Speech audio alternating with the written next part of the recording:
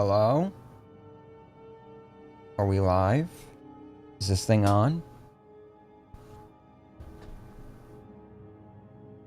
How's everybody doing today?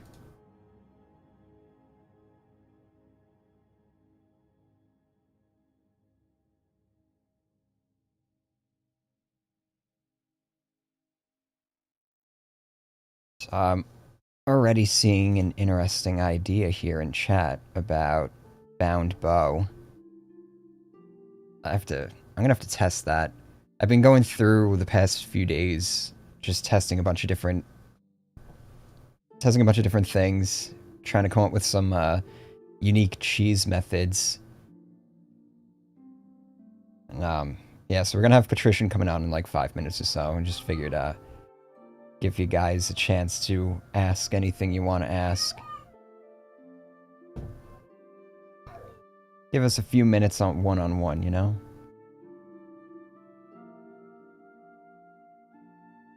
I was just recording a bunch of word walls and stuff like that on my main character. And so I was testing... What did I test? I tested slow time, and... Because people a couple of streams ago were asking me about... They were asking me about... Or rather, they were telling me about slow time being useful for for bows in general. Because you're supposed to be able to shoot really fast, but... that turns out not to be the case. At least for my testing. I don't know if maybe there's a mod or something that people play with that makes it so that that it shoots fast, but it shoots super slow. So it made slow time kind of useless.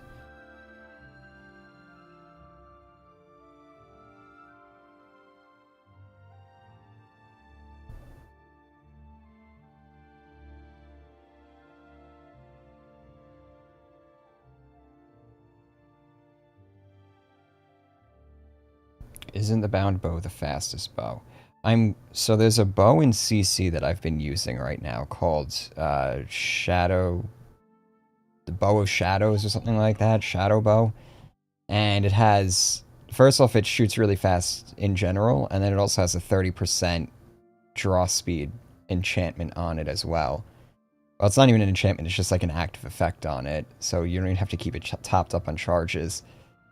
So I don't know how bound bow is going to compete with that thing,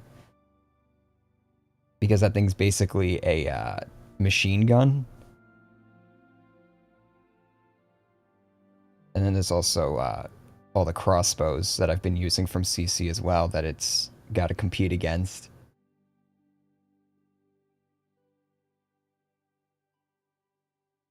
Yeah, it also makes you go invisible when you pull the thing out. And does it have the highest damage? It's definitely the highest damage that I've seen out of any weapon so far. I don't even know if there's like a dragon bow or something like that that I could also get. Are there CC crossbows? Yes, there are many CC crossbows. Like, it adds a bunch of... It basically adds, you know, like, different materials. So you can get, like, a Stalrim crossbow, a Daedric crossbow, a Dragonbone crossbow, and, they're insanely overpowered. Oh, hello, Chris. Thank you for signing up. You get early access to my my Fallout 76 video and Patrician's Fallout 76 video. So for those of you who haven't seen any of the announcements or anything, if you subscribe to either of our Patreons or my channel membership, you get early access to both of our videos at once. And yeah, they're also both the full uncensored versions and stuff. I guess I'll get Patrician on now, and we can talk about this a little bit more. Let's see. Hello. Hello, hello. By the way, I want to mention you can also go over to Subscribestar. I have one of those and get access to both videos as well. So we've got plenty of options. Yep. So you guys are getting because we figured we were selling our videos as like a combined package anyway, so it only made sense that, we just give everybody full access to both videos. Yeah, I didn't want to charge people twice.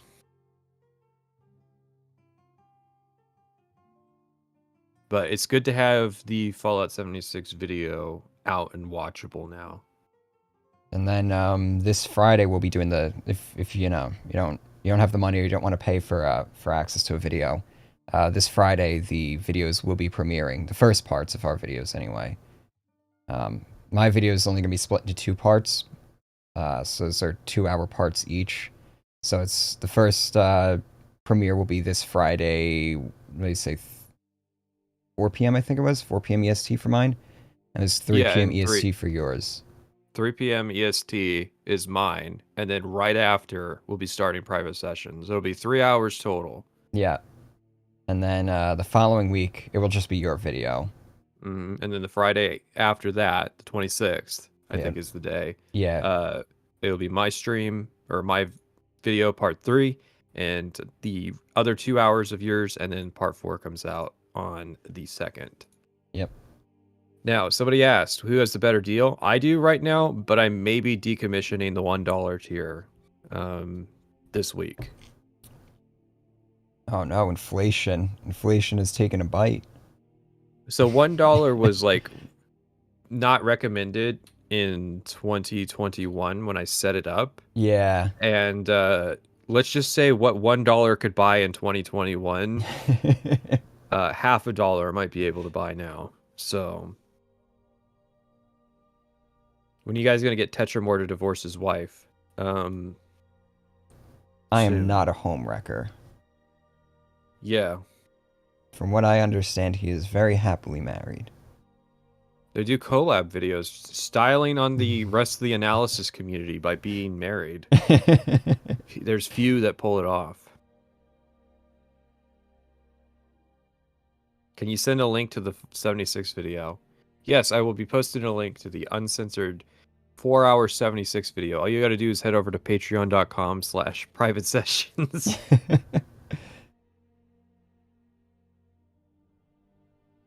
What do you have to censored for YouTube? Naughty words.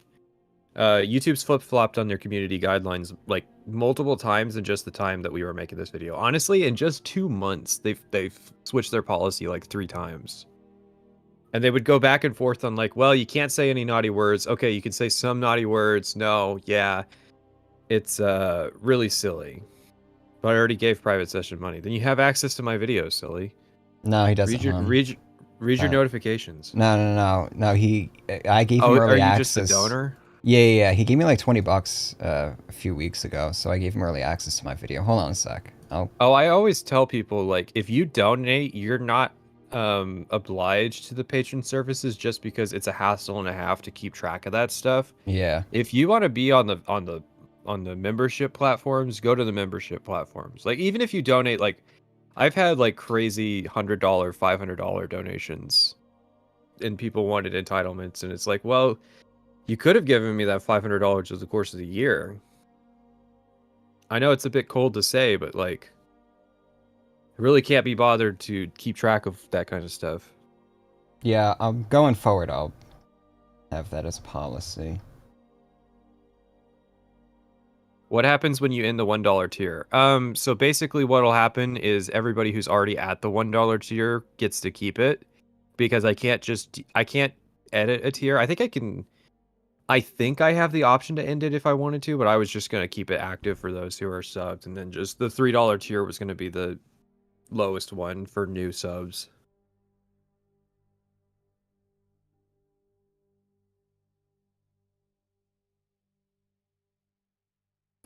Like I was saying a few weeks ago, if a Twitch streamer can get away with charging $4.99, I think we can get away with charging $2. Well, I was gonna go to 3. Mm-hmm. You're at 3, aren't you, for your bottom one? I think so. Yeah, $2.99. $3 is the new. I think that was like the lowest they $1. recommended. Patreon recommended. Yeah, they have preferences for recommendation just because of the way the money gets cut. So it's Yeah. like, especially with the low tier. So it's like you lose 40 cents regardless, but that's like a huge deal when it's $1 versus 3. What are my thoughts on Mr. Beast? What a weird question to ask, but also kind of hilarious. So, I have a friend who looks, I'm not exaggerating, identical to Mr. Beast. I keep telling him, like, we need to reach out to Mr. Beast and you guys need to take like a gene test or something because I swear you guys have to be related. Like, Just that fe- literally, like, one of the kids in one of his classes just like, holy shit, what the fuck? I'm in a class with Mr. Beast. Tell him to contact Mr. Beast and say that he can be a double because I think Mr. Beast is probably looking for like ways to increase his video output. So it's like he could double up on filming days by having a doppelganger. So Gonk, yes, he's seen my video. We've seen it. We see each other's videos. Like, we were test audience for each other. Did that for the Skyrim stuff too. Yeah. I saw Pat's tweet about Mr. Beast's thumbnails, so it kind of relates. Ah, okay. I think that's kind of the thing is like, okay, so Mr. Beast, I don't know if you've kept up with this. Mr. Beast is getting like criticized by certain left-wing people for the Yeah. like For the giving blind. 1,000. So now it's he gave 1,000 people their hearing back, Yeah. and I think the only like it's a complicated situation because yes, he's doing a good thing, and like sure he's allowed to make money from it. I don't give a shit. Do your grift, but I am just participated in the making fun of his thumbnails because I think they look stupid. Well, you know, he has to appeal to a certain target demographic. I wonder if he has like a marketing person now. Like he must have a whole team of people behind his productions at this point, Oh yeah, right? he's got a team. So like he probably has like a marketing person who does all those thumbnails and stuff, and it's like this is out. Like we have My the theory proof is to. that he's using AI to generate successful thumbnails and then he makes the thumbnails. So it's not AI generated thumbnails, but like the composition is AI generated and they make the thumbnail after the composition. I've never I tried asking an AI to produce a thumbnail for me. well, I bet they feed it the thumbnails of like super popular videos Mm-hmm. to get it to try to determine what is in a successful thumbnail because Mr. Beast is in that Veritasium school of thought that I told you about like the first thing you do with a project being the first thing you do in a project should be the thumbnail. I think he's in that school of thought. Yeah. Why do we hate Actman? I haven't kept up on the drama. I mean, it's kind of old drama. Actman's drama is that they gave him like the shortest basketball like goal in the world and he still managed to fail to dunk in on it, which was making fun of Quantum TV. And he was like self-destructively harming himself in a drama all over an opinion on a video game. Is by he the back way. yet? Is he back on YouTube yet? Who?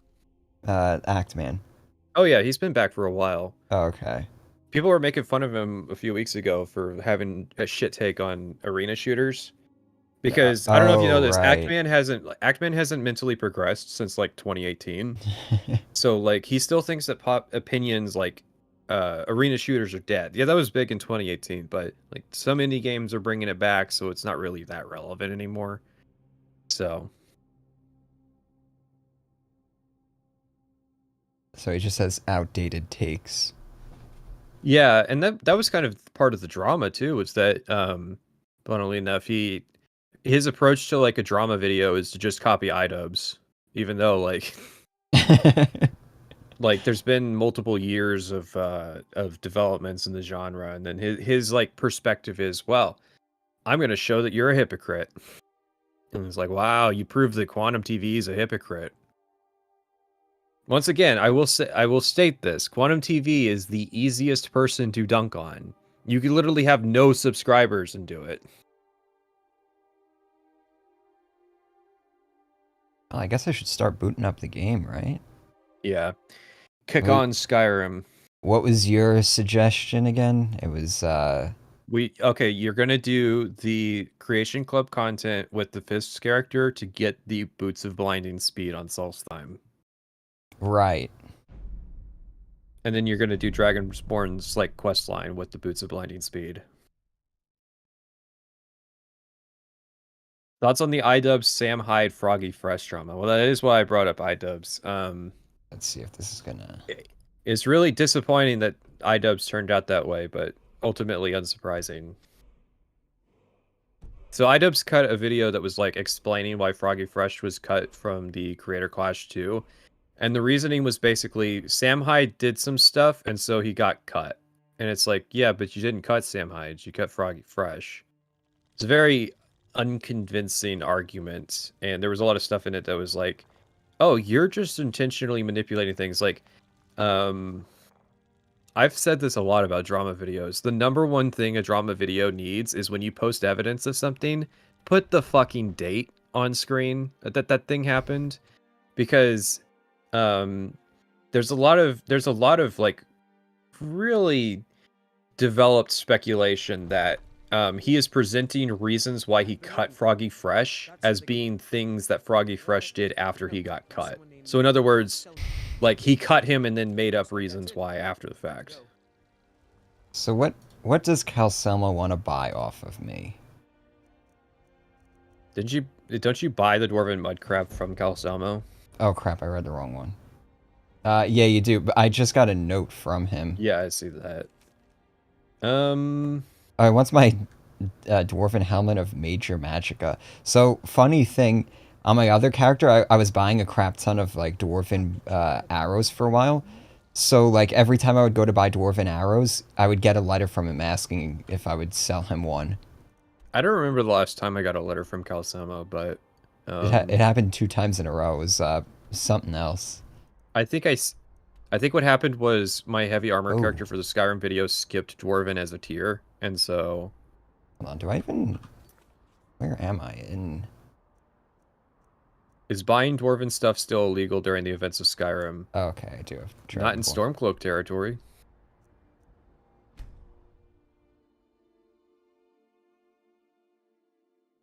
What are my stats now? Let's check. I haven't played this character since the last stream, so... Charity money lost because iDubbbz doesn't like Sam Hyde. I don't know if they lost money. Armor, block...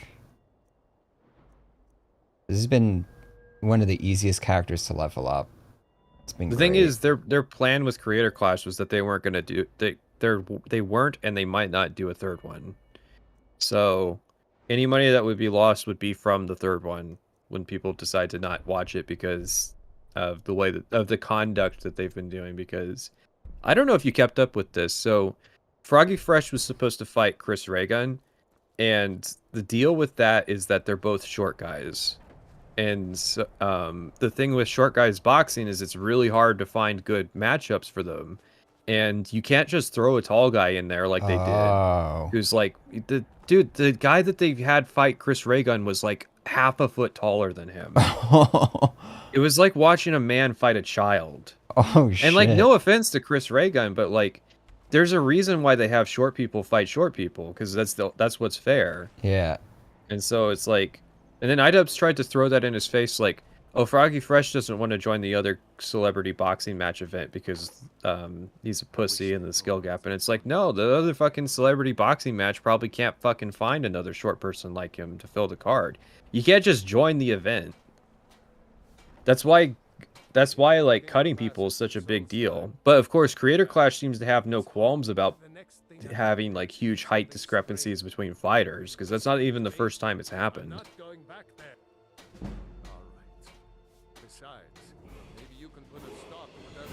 Chris Raygun actually did a fight. He's been in 2 of the Creator Clashes. How tall is he? Chris Raygun? Yeah. I think he's a lightweight, but here, I'll look him up. He is 5'5". Oh, just make me feel fucking bad. Dude's my height and he can't... It's just tough to find guys that size that want to do the boxing events. Yeah, I haven't kept up with any of the Creator Clash stuff. Mostly because I just don't recognize, like, any of the names. Well, the thing you guys have to bear in mind is that it's not really fair to compare Mike Tyson to a bunch of fucking YouTubers who are boxing for the first time. And so, like, a really good fight that was at Creator Clash 1 was that, I forget both of their names, but the financial YouTuber versus the robot YouTuber. They were both, like, really short guys. And one of them came out to, like, a really bad Minecraft song parody. But it was, like, a really good fight, and they were both tiny. So I'll assume. Just remember, Geolon.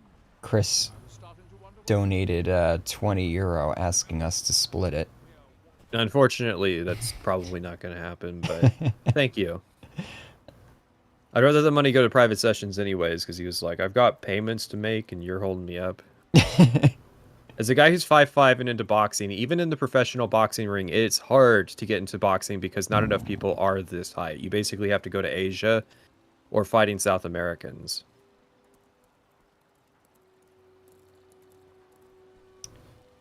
All right, so Reminds me of the UA Bowl tournament many years ago where he challenged critics knowing they have no chance against him in his years of training and experience. And that's kind of the thing is like, if I was in that situation, I would just say no.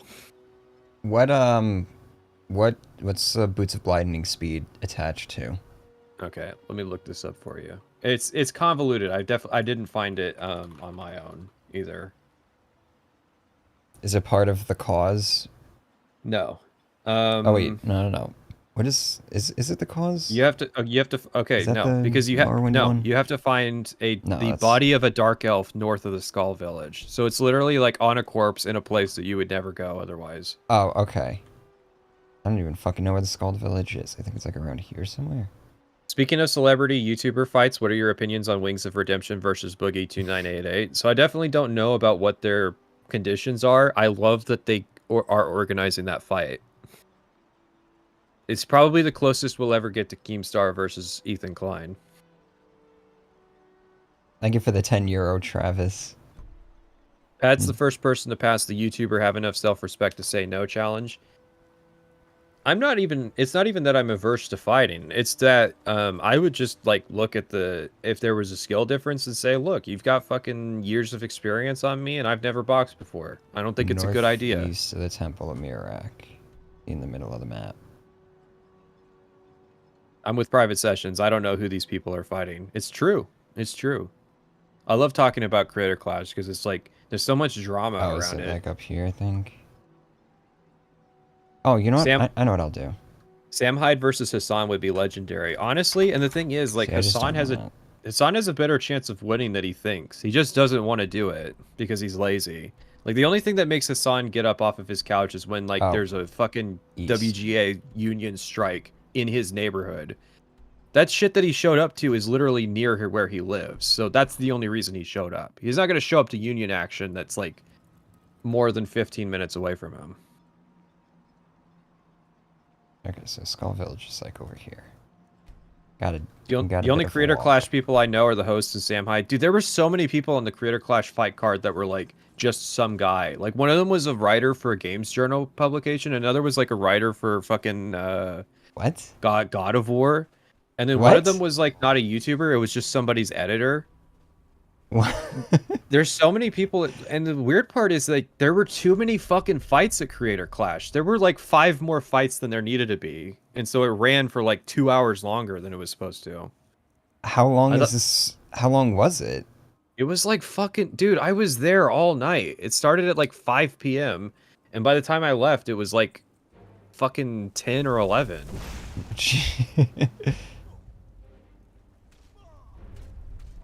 No wonder I don't know anybody at Creator Clash. No, it's abysmal who they bring on. And there's some good people there. There's some people I found out about through Creator Clash that fought at the first one that I supported at the second one because like there was this one girl that like the refs totally fucked over in the first one and she won this time, which was good.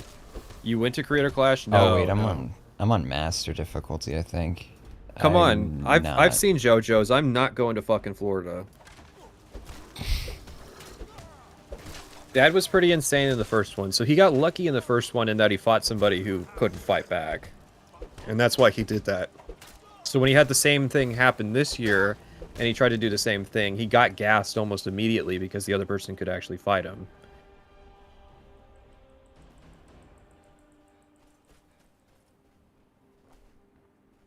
The back temple exit of Temple of Mirak takes you right to Skull Village, which is most likely how most people encounter it during the main quest. Probably not wrong. Alright, how am I Well, playing the thing about no drama boxing is that, like, of course there's going to be drama. Thank you for the link. Keep up the good work. 76 video was one of the best long form analysis. Which one? He was talking about mine, I think. No, he's talking about mine. He's in my server. Yeah, but he's only watched mine. iDubbbz versus Sam Hyde. Yeah, that would absolutely never happen just because there's too much of a height difference. That's the sad part too, is iDubbbz versus Sam Hyde is a perfect grudge match. So many people would watch that just because there's genuine tension between those two, but there's also half a foot of height difference. What is this? Do you think there's any chance for a Fallout 4 anniversary? That's kind of what everybody's waiting for. Oh. I didn't know this was a thing. What? I'm still watching. The reference to the... Oh, I've never seen that either. That's actually funny. Is this a random event? It looks like it. Too bad it doesn't really give you... I guess his robes are worth it. See, what's nice about that dude is that he gives you a bunch of, like, useful shit, though. Yeah, it's like the early game Yeah. welfare gear stuff if you need an enchanted weapon. iDubbbz and Sam Hyde sparred during the documentary on him. Yeah, and it looked like an adult fighting a fucking child. Sam Hyde's way too tall for him.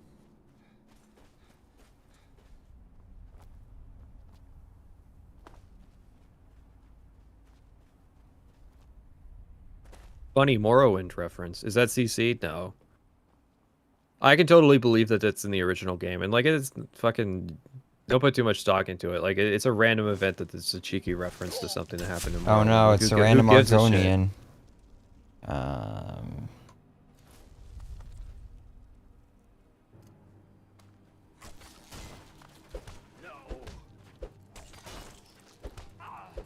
Nice. Argonian's helping me kill the cricket. Oh no, cricket's helping me kill the Argonian. I'm sorry, Ash Hopper. At Salt Factory match. Well, the thing is, I don't know anything about Salt Factory's build. And I'm not eager to fight anybody anyways. Oh, damn it. Am I on a different delay to chat? I like how he It's just giving me keeps the red dot repeating and his saying line, live, too. but... Can we have a Pat versus Private Sessions fight? You can't have domestic violence in the ring.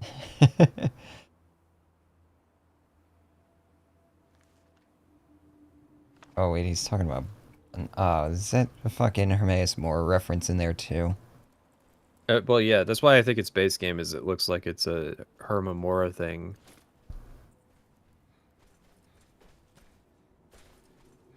Old Hermamora.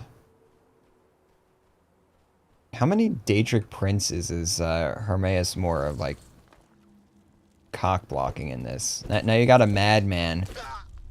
Well, the two of them, really. Because you had, what's his face? Who was also kind of crazy. You know, from the main quest. So it's like, alright. Are you saying Sheogorath is the only one that gets licensed on Mad Men? I mean...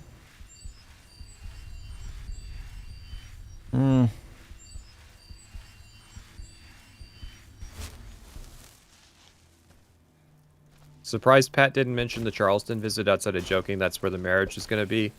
So it's kind of a complicated thing. I know it seems like because Private Sessions video has been out longer that he was like just way ahead of me, but Man, actually like what I the was ahead of Private Sessions for most of the video editing. And so like I want to say like Hold you on. were still writing when I had like 2 hours done. Yeah. No, I mean, I was my behind for pretty much the entire production. like Until you have like to understand, my script was done and I had the audio recorded when we went on the West Virginia trip. yeah. So anything that I did to talk about it would have been like an addition after the fact. And there really wasn't a way for me to work it in. And I kind of decided that like discussion of it was going to be up to what private sessions decided to include. So like I did it, but doing it wasn't like a goal of the project, if that makes a lot of sense. It was more so like selfish reasons and so that I could say I could and like or Yeah. so that I could say I did. And it was like you have to understand with this Fallout 76 video is there's multiple ideas that are being tested for future videos.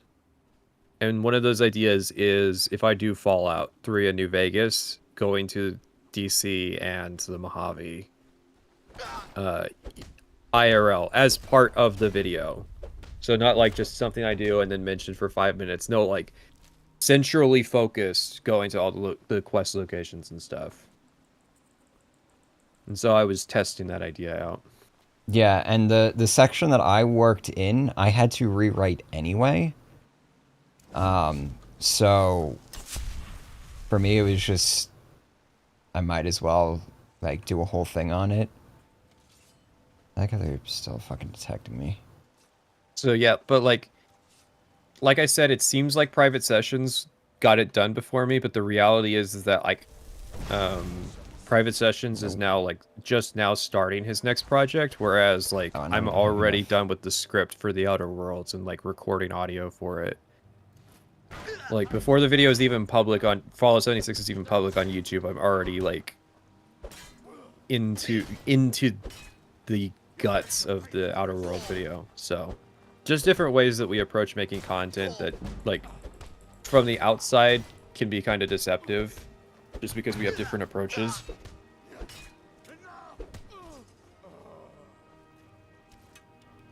Man. Difficulty spike on Soulstime for sure. Just like Blood Moon. Maybe you're just bad. Maybe my your build is just bad. Is your difficulty setting changed from playing different characters? I set it back to expert, which is what I was playing this on last stream.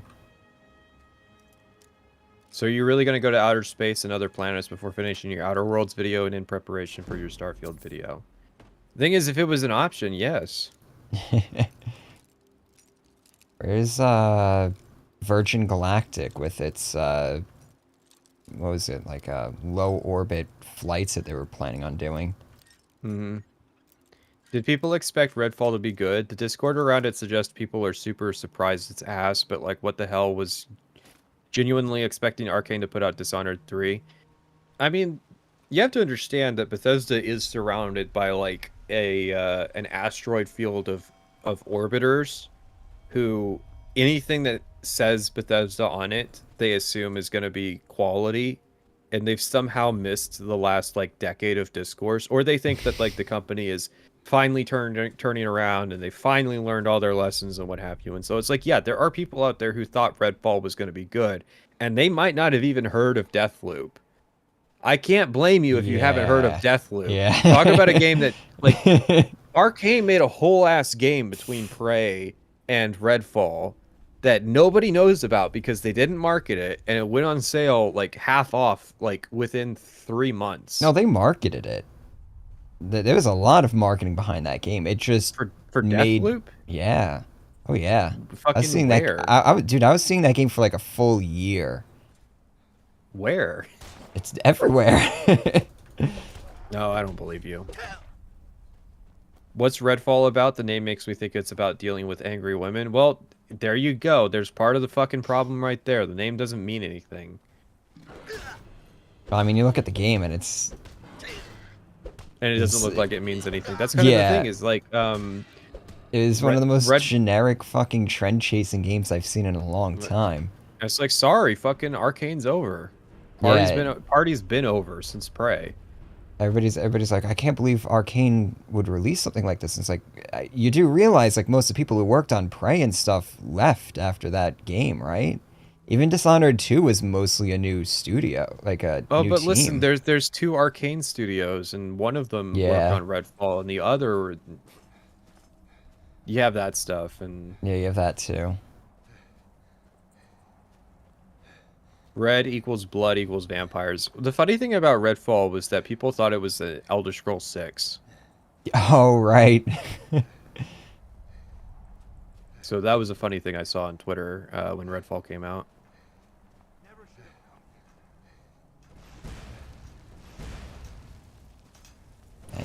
The worst part about doing like stealth builds is traveling the overworld because you're Deathloop not. had great marketing. They sponsored a Jacob Geller video. I can't think of worst fucking marketing. Holy shit.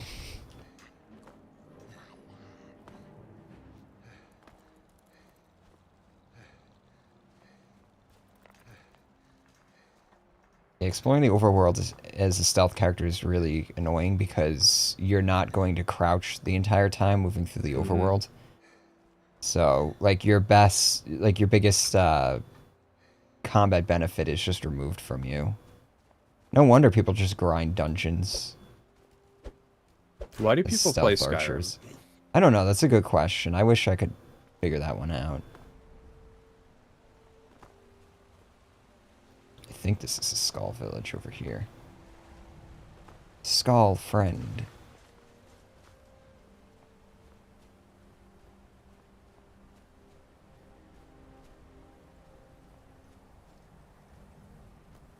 What's the deal with Prey? I missed the discourse about it. Thought it was pretty great though. I mean, everybody thinks Prey is great.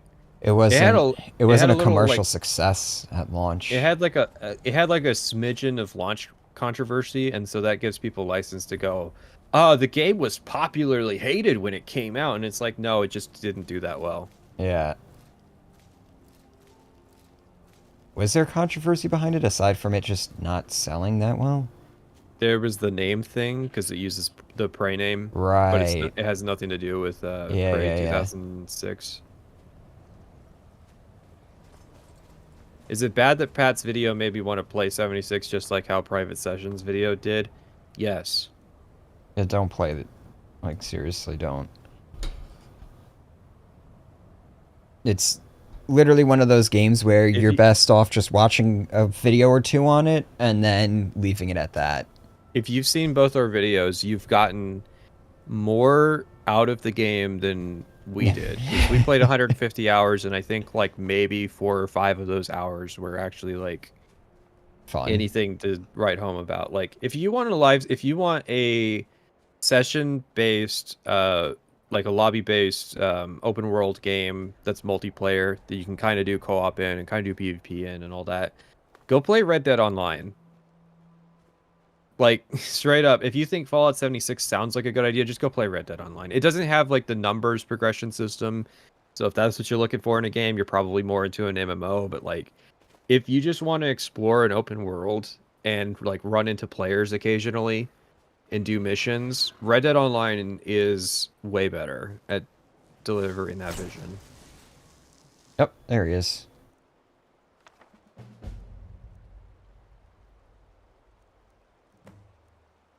Dunmer outfit. Oh, you fool! You should have read the journal in his inventory. You fool! It probably auto adds itself to your inventory anyways.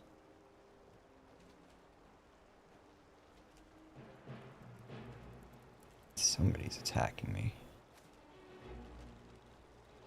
Casual Red Dead Online stream soon? Nope.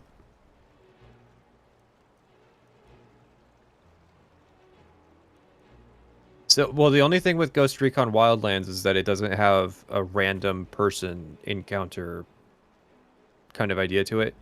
Yeah, it's co-op and it's whoever you can bring online with you kind of deal. Whereas Red Dead Online, you actually can and do run into other players.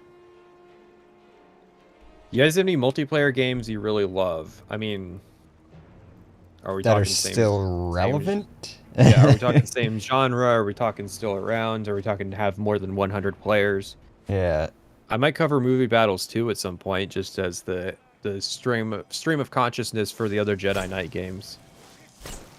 Mordhau and Valheim? Yeah, I guess Mordhau and Valheim are kind of like games that are decent. Mordhau, the problem with Mordhau is that it like strangled itself on bad, Oh. unrepentant bad map design.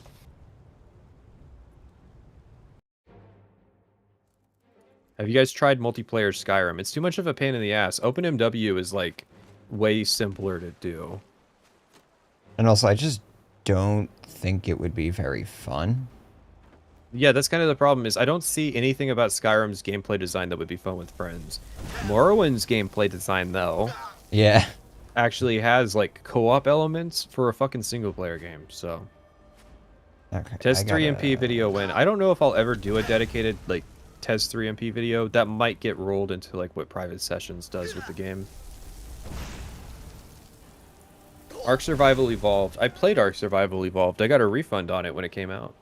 Because they let you refund it no matter how many hours you had. Pat, your Red Dead Redemption 2 video was the best explanation on why I've never been able to finish the game. Yeah, and I think Red Dead Online is kind of just the better, pseudo kind of better experience for Red Dead Redemption 2. If all you wanted out of Red Dead was just the open world and like kind of playing as your own cowboy, then Red Dead Online is better. I say that with a caveat. Like, Red Dead Redemption 2 single player has a lot of stuff that Red Dead Online doesn't, but... God damn. Especially if you're trying to play with other people, I would recommend... yeah, you're fighting a great sword bandit, so... Like... Yeah. Why is this so effective in their hands, but when I try to use one... Mm. It's the storm rifle in Halo 4 all over again. I wonder how mod-friendly Morrowind MP is. It's extremely mod-friendly. It's a bit annoying if you're the server host installing mods, but once you have it all figured out, like, it's just like snap. Like, straight up, I've modded the game to add houses. If you see the video, I show one of the houses I added to the game. Nice. I'm glad Frenzy worked there. Why do I even fucking bother? Oh, wait. He's fighting somebody now. He's fighting the other dude. How do you filter out opinions you've collected from other YouTube videos / community sentiment when you're creating one of these analysis videos? So, Oblivion and Skyrim are kind of unique because that's the hardest I dive into what other people say. Most of the time, I just, like, it's just stuff that I heard about or stuff that people send me. Like, I knew about the Ninja Rick and Morty Hell stream that was done. I heard about that at the time, so that was obviously something I was going to include. And I saw Joseph Anderson's video when it came out. It's a really good video. I know some people don't like JA, I do. Can you run Morrowind multiplayer as a dedicated server and let people jump in and out whenever? Yes. Yeah, I can... and you can configure it to... you can either have it where it progresses journal stages together. So one person can be doing a quest line and it progresses it for everybody. So that's like if you're going to play in co-op, and then you can configure it to where everybody's journal stages are independent of each other. And that's for like if you're going to have more adversarial playtime. But back to the topic. So with my usual videos, I don't pay too much attention to what other people are doing. But with Skyrim and Oblivion, there was like a whole different process of going through videos, watching people's videos. I took notes on what everybody had to say, and like I collected sentiment, and I just had it all in the back of my mind while I was working on the video of like, I'm talking about this, and this person said something like this that would be cohesive to put into the video.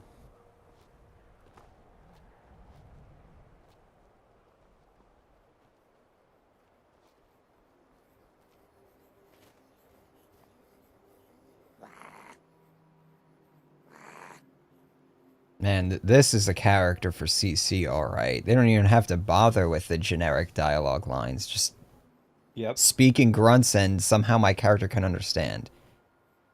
No, so I didn't watch Internet Historian for this one. I don't remember the reason I decided not to. Maybe just not starting more beef with him. I also thought that, like, I was also of the opinion that Internet Historian making a video about Fallout 76 was less notable than him making a video about No Man's Sky. Because I feel like he's partially responsible for the whole No Man's Sky is good now narrative that people share. Whereas my understanding was that he doesn't do that for Fallout 76.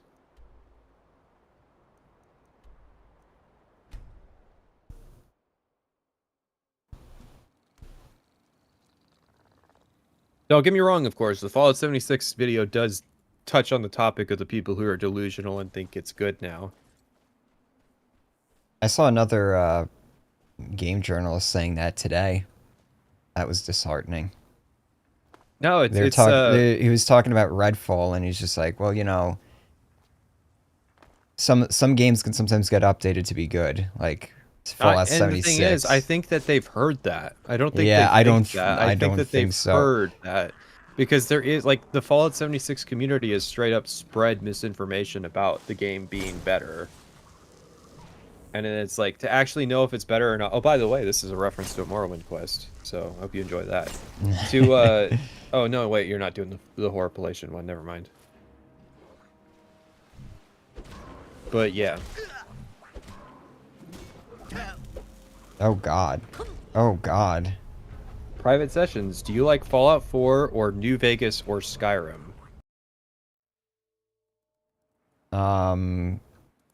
Yes. I like all those games. Well, I like certain aspects of Fallout 4 and Skyrim.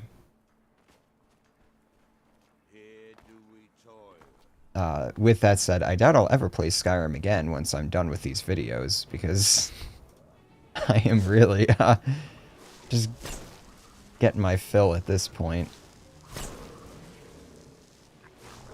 Fallout 76 subreddit hates Internet Historian for misrepresenting and inventing stuff to make it look bad. No, that is absolutely pure copium, because, like, I was there when Fallout 76 came out, and I paid attention to a lot of the news stories as it came out, and I don't know if there ever has been a video that actually did justice to just how fucking catastrophic the launch of that game was. And by the way, that's not what my video is either. I think cumulatively between us, we talk about the launch for, like, what, less than 5 minutes? If that, yeah.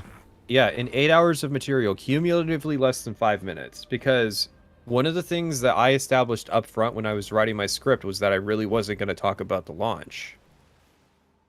Because the video is long enough as it is. Oh god, is there really no you have to fast realize, travel point to that? You have to realize, there's 8 hours of material, and we don't even really talk about fucking launch. Okay, this is going to be interesting.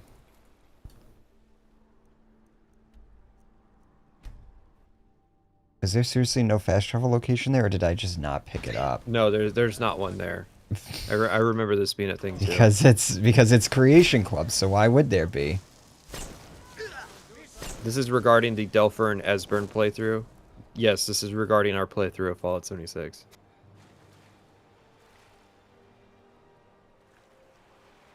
Yeah, if you go to patreon.com/private sessions or patreon.com/patrician, is that my link?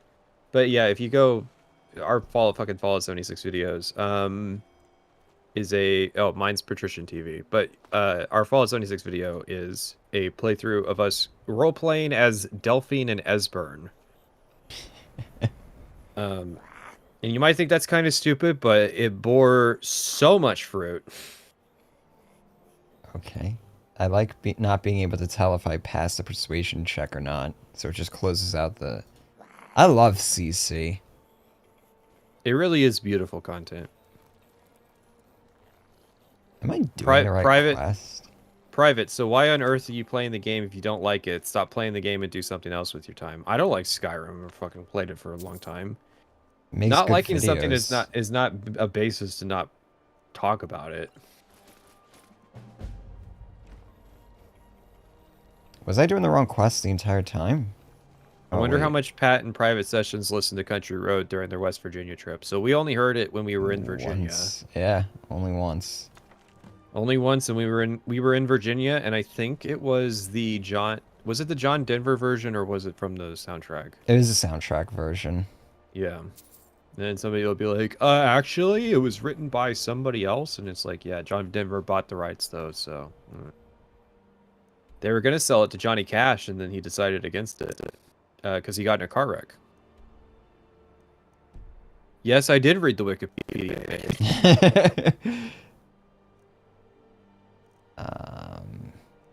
This I didn't know Kritosis had a license on playing games you don't like to make videos about them. I'm pretty sure that's actually like most people on this platform. Like, I gotta look this up now. Am I wrong thinking that like the majority of people on the platform talk about things they don't like? Yeah, I would go so far as to say that. Here's the thing. Talking about games that are really good, that do everything right, they don't really make for good videos, sad to say. Because it just becomes it just becomes a, yeah, this is how you do it right. Yeah, this is how you do it right. Yeah, this is how you do it right. You can do a little bit of analysis, but there's not much. It's much easier to explain things. It's much more fruitful to explain things when you're using negative examples.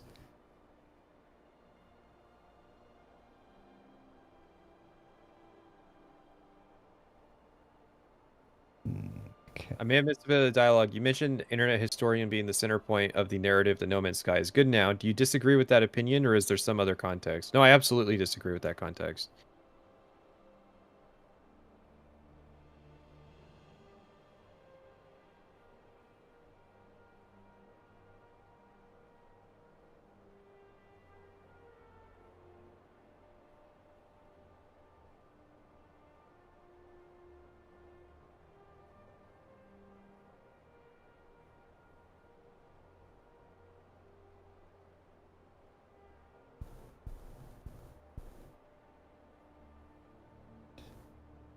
Received by reading the Crafting the Niche Lover book acquired. Okay. Okay, alright, so I gotta just continue. Alright, chat, don't get derailed by fucking personal pronouns now. Hmm? Chat's getting derailed because someone used Shammy's she, her pronouns. Nobody gives a shit, and you're just gonna derail the conversation into being about trans shit.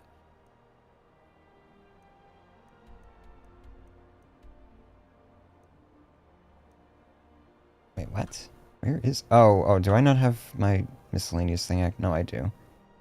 Search Fort Hragstad. And they're not even gonna give me a fucking quest marker to Fort Hragstad. Bold. Do you think No Man's Club. Sky is good now? I think No Man's Sky is better. I wouldn't say it's good. I would say it's more closely... If you like its gameplay style, sure. If you like what it has to offer. It isn't just that writing positive videos is hard, it's that it's pointless.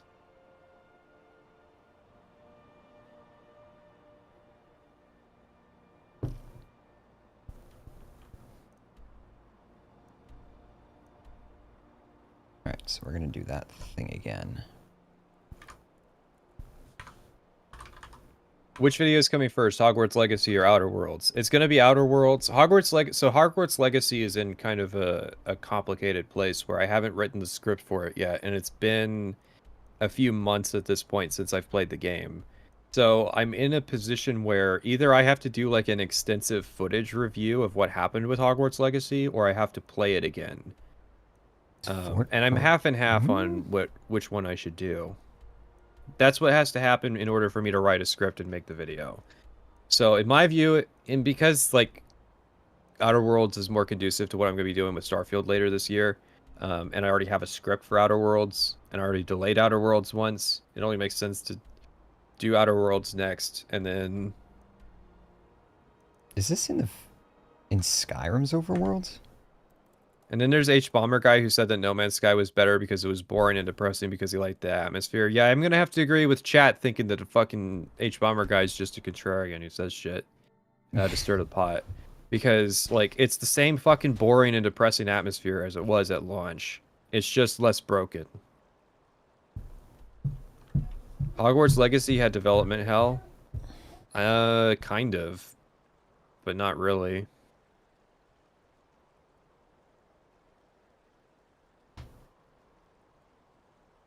Okay, what does this quest say? The question is whether Pat can make a Hogwarts Legacy video before Starfield comes out. Well, the thing is, like, Yeah, it's been 4 months since. Well, it's been 5 months now since the last video, but I was North working on of multiple Dragon videos at the same Bridge. time, so it doesn't I take me 5 months to make individual videos. It takes me, um, and like I made a 4-hour video, so that's part of it too. Oh, Fallout there it 76 was is. just Fallout 76 is a nightmare project, and Outer Worlds is kind of a nightmare project because literally like in the middle of the night I'd be editing the video and then I would send private sessions like 100 messages about shit I was discovering about Fallout 76 when it was way too late for me to be discovering stuff about Fallout 76. Yeah. There is not an amount of time that you can research Fallout 76 and still come to a decent understanding of just how fucking bottomless the rabbit hole of bad So, decisions surrounding that so game is. figure you take both of our playthroughs, right? 150 hours roughly each. So that's about 300 hours cumulative between us. I would say we still need another like 100 hours or so of just researching and playing random crap in order to really capture everything.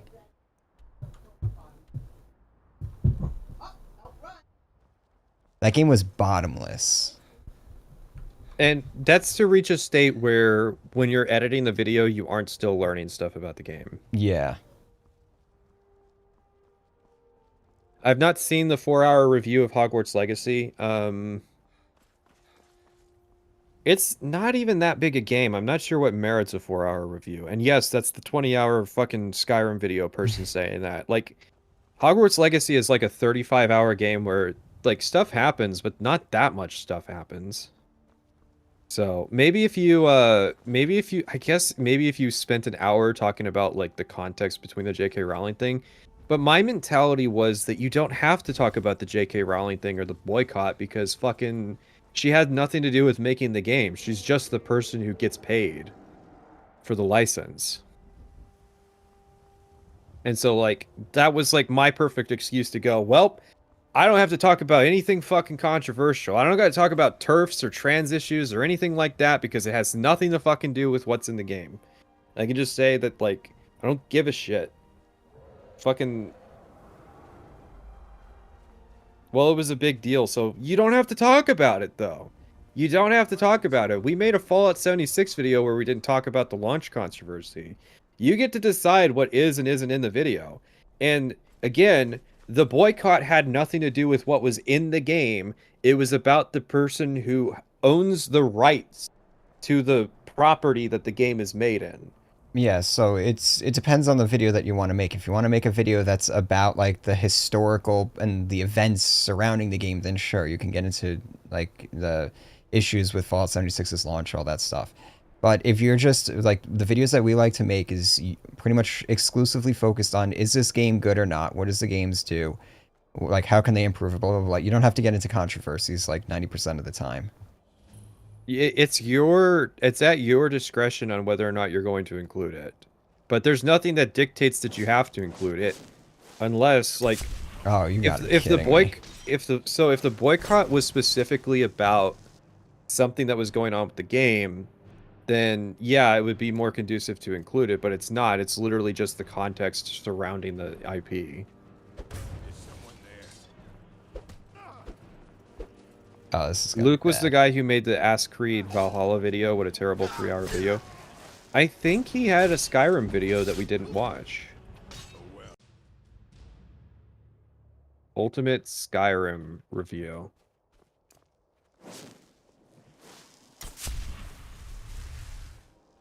Did he not? Oh. One of the few people who have not made a Skyrim video. Interesting.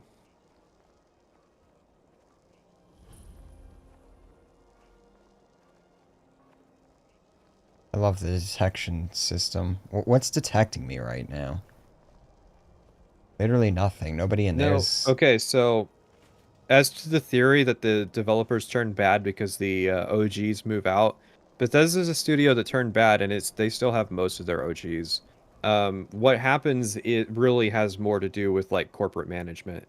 Like that's kind of the corporate way that they explain the general downward trend. They say, "Oh, all the cool people left," and it's like that sometimes happens. But what's really going on is that the studio kind of has a minor loss of revenue, and then corporate just like moves in a bunch of people and kind of kills the local culture. And like, so Redfall is a game that I doubt anybody at Arcane wanted to make. It seems like a very by the numbers, like there's a hole in the market in the Left 4 Dead style genre, and what's it gonna be about? I guess we'll make it about vampires and like set it in Innsmouth, and like we'll like straight up the some of the aesthetic choices that they make seem like by committee.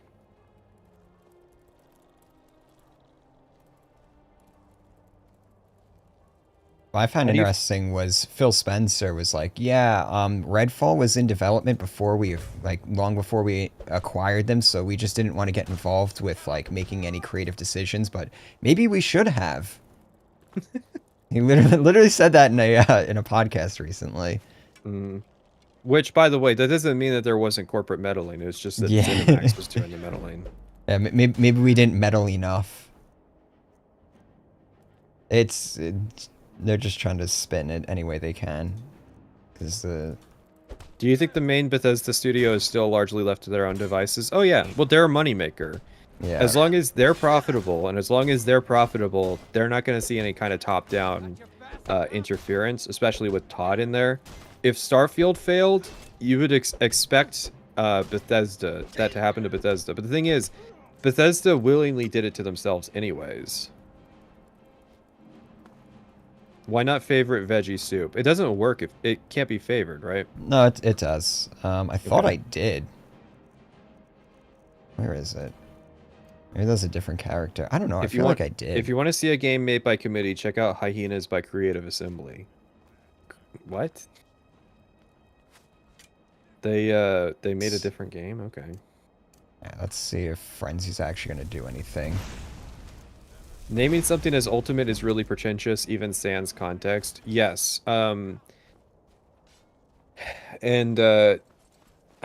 we made fun of that on the Discord server a few times, that he names his videos like the ultimate review. It's like, for fuck's sake, I made a 20-hour video. That's some high expectations there. Yeah, I made a 20-hour fucking review of Skyrim, and I was like, I don't think this is the ultimate review. You can always go deeper. Redfall is set in Innsmouth. It's set in New England. I don't know. It looked like fucking generic Innsmouth setting.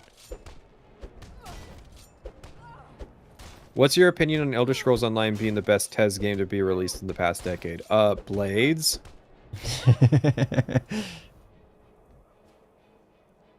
Stop it.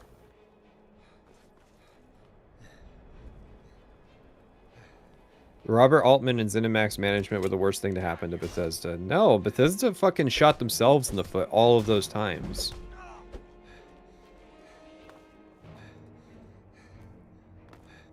Do I become ethereal? I think I do.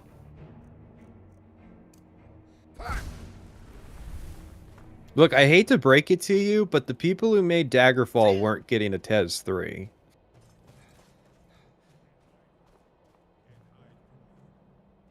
I fought worse than you.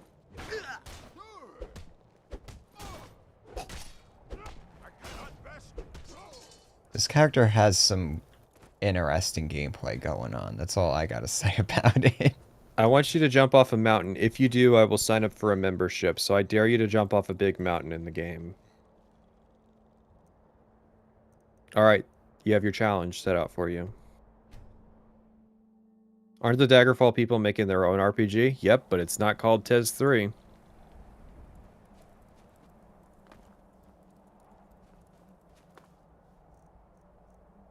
This character feels like a one-handed character. I mean, why would you use both your fists when having a All right, shield where's in the my money? offhand's way better?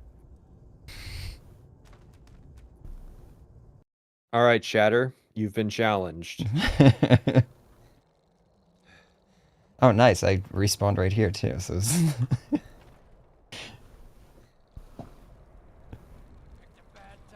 God damn. What major devs have actually turned around and improved?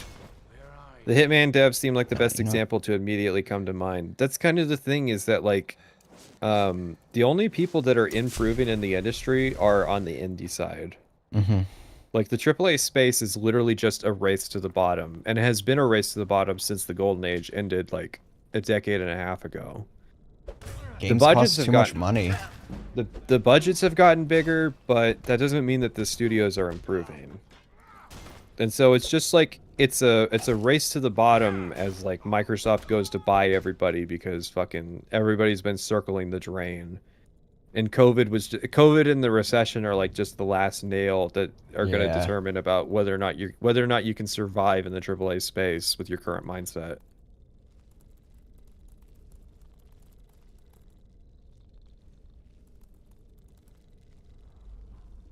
And I'm speaking to the American industry. I guess like The Japanese industry, the Polish they industry. yeah, those guys have their own things that God are going damn. on. Thoughts on the writer's strike? Koreans. Thoughts on the writer's strike going on? So the interesting thing about the writer's strike is that it's a trade guild, not a union. So a Oh, union really? is like one. Yeah, I mean a union's like you work for. They're not unionized, but like say Amazon, right? So the Amazon workers union goes on strike to negotiate something. When the writers guild goes on strike, it doesn't matter if your working conditions are good and you're paid well enough, you have to go on strike anyways Yeah. because the guild says so. And I think that they're like I think it's hard to be a professional writer and avoid the writers guild. Yeah. 'Cause it's like you want to work in you want to So work in it's this town, you basically have to be it's a part of it. complicated thing. On the one hand, I understand the concern that they have that their jobs are just becoming gig work and that they're not being paid enough for the streaming era. On the other hand, I don't think that they've done enough to really indicate that they are necessary as a group because writing, especially in the film and TV industry, have pretty much only gotten worse. I can only think of like a handful of shows that have been well written in the last decade. For the most part, like the games industry, it's just been a race to the There bottom. they are. And so it's really hard to go, yeah, I support the writer's strike when it's like, you guys can't write worth a fuck and you expect rights.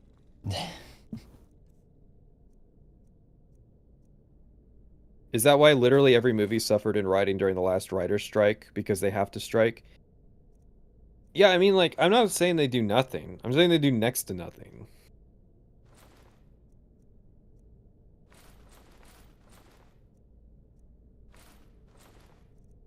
Yeah, it's one of those things I don't really have a horse in this race. I've been so fucking checked out of anything that comes out of Hollywood.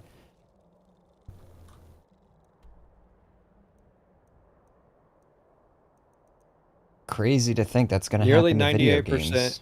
nearly 98% of 9,200 votes were cast to authorize the strike, which with nearly 79% of guild members voting. Oh, the other thing I was going to say on the WGA strike is that a lot of those guys live in high cost of living areas.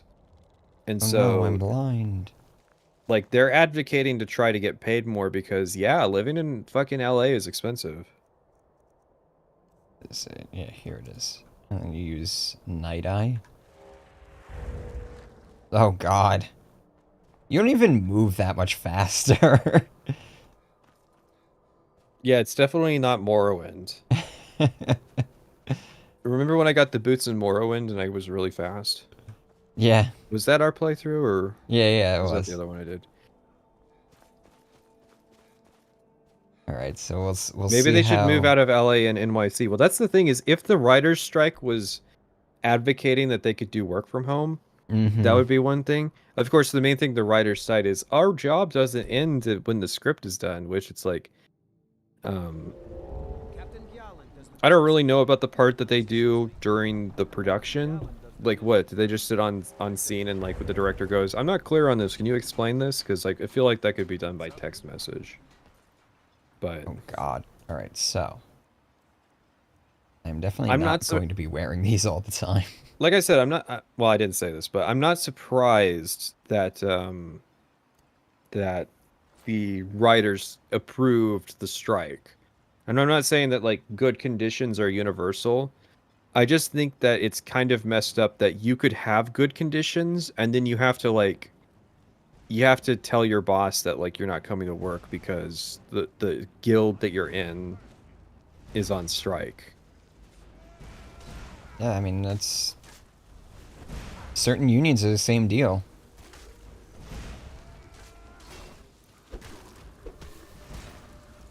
The complicated element of it is that unions are not an inherently good or bad thing. It varies union by union, issue by issue. It very complicated. I'll see you burn. I mean, as somebody who was in a union for 9 years, I'm probably a bit biased, but I am generally in favor of unions. But I I don't know. wasn't in a union, and I'm in favor of unions because the company that I worked for was vehemently anti-union. Yeah. And a lot of this shit, I mean, a lot of this shit that you hear about unions and stuff, a lot of the, anti-union stuff, let me tell you, a lot of that actually rang true with the union that I was in. They protected terrible people that they should not have been protecting. It was corrupt as all fucking hell, because I had a friend who actually worked in the corporate side of union. He quit because of just how, like, blatantly corrupt they were. Like, literally, like, stealing shit, stealing money from the people they're collecting dues from. All that shit. I would still would have preferred to be with them than without them. Just because at the end of the day, we had job protection. We could not be fired for no apparent reason and stuff. Actually, it's very difficult to fire people. Which can be a good and a bad thing. Yeah.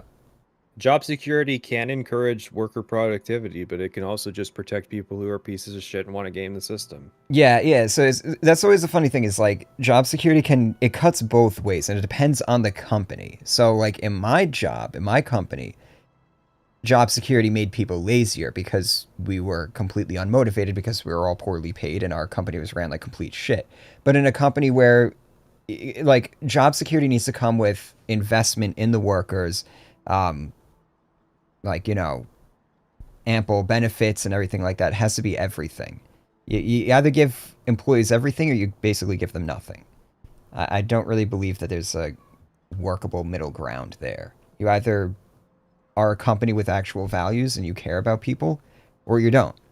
Because employees are going to see through that shit at the end of the day. I still think that Hassan getting stream sniped because he went to the union strike was funny. Didn't he get fucking stream sniped by the dude from who jumped on stage during the Elden Ring thing? Yeah, pretended to be part of FromSoft. Yeah. Yeah. Yeah, and they were like pro landlord. They had signs that were like pro landlords. Yeah. And that was just funny to see because it was like a situation where Hassan was made uncomfortable because he wasn't able to just ban them. Yeah. Like he would any other situation. Yeah, he wasn't actually in control of the situation. I worked in logistics before I was a YouTuber. All right, so what are we doing? I guess the main quest. Don't forget to tip your landlords. That's definitely a funny notion. Tipping your fucking landlords. Send them a Christmas card at the end of the year. Mm-hmm. Tell them to keep the security deposit at the end. You earned that. Well, see, a Christmas card is one thing if you have a good relationship with your landlord. But yeah, like, why would I give you more money than what we contractually agreed upon? Just because, oh, you're there for me. No, that's your fucking end of the arrangement, dumbass. You own the house. Is that actually a thing? People tipping their landlords? No, there was a trend of like landlords saying that it should be reasonable to tip your landlord because like they will like maintain the property. When it's literally part of the fucking lease agreement that like you have to give me HVAC filters for your bullshit. So they're it's like, your house, they're trying to, dumbass. yeah. So they're trying to be like, well, technically we're in like a hospitality service, and you tip the people who clean your hotel rooms, right? Which we forgot to do while we were there in DC and West Virginia.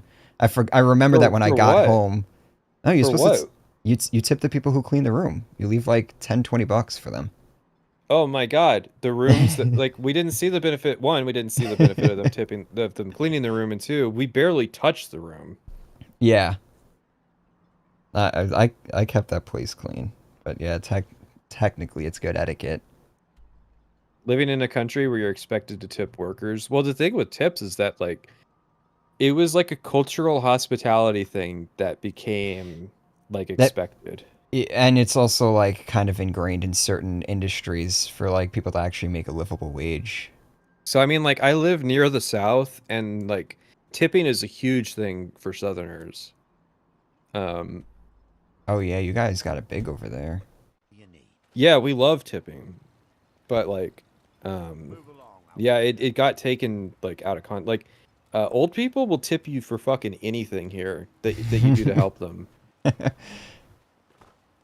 had people try and tip me at well, they would tip me at my last job when I'd bring like stuff to their car for them, even though like literally in our contract says we are not supposed to accept tips. But So the only problem I have with tipping is the jobs where they get paid sub minimum wage because they're expected to make up the rest through tips. That yeah, sucks. Um, though tipping is fine. it's Is fine. technic. There's more to it than that, though. I mean, I don't know. I think it varies state by state, but I think in my state, it's still on the onus of the owner at the end of like the week or the pay period. If the staff members did not make adequate enough money to cover minimum wage, then they have to kick in the difference. Can I get the state you're in, or is it just the Bible Belt? Most places I've been in the South have been pretty similar with the tip culture that I've noticed, anyways. And it was something that definitely wasn't going on as much in the Pacific Northwest. It still happened, but like it's a lot bigger here. Can I provide proof that I was in a union? I am not showing you my union card. Where's your donation? He jumped off the mountain. Yeah. The wild thing is the pizza delivery drivers for a while were making more than like tradespeople here, and we're expecting Holy to. shit. Yeah, it was like you could make more money switching from like being an electrician to being a fucking pizza delivery driver. And then they're like, make sure to tip 5%. And it's like, dude, they get paid like fucking New York wages. That's sick. I would fucking do that.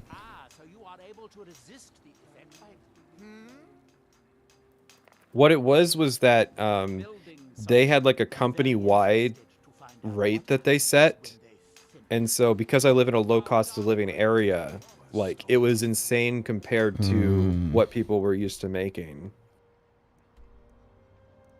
The area I'm living in is going to total shit though. I've talked about this on stream before, but because of just blind minimum wage increases here, which is very dangerous to do in low cost of living areas, it's becoming better for your services providers, you know, your sanitation workers and the people who do like kind of skilled jobs that are important for keeping society running, like the people who maintain your water system.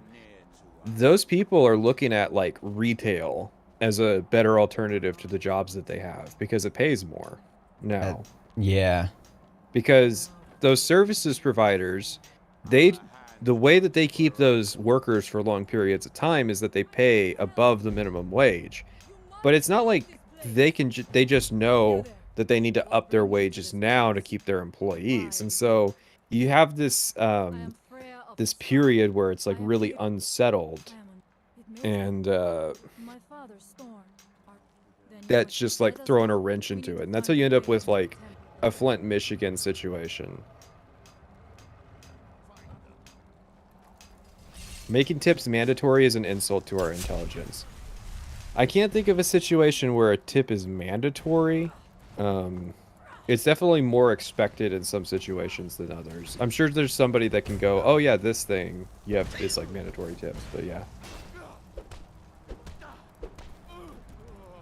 Our city employees make bank. Well, it depends. City employees are actually like utilities workers.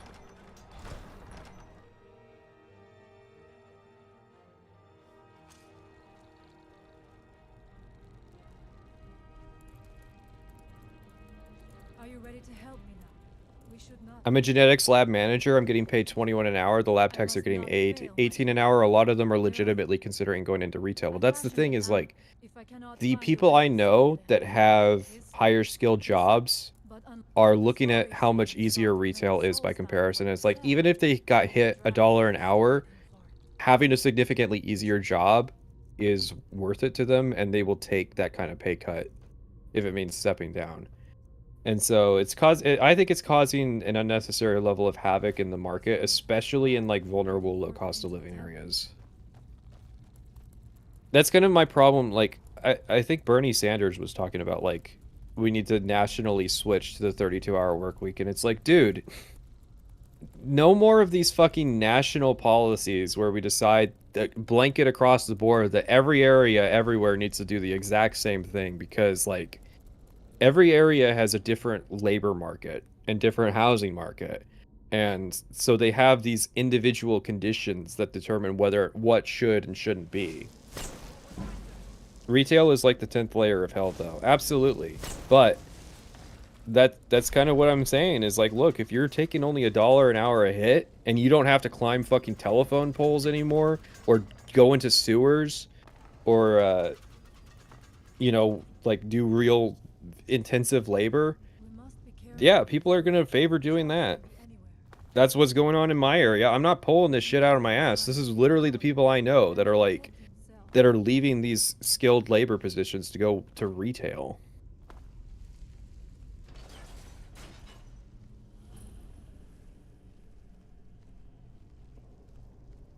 I'm just trying to think of like what the greater economic impact of that's going to be, aside from just the obvious brain drain and skill drain that you're gonna have.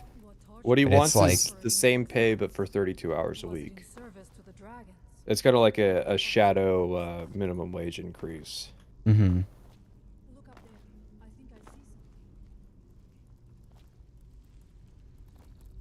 People are fleeing for retail. Well, and What's funny is that retail's retail's one of the only people that are still hiring right now. When you look at the job well, yeah, that's reports and also, everything. That's also the complicated thing is you're also seeing an increase in people taking second jobs and Whoa, jeez. like the employment market being like artificially inflated by like, well, yeah, jobs are up. McDonald's is hiring. Yeah, and that's because they were so down during like the past 2-3 years, but they're probably going to start shutting jobs too as well once money starts drying up. They're just hiring like crazy right now because the market's starting to go into their favor. I wish I could get a 95 40-hour week. Well, yeah, like I was already on that 32-hour week grind set because that was how they got out of not giving us insurance. Yeah. Oh, you had that too? Yeah, I don't think working at Walmart is an easy job. It's a hellscape. No, like you're missing the point here of what I'm saying. Like these people had jobs that the wages that they're making don't justify not switching to retail. Considering, and they know how bad retail is, and they're still making that decision. These aren't people who never worked in retail. These are people who all had their first jobs as like cashiers and stock boys and what have you, who got more advanced positions that are switching back to retail now because of blanket wage increases.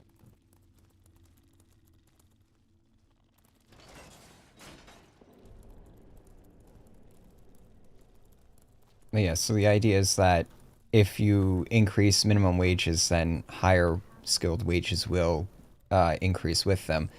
But even in the company that I was working in, the lower ranks, they were their raises for minimum wage were outpacing, like grossly outpacing the raises that the non-existent wage raises that the managers were getting at that point. I think 10 hours a day, 4 days a week is preferable to 8 5s. I like some of Kretosis's video. I'm not going to make a blanket like I don't blanket statement support any creators. I think that's a silly way to think about it. It's more that like there are videos by people I like, and I think Kretosis has like improved a lot recently. I can get why he turns people off though. Well, and the complicated thing about me saying what my preferred work week is that, like, dude, I work like 60 hours a week. Yeah. Like, sometimes I don't take weekends off, and that's voluntary, because the thing is that I love what I do. I hated my past job. Yeah, hating my past job has made it a lot easier for me to justify working crazy hours now. I think Kritosis is an asshole, don't like him or his style, too much like Mauler. I think when Kritosis is doing, like, legitimate analysis where he's explaining why something is wrong, I think it's fine. I think he falls back on the trend of, like, saying something is, like, stupid and, or that, like, saying someone is a fucking moron. Like, yeah, I get why people don't like that particular style. I think Mauler has improved a lot in that front, though. Weird. You can, like, illusion spells can break what the wind will shouts.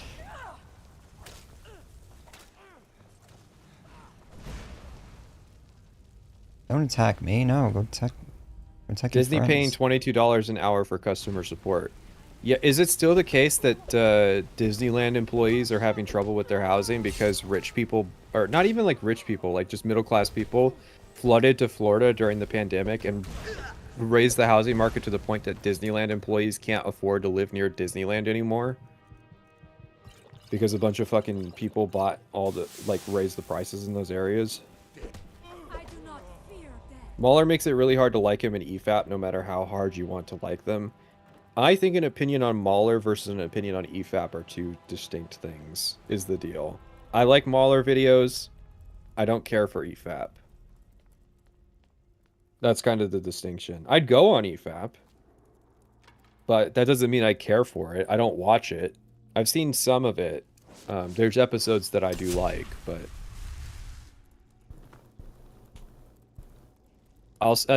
my relationship with EFAP is that, like, oh, I'll look at what they're doing and I'll go, oh, they're watching Cape shit again. Okay, well, no, not gonna watch it.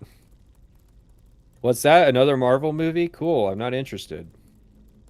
So. Mauler's one of the only good co-hosts of EFAP. That's because it's basically his show, so. Where did you come from? Florida housing prices are as bad as California at the moment. The Florida is an interesting situation where maybe at this point, when I was looking at the data a few months ago, everywhere was starting to have retractions except like Florida and New England.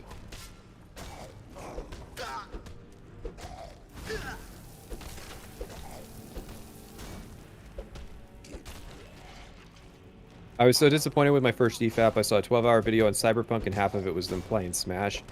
That's kind of the thing, is like it's a live stream show, so you can't go into it thinking that like the whole thing is going to be about the topic that they're doing, or that like the video component is going to be particularly engaging. It's complicated. Is it body? No. I sympathize.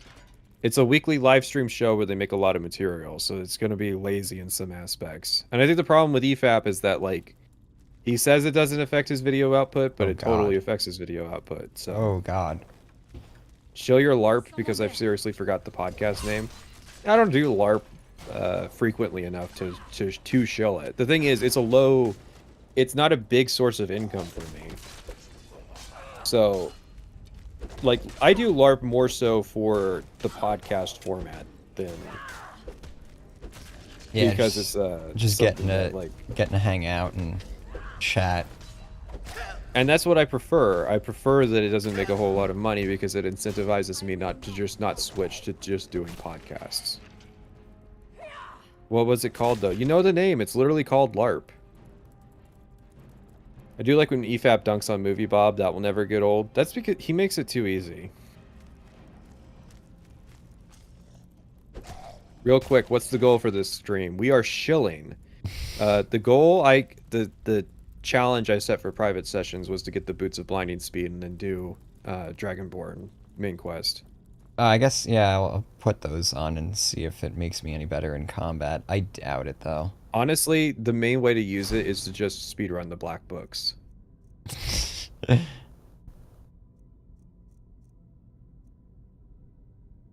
I know, it's hard to tell. This is DLC for Skyrim. It's not the base game. Yeah, I do have... Oh, okay, I have Night Eye just... Its power. Although it does make it easier to sneak. Yeah, because you're like a lot faster. Yeah. Oh, this also proves my theory that when you're jumping while sneaking, you move faster. But I don't think Yeah, jumping affects, like, your detection chance. the landing does, but if you have the perks that like affects your footsteps. Your sounds, footsteps, then it yeah, won't. yeah. Yeah, this is Creation Club content. Skyrim making powers once a day makes it super easy to forget them about the entire game. That's the other game's rule as well. Yeah. What makes powers easy to forget in Skyrim is that the game's fucking just easy. Whose channel is LARP on though? It's on mine.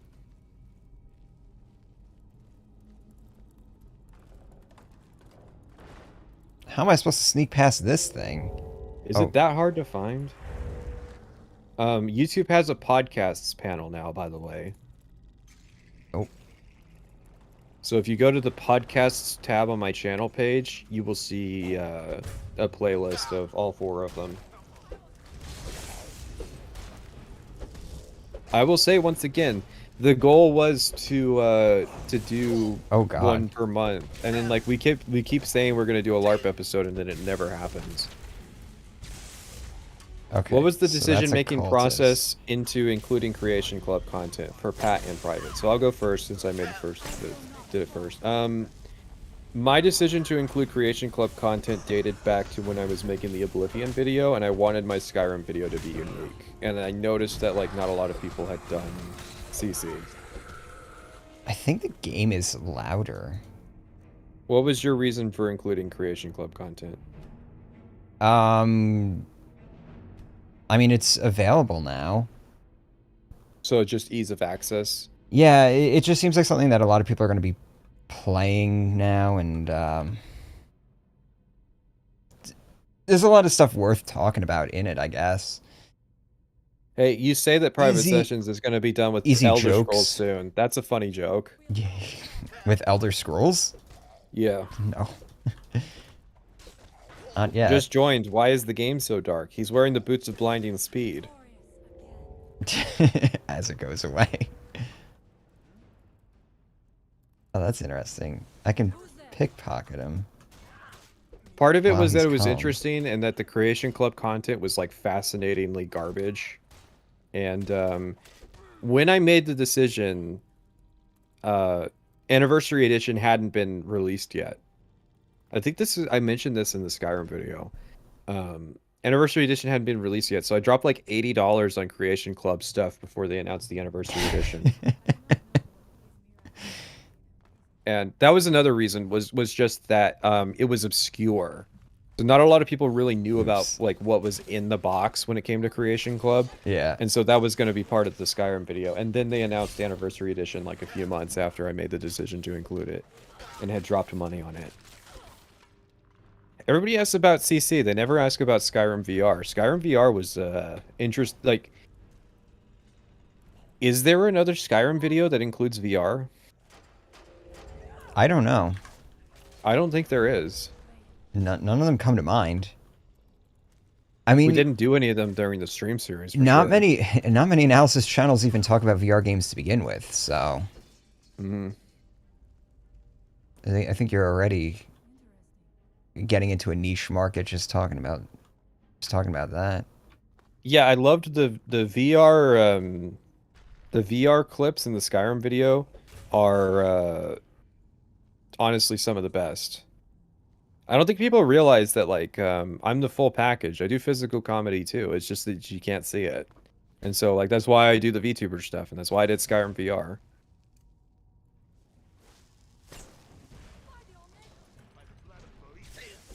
Thank God no Fallout 4 Legendary Edition. Well, it hasn't been 10 years yet, silly. Give it time. I'm sure. Fritosis versus Private Sessions. Who will win? What's the contest? Like a boxing match? I don't even know what Cretosis looks like, so I can't. Cross-continental cycling race? Like, what the fuck?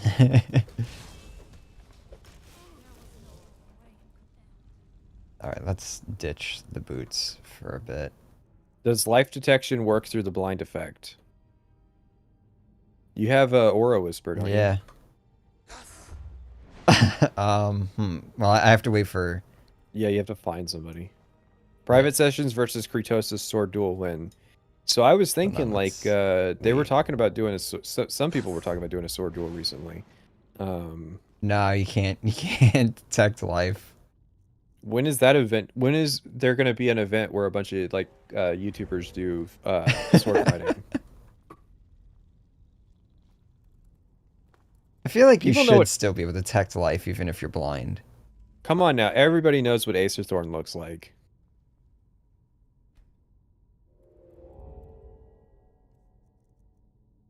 And that's enough of the boots for now. Here's my other pair. Chadversity backed out because he's a coward, sadly. I mean, you can say no. Oh god, I'm so much slower now. Just that 20% speed increase makes a huge difference in Skyrim. I had been told that Mirak's power was great, but to have built You what? Speed modification? I can move faster through environments? Skyrim has all the utility of the attribute Art- system. A Patreon for Ardenfall.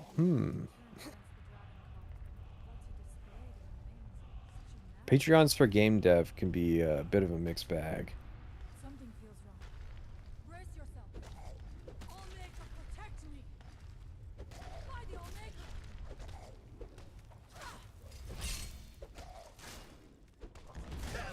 Oh god, did he just kill his buddy there? Not fear death. Next, I want to move on the Z-axis. That's the great thing about Hogwarts Legacy is it gives you vertical mobility options that do let you choose content. Remember that time when I said, "Hey, wouldn't this be easier if I had a broom?" Yeah, Hogwarts Legacy actually does this stuff like that. They remember that brooms exist and let you use it. Oh, sometimes. There's just some stuff that you can't use it for that's silly, but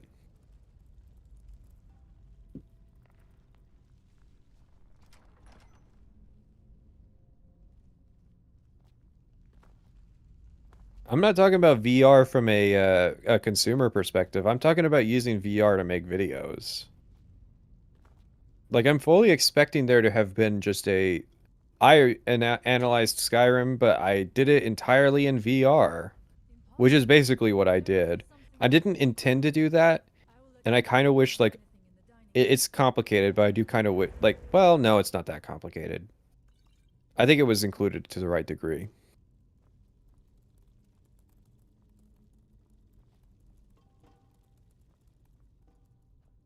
I think a lot of creators just could not even be bothered to do. I mean, a lot of them can't even be bothered to play like multiple times for videos. So I knew it. A secret passage in the dining area. I may set the VR up and replay some more Blade and Sorcery at some point. So you may see some of that. has there been any good VR games lately? I feel like I haven't heard anything in a while. That's just kind of the state of VR as is. Like the last thing I heard was Half-Life Alyx. That was like the last thing that made waves Well, enough to see, get here's the popped on thing. my radar. It's too dangerous to invest into. It kind of failed when everybody was like trying to like cheaply get into it, and Yeah. so AAA's been avoiding it. So it's mostly just like in the indie space. How common is VR sickness exactly? Would it be a factor in reducing the pool of possible YouTubers?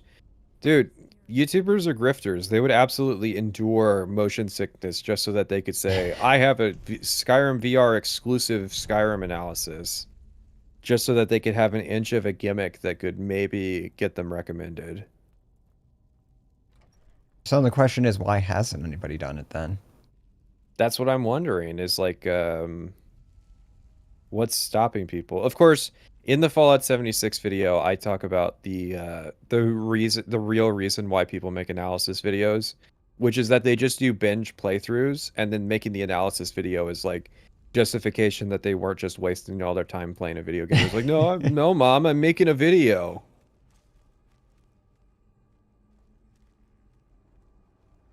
I love fighting. I love the undead. I can't use any of my illusion spells on it. Cost of entry is some of it, but VR is not like horribly expensive. That's kind of the thing with I find interesting is like A lot of people people have rigs powerful enough to play, or creators anyway, have rigs powerful enough to play VR. yeah, so they just have to get a headset. Yeah. A lot of people, I find people are really weird about the cost of hobbies where they're like, I can't justify spending $500 on my hobby. Yeah. And it's like, dude, fucking, Have you I seen how consider expensive like video most, photography is, where you can spend yeah, like like, $300 on just a mount for a camera? yeah, like most real hobbies are like thousands to tens of thousands of dollars Yeah. over the course of the time that you have it. Yeah, video games are actually kind of cheap when you come down to it. But yeah, unless you're like in the PC gaming like super tuning stuff, and even then that turns into like a hobby of itself. Like you're not even gaming at that point, you're just running benchmarks. And even then, it's hard to make a PC unless you get into server actual server hardware that it's going to run you more than like $4,000. But yeah, like if you're a professional YouTuber, like paying for a VR headset is almost nothing. Especially since you get to write it off. The videography is one of those safe hobbies. You say that, but like no, there's a huge like gear treadmill for videography. Yeah. But just lenses. Like a good lens or lens kit could run you like good $1,000 easily. Yeah, I mean like we shot the West Virginia stuff on a fucking GoPro and it looks all right. This book. It seems wrong somehow. Here. Not. Although I do kind of want to get a drone now after that trip. Yeah, drones are fun. That's cool.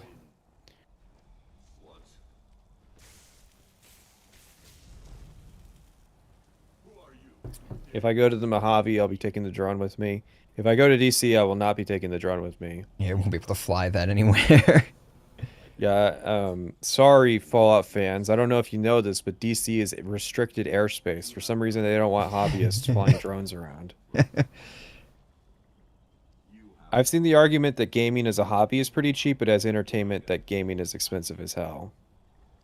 I don't know. What Is people it? don't want There's to a lot know, of there's a what lot of people people don't want to who admit about film, like the film people. What they don't want to yeah. admit is how much they fucking pirate stuff. Ah. If you're actually paying for access to all those movies, you can spend a shit ton of money. Well, there's also like, I mean, there's levels to it. You could be one of those film buffs where you literally go to the movie theater like almost every weekend, and it's like that's like $20 a night or $20 a week. That shit would start to add up. And then yeah, if like you want to buy Blu-rays for your favorite films, all that stuff, memorabilia, merch, it can add up. I think games now are starting to get to the level of film. But then developers are also making games where it's like you Oh could no, I can't handle the $70 price tag. you could play Fallout 76 for 1,000 hours. I mean, I don't know why you would, but you could. You can play anything for 1,000 hours. There's a guy on Yeah. Twitter that told me he had 2,300 hours in Fallout 76 and was looking forward to our videos. Can we? Oh. This is a danger. Did he know? He knew, yeah. Well, I even told him like it's not a horribly positive video, but I get like why you sink those kinds of hours into it. Pat, you should set up a mortar near the White House when you visit DC. Well, I've been to DC. That was part of the West Virginia trip. We split up at the Washington Monument.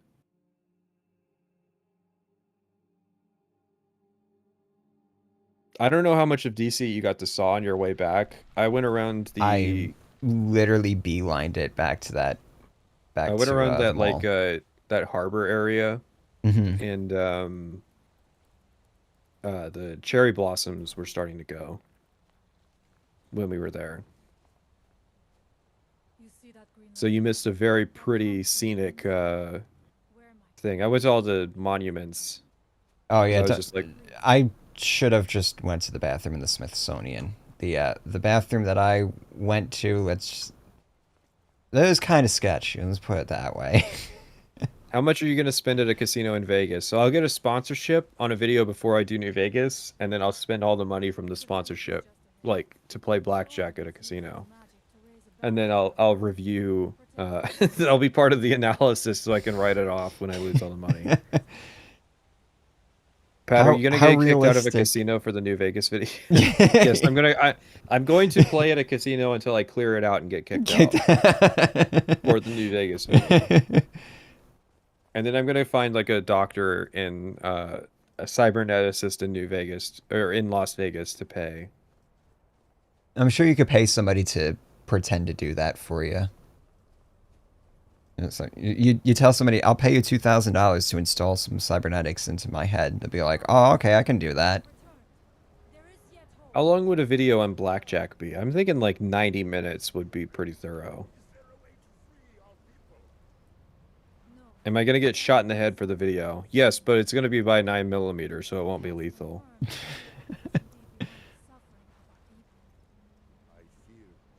If I get kicked out of a casino for winning too much, you'll give private sessions $100. All right, screenshot time. So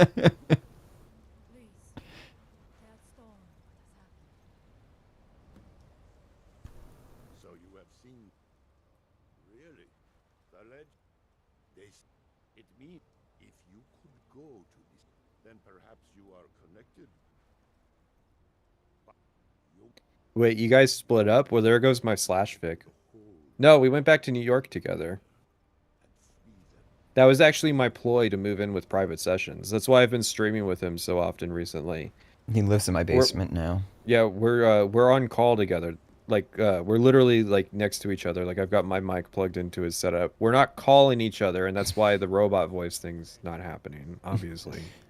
I fixed the robot voice thing, actually. It happened earlier. In this stream? Mm-hmm. Wait, people were saying that? Yeah. Like more than just like messing with you number of people. Hmm. It might just be a Discord issue I can't solve then. Gosh, you got to read the chat. I'm sorry, I'm just so into this high octane game. Mm-hmm.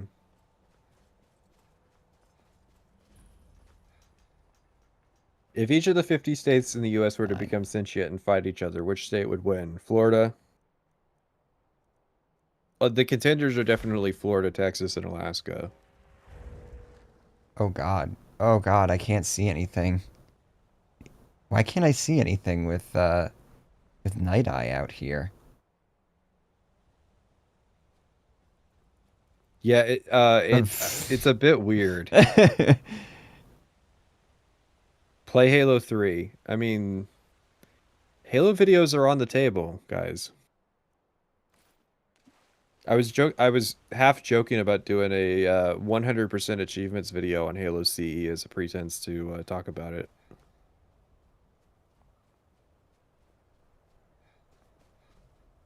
One of my ideas was waiting for Starfield to come out and then secretly working on a Halo video. And then when Starfield released, I would release that and be like, yeah, there's no Starfield video coming out. Starfield bad. I decided to do Halo instead. What was the thought behind reviewing the unofficial Conquest mod for Battlefront 2 2017? Thought it was an interesting decision. I'd heard about that mod for a while as like being a solution to the lack of Galactic Conquest. I also think Galactic Conquest is essential for Battlefront as a format. Like, straight up, I don't think there's much of a video, at least not talking about the campaign, unless there's some kind of Galactic Conquest framework upon which I can hang it.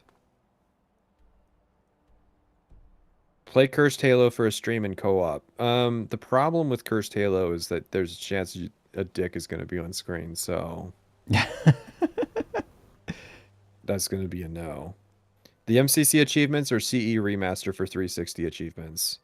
It would have to be the MCC achievements, but those are largely kind of just the same thing.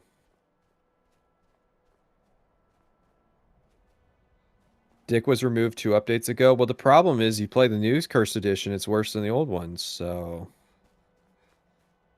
The good version of Cursed Edition has the dick in it, I'm sorry. That's just the way it is. Cursed Wait, Halo suffered from feature creep. the new one's bad?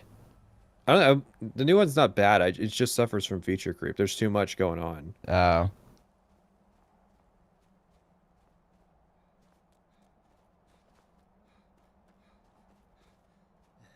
All you know what? All we need to do is play Halo 4 with the flight skull on and Mhm. infinite ammo.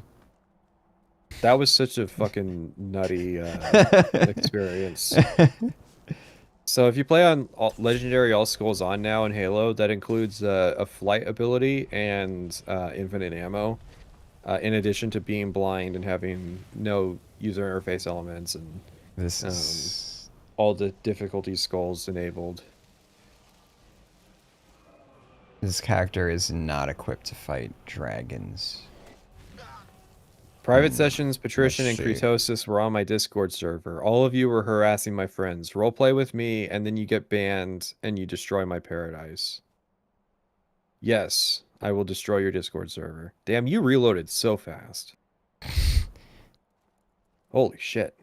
Oh, what, you talking like my system reloads fast?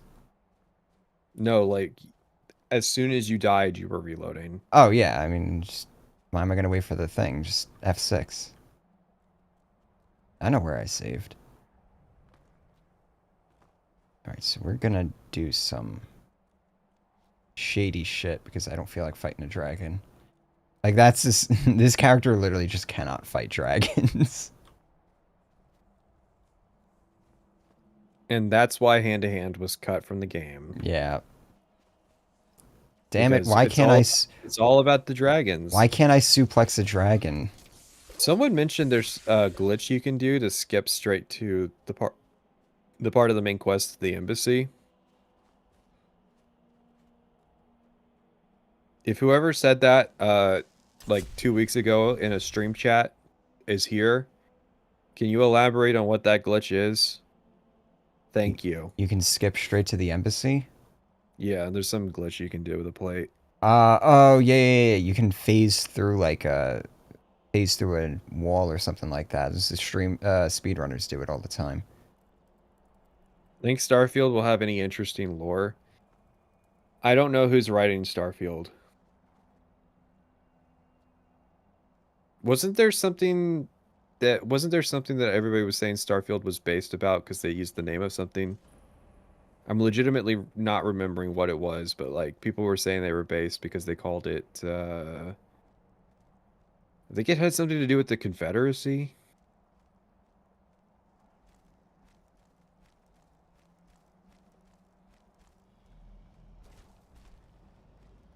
Yeah, My Necromage unarmed build can punch dragons to death no problem. Takes a lot of enchanting though. Well, here's the thing. You can do anything with enchanting in Skyrim. Yeah. You clip through the wall into the embassy and then pick up the dossier and Esbern to trigger that quest step. The main quest skips to that point.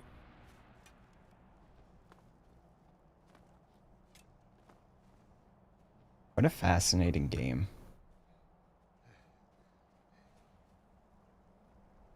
Where'd the dragon go? He just gave up.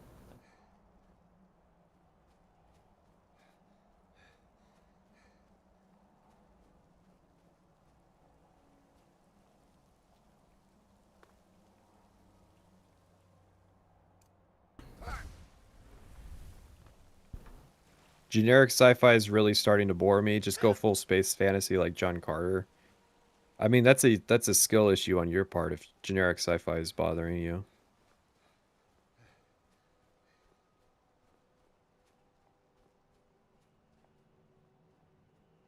Or are they going to put up world barriers in the void of space? They aren't. Apparently you can free fly and go to like any part of a planet. They're just using a shit ton of proc gen. So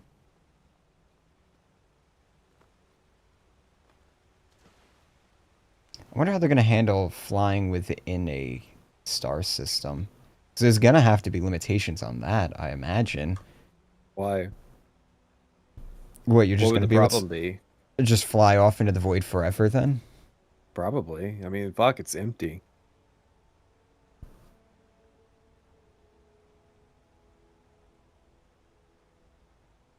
That or like they'll do something where like interstellar winds fuck up your ship, and then that's just the excuse to kill you. Yeah.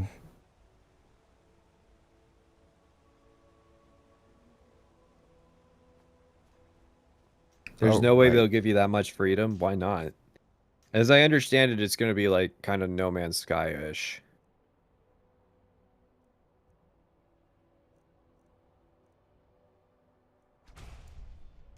Thoughts on Starfield going from requiring fuel to having number and size of fuel tanks dictating fast travel distance? I'm not sure because the work streams where I'm going to watch all of the Starfield promo material are next month. I'll be streaming the Starfield Direct on the 11th, and then once that's out, I will be going through all of the kind of promo material.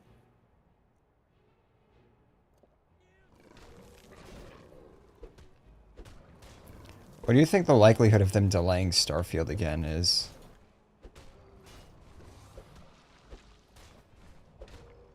If they do it, I think they'll go for November.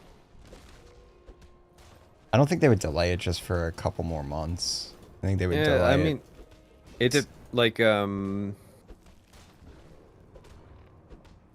I think they could. The thing is, we don't have any insight on, like, what the fuck is going on over there, so... Yeah.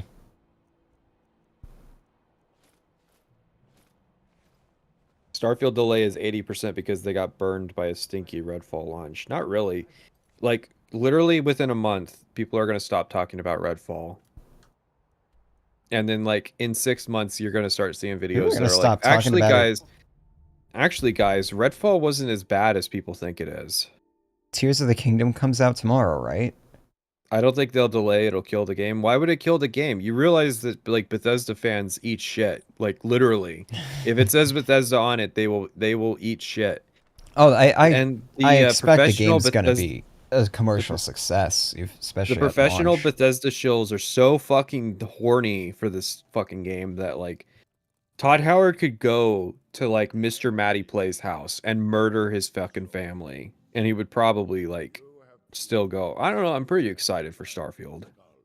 And so the skull shall, if you have redeemed, I doubt it will.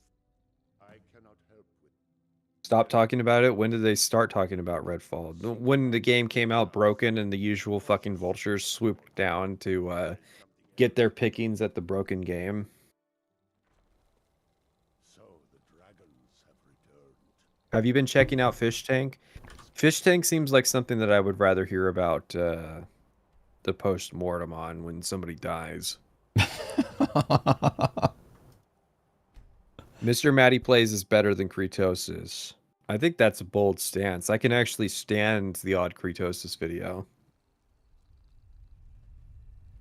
Is there no sound coming from the game? Not on my end, but, you know, I have it muted because I don't want to hear myself. I have the audio turned down a lot. No, I hear it. Come on, guys. You're here for the chat, okay? You want some pep? You want some fucking pep? We can do this. All right. Over at patreon.com/private sessions and patreon.com/PatriciaTV. You go over there, you can get access to both. You only have to sub once, but you can get access to both Fallout 76 videos. Uncensored too, the full uncensored versions. Mm-hmm. Both of them. That's 8 hours. 8 hours of Fallout 76 content. No looking for playlists, and you can hear the naughty naughty fuck word. Why are you out here? I hear the screams of pain when Sessions gets hit. Yeah, they mastered that really high. Yeah, the reason, like, I think some of the sound effects in this are just louder. I like really had to fucking turn it down because it was loud as shit in my ear. Does Fallout 76 really make you feel like a Wastelander? What Fallout 76 encourages you to feel like is a member of the Enclave who just wants to fucking murder everybody. I've had a problem recently with games where I've just started murder hoboing everything because I'm getting like increasingly annoyed with bad writing. So I played DOS 2 recently. Pretty fun game. Some of the worst writing I've ever experienced. Divinity Original Sin 2, for those who are unaware. Because I did not know that But what until, was insane to me was like I wasn't able to find too many videos talking about the writing. In fact, I found videos that were like Divinity Original Sin 2 is some of the best writing I've seen in a video game. And it's like, did we play the same fucking game? Lucian's Tomb is a crime I against feel like you're gonna have to RPGs. play Disco Elysium now. Yeah. I need to, like, literally need a video game recommendation that is going to course correct where I don't feel like murdering all of the NPCs. Outer Worlds writing is so good, I'm sure Pat will do a pacifist run. The least I can say about Outer Worlds is that it made me patient enough to wait until I killed the NPCs. Whereas, like, in DOS 2, I was exiting conversations to fucking, like, fire whip people to death.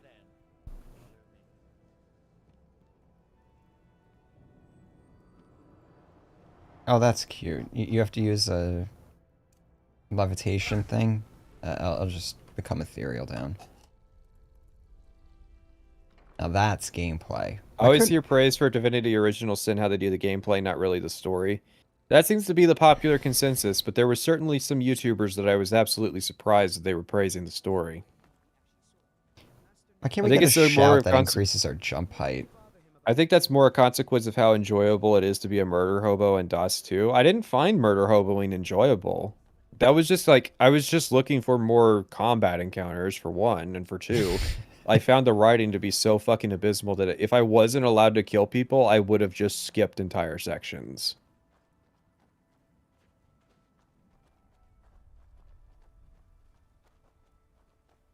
What happens if I give a companion the boots of blinding speed? But yeah, I need a video game recommendation that's like an RPG where I'm not going to be wanting to murder hobo all of the NPCs because of bad writing. Like, and it's bad writing in confusing ways. Like, for a tabletop sim, it sure commits a lot of fucking, like, mortal sins of dungeon masters.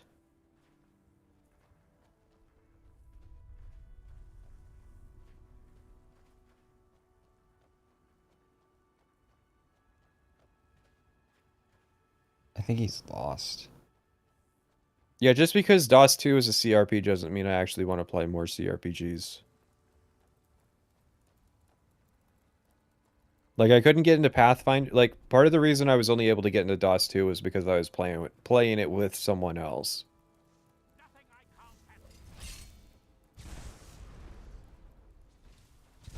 You could try Tyranny.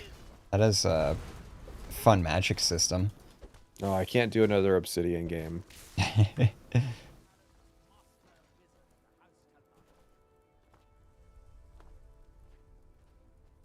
Can you explain why the Stormcloaks are right and the Thalmor bootlicking Imperial dogs are wrong again? Listen, the Imperials are wrong because imperialism is a bad thing.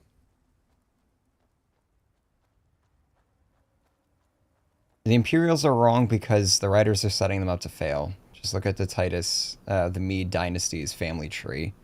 DOS You'll 2 get is the one of the picture. easiest CRPGs to get into. That's the number one thing I heard is it's a CRPG for people who don't like CRPGs, which is who I am. I tried playing some of Kingmaker, Pathfinder Kingmaker, and I didn't get very far into it just because I didn't like how the magic was going. And it felt like there was just like, it felt like there was a correct way to play through the tutorial sequence, and I didn't like the tutorial sequence. I have Wrath of the Righteous from Humble Bundle, so... Stormcloaks are right because Ulfric goes to Sovngarde. That's kind of my thoughts. Like, I put a lot of stock into which one goes to Sovngarde. Well, Rika goes to Sovngarde. That's Rika, though. That's not Tullius. Tullius goes to hell. To non-Nord, Tullius is I know he's Imperial, but... Tullius fucking, like, pouts in the corner. And then, like, Ulfric goes, fucking kill me, Dragonborn. I dare you. but you'll still be using crossbow as a wizard for a bit. That's kind of what threw me off about Kingmaker. No. It's like if you're a melee, so the melee characters I made would get straight into like the class fantasy, whereas the wizard characters will like super slow boil. And I don't give a shit if that's how it is in the tabletop, and it's tabletop accurate. It's a fucking video game. If I'm playing magic game, it's because I want to cast magic. Oh, he's gonna fall. In the If fucking water. if I have to use a crossbow as a fucking wizard, I take that as a failure of the game's magic system. I don't care how good it gets. I don't care if that's plebeian. DOS 2 is at least good enough to give you magic early on. I think I used my wands in DOS 2 like maybe 5 times.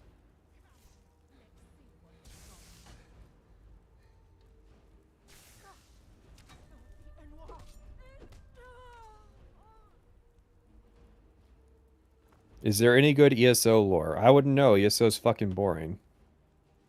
Like, my problem with ESO in the videos might seem like it comes off that I don't like it because of the lore, but that's mostly because of stuff I read on the UESP.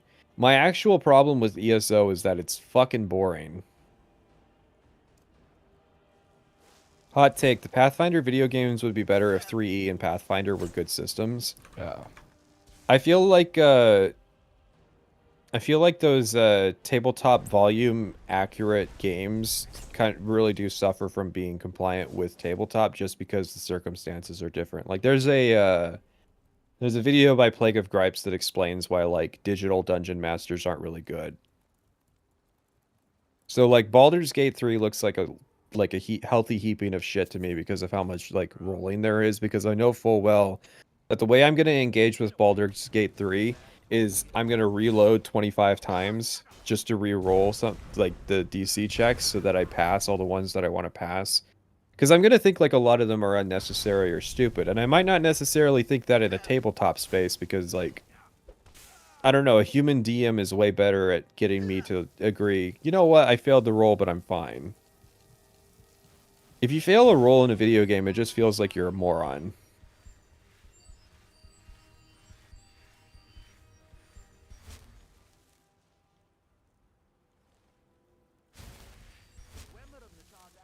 Double check me. Do only Nords go to Sovngarde? You only see Nords in Sovngarde.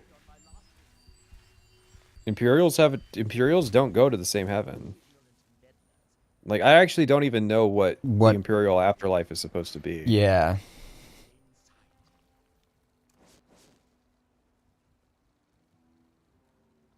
Imperials don't go to heaven, confirmed? So true.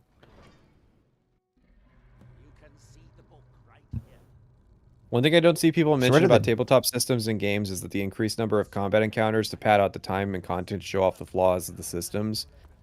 That's kind of the thing too, is DOS 2 at least adapts its combat system to better complement a video game format. If we can restore the steam supply to this room, I'm certain I can open it. As you'll see, that's easier said than done. This way to the boilers. So where do the Dunmer go when they die? Well, so that's what ancestor ghosts are. Oh, what? So they're just stuck on Nirn as ghosts? Yeah, that's why they do the ancestral worship thing. And like some ancestor ghosts are used to power the ghost gate, the big ghost fence. That's powered by like Dunmer spirits. That's depressing. So I mean, not really. They don't get to go be with Mommy Azura or something like that? No, they don't really have a conception of their gods like that. Plus their gods are like active in their lives. So it's like you probably want less exposure to the Daedra than more. If you like okay, so if you're like a Daedric cultist, then yeah, you're probably gonna go over to your prince, but like most Dunmer go to the ancestral tomb. Like when you die, your body gets taken to Necrom and like cremated, and then that your ghost is accessible by your ancestors or by your descendants because you're their ancestor, and then like your ashes go to the relevant burial tomb.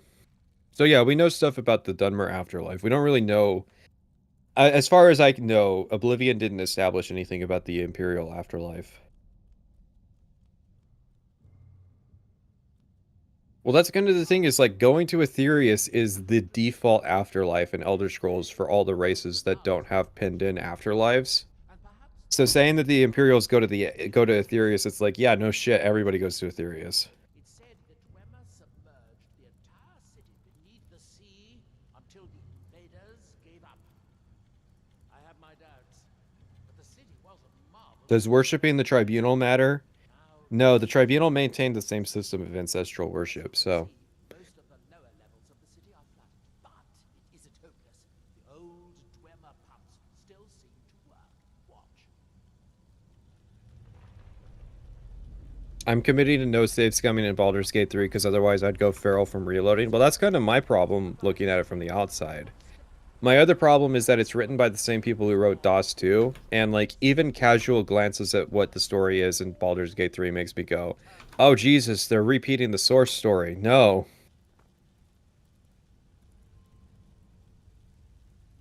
Don't bully Neloth, he's a good boy. Why do Argonians have breasts? Nobody gives a shit. Yes, here we are. This device shows the location of 4 more cubes Does it? in this section of the city. It looks like most What? of these were moved. The machine says it has a location of 4 more cubes. I don't know. I'm Oh, looking yeah. at it. So then what does this one show? You can't listen. You can't read it. You don't have as esoteric a understanding.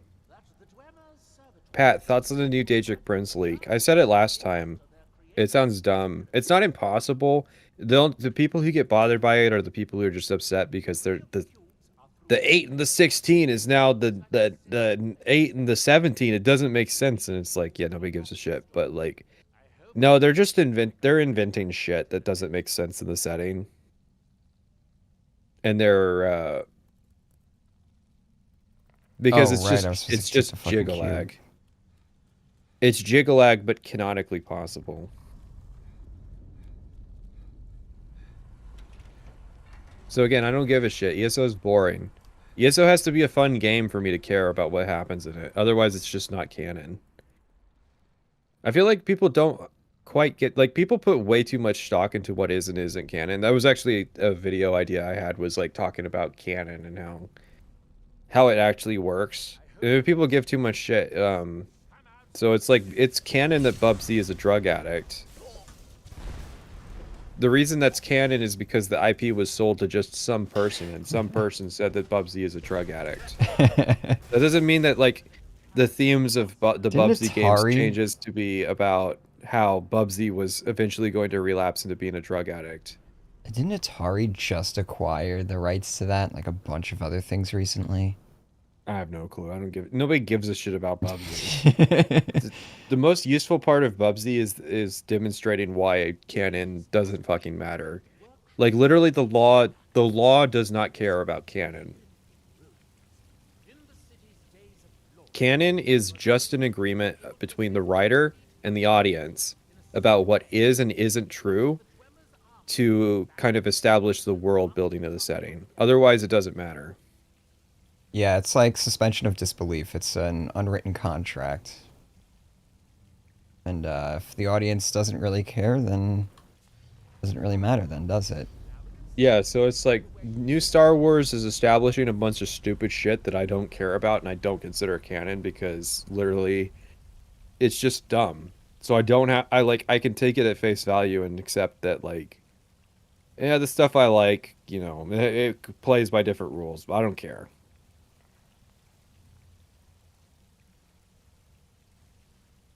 Legally protected canon. To buy this intellectual property, you have to maintain the old canon.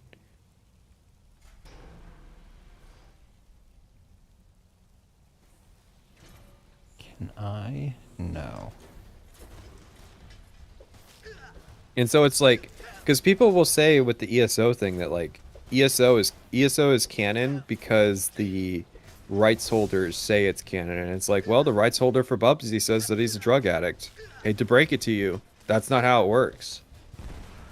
So just because ZeniMax says that ESO is canon doesn't mean I have to give even a single iota of a shit.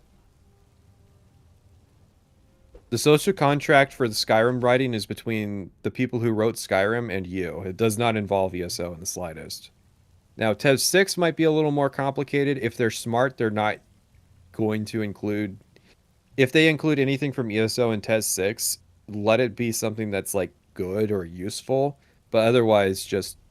No. Just make ESO non-canon as far as Tev 6 is concerned.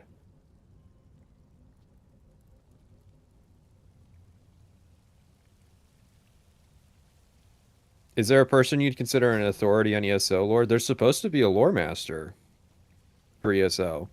Tez in general, I mean, no, I don't get, like, no, it doesn't matter. It doesn't matter because fucking the Bethesda writers will retcon shit to write their stories anyways. Like, literally their approach is that, like, canon has to be followed as long as... I like the... This room is super confusing. I get why you're having issues with it. I think you can cheese it with Whirlwind Sprint, too. If you can't figure it out. Why didn't they just hire Kirkbride for ESO? Kirkbride, because, spoiler alert, Kirkbride's not that good.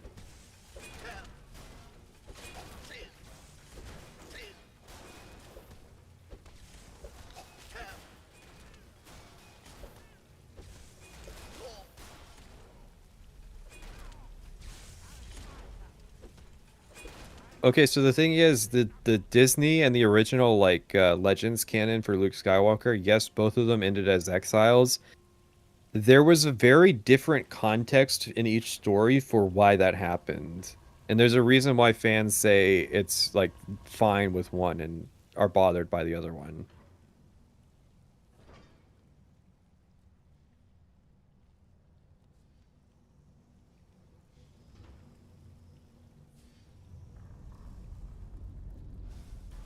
And so it's like, yeah, Palpatine returned in Legends too. That didn't mean it wasn't stupid.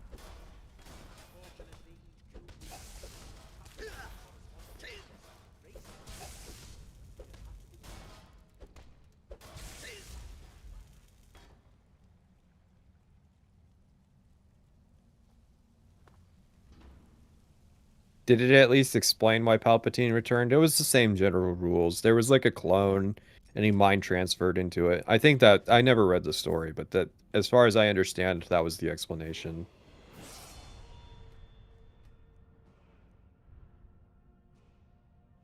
Man, how close am I to getting Master of the Mind?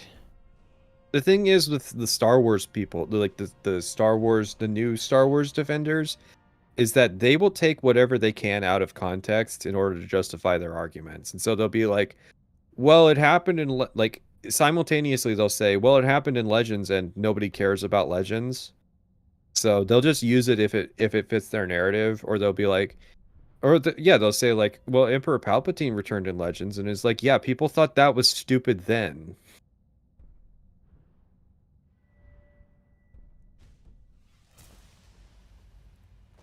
They also represent as like Legends as being one thing and not like the extremely complicated and convoluted tapestry that it was. Like, it wasn't a centralized, highly controlled lore framework like you would expect in the modern day. People like new Star Wars? Yeah, there's people who like new Star Wars, and largely it's just like, it's the same caliber of people who like fucking Dark Souls too. Come on now. Let's see where this leads.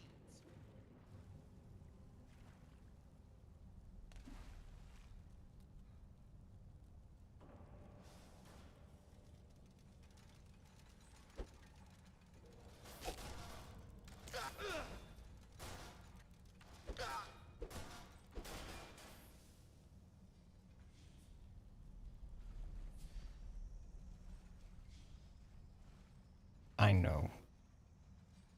I know this trap. This is one of the dungeons of all time.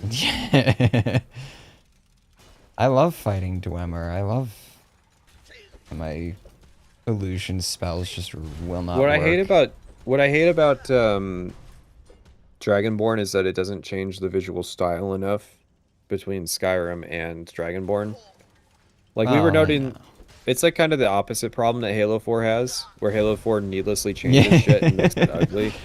Skyrim keeps everything looking the same, and so it can be difficult to even tell that you're doing the DLC.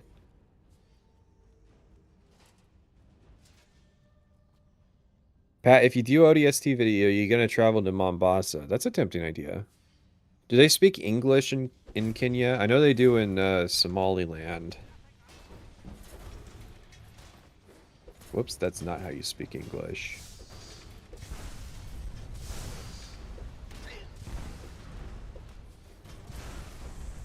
Man. They do, in fact, speak English, so it's not impossible then. That would be cool. The only problem is that New Mombasa doesn't actually fucking exist, and Old Mombasa isn't in ODST, so... Like, the only benefit would be just to, like, Just be to say you kind did of, it. kind of in Africa. And it's like, wow, yeah, it kind of looks like Africa. Got him. That was sure worth busting out the passport and getting all my fucking vaccinations, and for the rest of my life telling my doctors, oh yeah, I went to fucking Kenya and to make a video.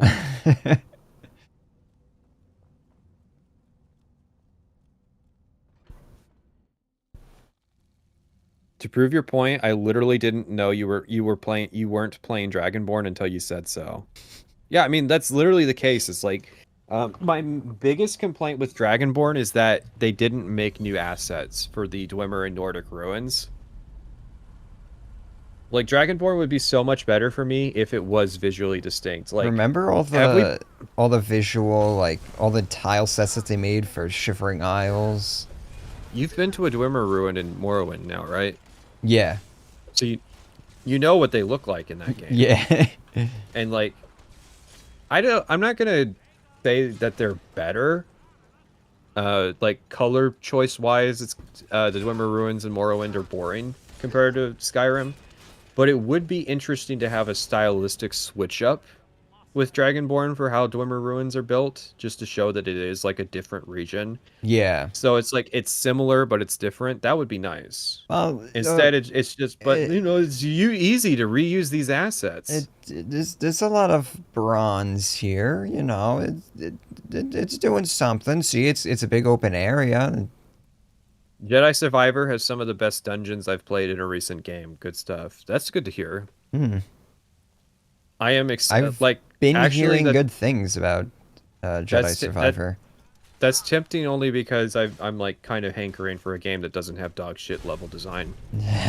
Like my biggest complaints with the industry right now: horrible writing, horrible level design. Lucian's tomb is a sin against God. They made entirely new tile sets for Dawnguard. Why not Dragonborn? Yeah, that's the other weird thing. Is like Dawnguard has new dungeon types. Is there anything wrong with Jedi Survivor outside of technical problems? I don't like the way the main character looks.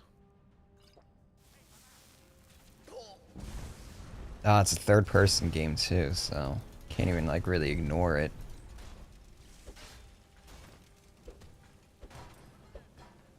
See, that's the benefit of first-person games. If you don't like the visual design of the main character, you can kind of, you know, just play first-person, ignore it. Oh, you beat DOS 2? Yeah. Like, honest to God, DOS 2 has one of the worst endings in an RPG. Like, and I hate. Here's the thing. I hate having to say that because like I feel like I've been too negative lately about stuff, and it's like I'm not I don't know what's good anymore. That's why I want to play like some good stuff. Yeah, you need. And it's like that's why I'm not making a DOS 2 video for one. But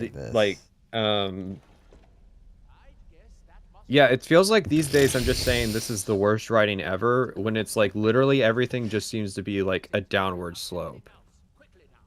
I literally just accidentally solved the puzzle. There you go. I was fucking around just to remember how it goes, and I accidentally solved it while I was fucking around. I like that Neloth isn't useless in this quest. Yeah, that's really nice. It's making this tolerable for this character.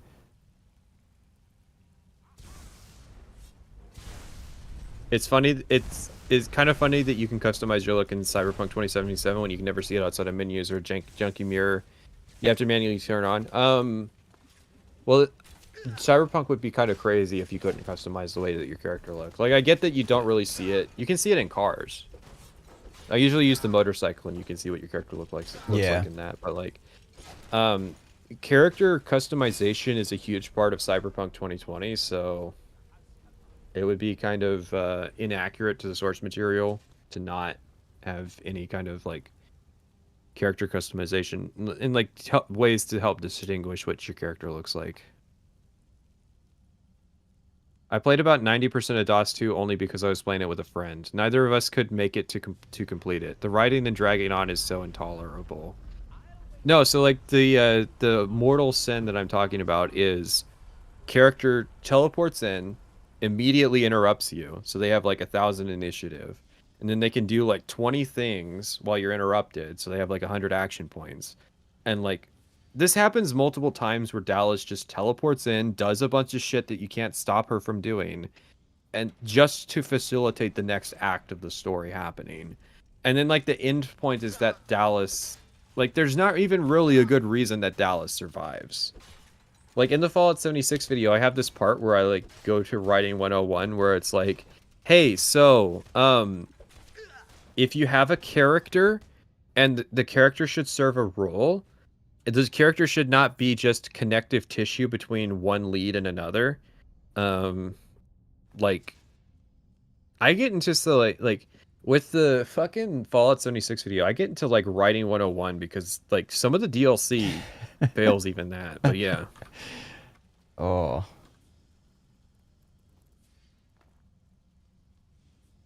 Right. Okay. So I gotta. Well, I'm presenting it in terms of combat, but it's not actually presented as a combat sequence because that would be too much player freedom. It really is just cutscene starts, she does a bunch of things, and now you're in the next act. That's what like a shitty DM does to railroad their players into going to a different area.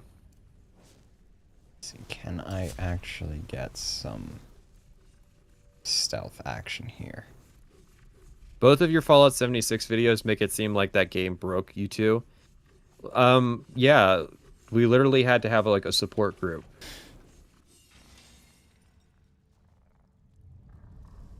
What a brilliant trap, truly.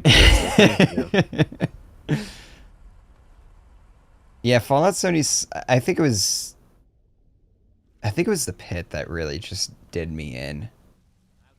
Realizing. I'm surprised you made it that far. That makes sense. I actually enjoyed Fort Joy, but I was jaded so quickly after that segment of the game. Yeah, though it's interesting hearing all the opinions on Fort Joy being bad. Fort Joy is like the strongest sequence of the game. Next to like arcs. Any chance we can see the podcast at the end of your playthroughs? Well, the thing is, what is in my video is pretty much all of the highlights of that podcast. You're not missing much. I was gonna do like a full render of it, but then after I watched your thing, I was like, yeah, that's pretty much it. And then you have to swim through this part. Yeah. But Neloth said he didn't want to swim through the water. Was he lying to me? Do I care what region TES 6 takes place in, or do I expect it to be bad no matter where it takes place? Starfield is going to determine my expectations for how TES 6 is going to go.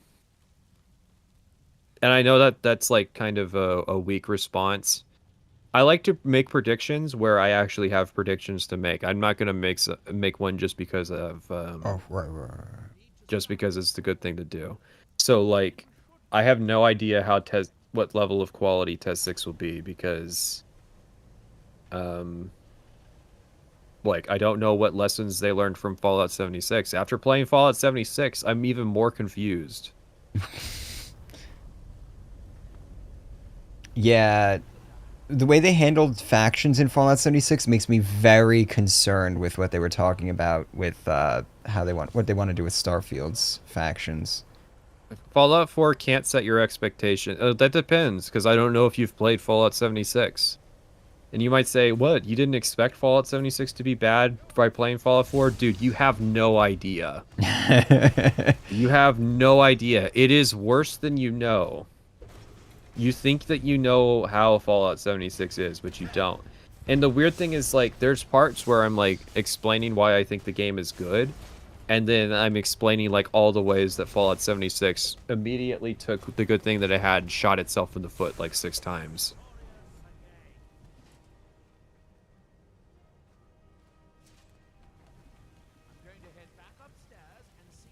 In my D&D campaign to Not Railroad, I made 8 big bad evil guys spanning 20-ish kingdoms, with the bigger big bad evil guy being the overall motivation. I highly do not recommend any future DMs try that.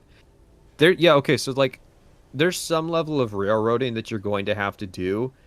Please do something better than villain teleports in, villain instantly stun locks the main characters. Like, it's not just that the villain is railroading you, it's that it's literally that they like lock you up, and then like they killed a bunch of like nameless, like they were named NPCs, but they were like kind of like pointless characters that were on the ship. And you can't like save those people or anything, at least not as far as I'm aware. And then like no, it's just annoying. Like, yeah, some level of railroading to make sure the player's on track to encounter the villain. That's gonna happen. You're gonna have a little bit of railroading. The issue is that DOS 2 doesn't have a little bit of railroading. I don't think you ever go off the tracks in DOS 2. At last. I hope it was worth it. Please be my guest. Okay, well, see, the thing with 76 is that it's kind of complicates any kind of predictions that you can do for future games. All right, let's see. Let's see how Like, what these you have work. to realize is 76 is not made like a multiplayer game. It's basically a single player game that has multiple players. Wait, what? So disqualifying it because it's not a single player whoops. entry isn't really accurate. And I'm not saying go play Fallout 76 so that you can make an accurate prediction. I'm saying it's very difficult to understand what's going on with Bethesda until we get actually Oh see God. Oh, this is gonna be really fucking difficult to do with with the boots. Yeah. Wasn't 76 developed by a B team? 76 was definitely maintained by a B team, but it had like mainline Bethesda devs that worked on it, at least the base game. You don't have to go see it for yourself. If you pay us, you can go see it from us. Trust me, like, you're gonna get more enjoyment out of watching our video than you will having played the game. Unless you're in like a very specific Oh, I couldn't even oh God, I couldn't even see this fucking platform here because of the boots. yeah.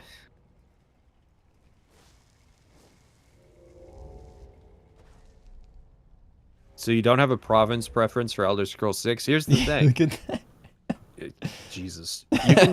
They can do whatever province they want, and it could be good. What is happening? Are you walking on water? That's what it looks like. No, there's a platform there. It's just black, so you can't see it with the boots on. Oh, okay.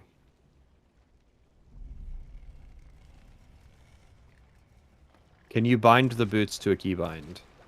Yeah, I'm sure I could. How much of 76 would you chalk up to mismanagement? I'd say like 40%. There's a lot more intentional design to 76 than you probably realize. Like, and especially with the DLC problems actually aren't that it was mismanaged, it's that it wasn't managed enough. But yeah, they can do any Elder Scrolls province that they want to, and they could do a good job with it. It's just I don't know if they have a good mindset about it. Okay, We'll so see I with gotta, Starfield. Oh, right. Okay, yeah, so I go back on. Oh, someone in chat recommends quick equip the boots on and off to see. Like, use a keybind to unequip the boots when you want to see.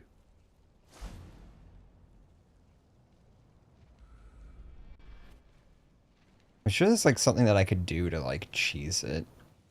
Where like I'll have the boots on, but There's a lie that's been told with the marketing of the DLC for Fallout 76 that they had always intended to have human NPCs. And if you actually play the game, it will become transparently obvious how significant of a lie that is. okay, let's see if this works. He resisted calm. What's the most common symptom of bad writing you've seen in the industry? He's resisted. Okay, so Bad writing definitely comes in a lot of different forms. It's a very complicated subject. so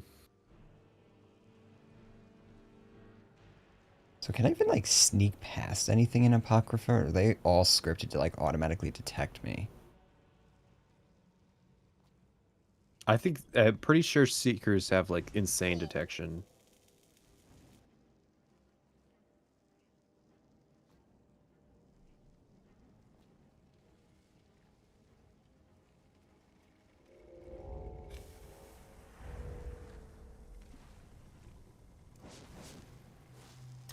I like the partial blindness being the thing that's like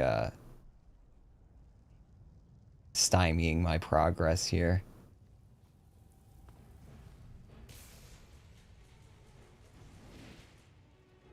Bad writing is at its finest in shitty dialogue.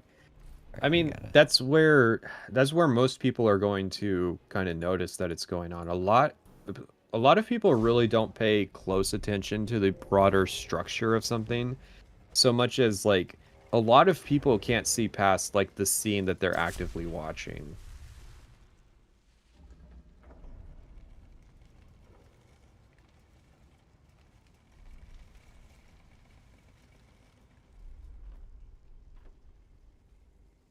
Yeah, wow. The other thing is that Seekers there's like a really do prevailing detect you. idea that like anything that has a lot of work done for it has to be appreciated because people like worked hard on it.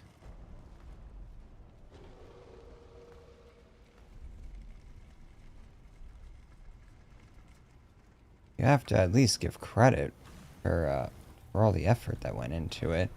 Mm.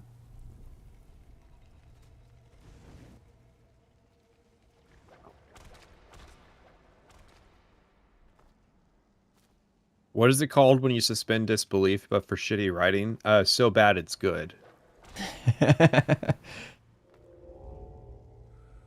Which parts of Fallout 76 are like, but Mhm. not enough. Oh no.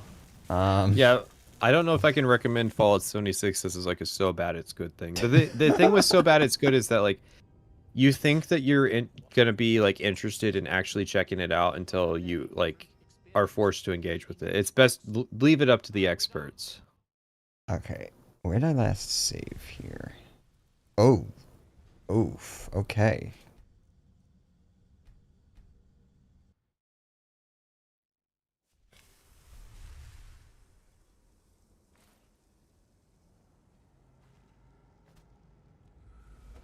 It's weird how you get used to the Fallout 76 lag after playing for a while. When going back to Fallout 4, it feels so clean. Yeah, Fallout 4 did feel a bit weird when I went back to it to like play it. Like enemies were kind of responsive to getting shot, which I thought was strange. For those who haven't seen the video, there's a really funny detail, which is that the double barrel shotgun, notable property, has 2 shells, can actually be fired 3 times, and will do damage on the 3rd shot if the server is laggy enough. Is this like a restoration cheese spot or? I just went out of there and Okay. This enemy responded to being shot bizarre. You don't realize that when you play Fallout 76, you kind of just get accustomed to enemies ignoring bullets. You may have to kill this one, because there's a cutscene after. ah shit. Yeah, you're right. Oh no.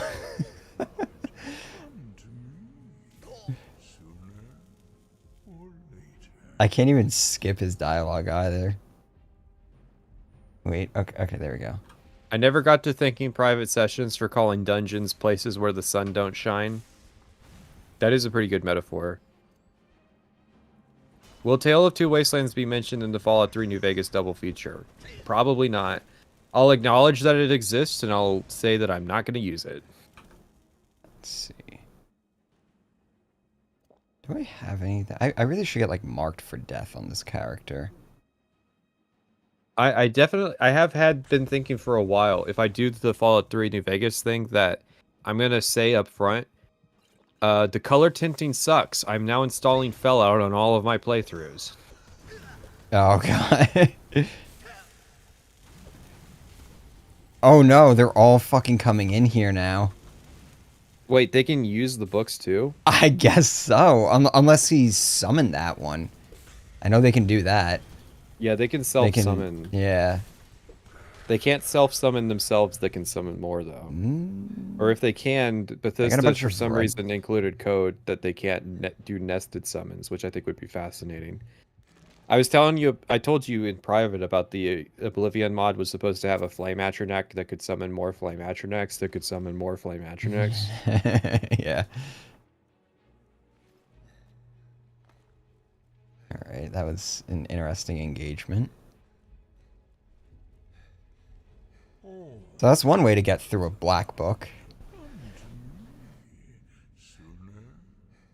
Private didn't mention Fallout 2 as a Fallout that didn't start in a vault. Look, let's be honest, nobody played Fallout 1 and 2, okay? Mostly my thing is like, I know you mentioned New Vegas. I was mostly focused on just the Bethesda starts, which are always vaults, always experiment vaults. Yeah. God, I fucking hate Fallout, by the way. That's kind of why I don't want to do it. Like, there's so many instances where I'll get to thinking about Fallout and something that I don't like, and then I'm like, wait a second, I don't even like these games. I don't like the Brotherhood. I don't like vaults. I don't like caps. I don't like the post-apocalypse. I don't think Fallout's for me, guys. But that's exactly why you need to make a video on it. Like, There's no better qualified opinion out there than somebody who just hates everything about something. Just ask 343 when they were developing Halo 4. Yeah. Jesus. It all comes back around to that. There's so many lessons. That's almost why I want to talk about 343 and stuff. There's so many fucking just lessons and so much that you could talk about with that. What happens if I tell him I don't? Do you like any post-apocalypse, Pat? Not really. Just because I don't think it's conducive to the RPG genre. Like, it was a novelty when Fallout did it. The fact that, like, post-apocalypse is, like, a mainstream thing for RPGs now is because of Fallout. It's just silly. You called the NCR communists in your video, and I was extremely confused because I didn't know that it was a joke with your Discord. Oh, it's more than a joke with my Discord. It's straight up a joke with the channel. This is not esoteric humor here. I like that even now people are can't falling. skip any of his dialogue. Can you put this image on screen? Thank you. Hold on. Yeah, when you get out of the cutscene, so you don't wreck your footage, but like. Oh, Wait, whoops. 343 That's hates Halo a too? URL Why do after. people who hate Halo keep making Halo? No, like they legitimately went out of their way to hire people who hated Halo. I literally thought that was like fake, like just some fake shit that somebody came up with. No, that was literally a quote from Frank O'Connor. Guys, we're reinventing the Halo format. Yeah. Kills the intellectual property. That's one way to do it. Destroy it so you can rebuild from the ashes. Once Private Sessions shows the image, you'll understand what the joke with the NCR being communist is. It's Okay, I fucking wanna- stupid that, like, this catches so many people up, okay? Nobody ever complains when fucking the Legion is called authoritarian right when it's literally a communist government. Like, the NCR and the Legion are backwards, but people think that they're fascists because they're homophobic. But, like, literally they're communists, because communists hate the gays too. But listen, this is literally the extent of the joke. All right, thank you.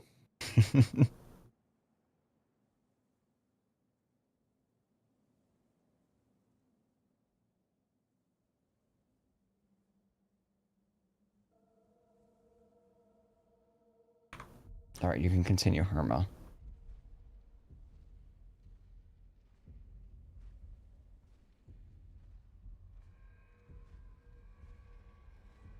There we go. Second word of power.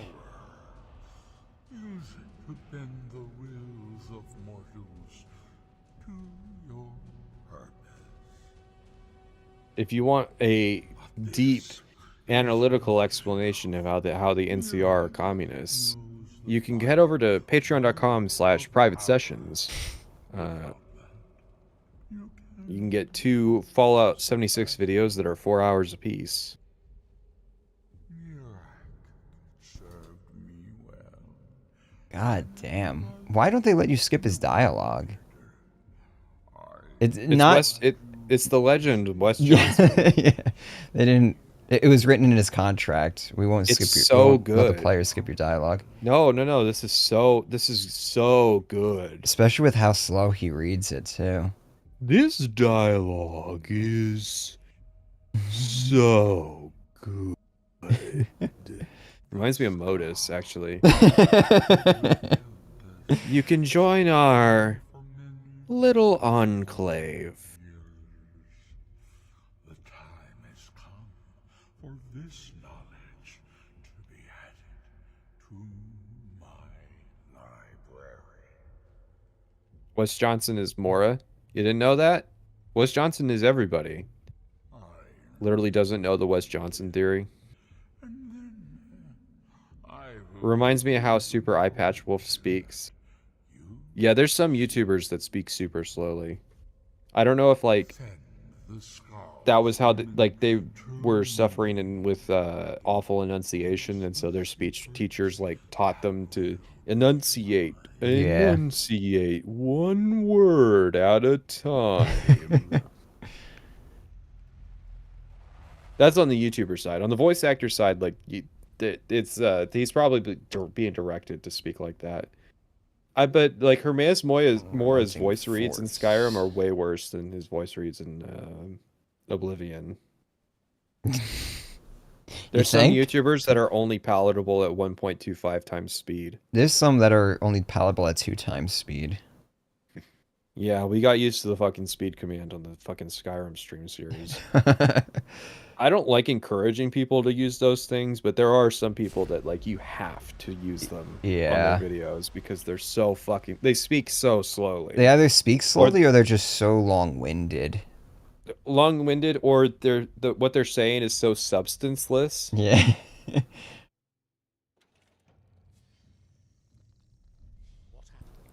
I wish there was a 3x speed, honestly. There's been videos where I could use that. I have to download it and play it in VLC just to get past your speed settings. I'll play it in DaVinci Resolve. I routinely watch my footage at 8x speed too. So it's like I can watch stuff very fast. Without exacting a price. What secrets could they have worth Hermaeus? Well, that gives me a lot to think about. Can I pickpocket him? He has nothing on him, of course. About how to locate more of these black books. Meloth he's on that poor grind set. You gotta understand.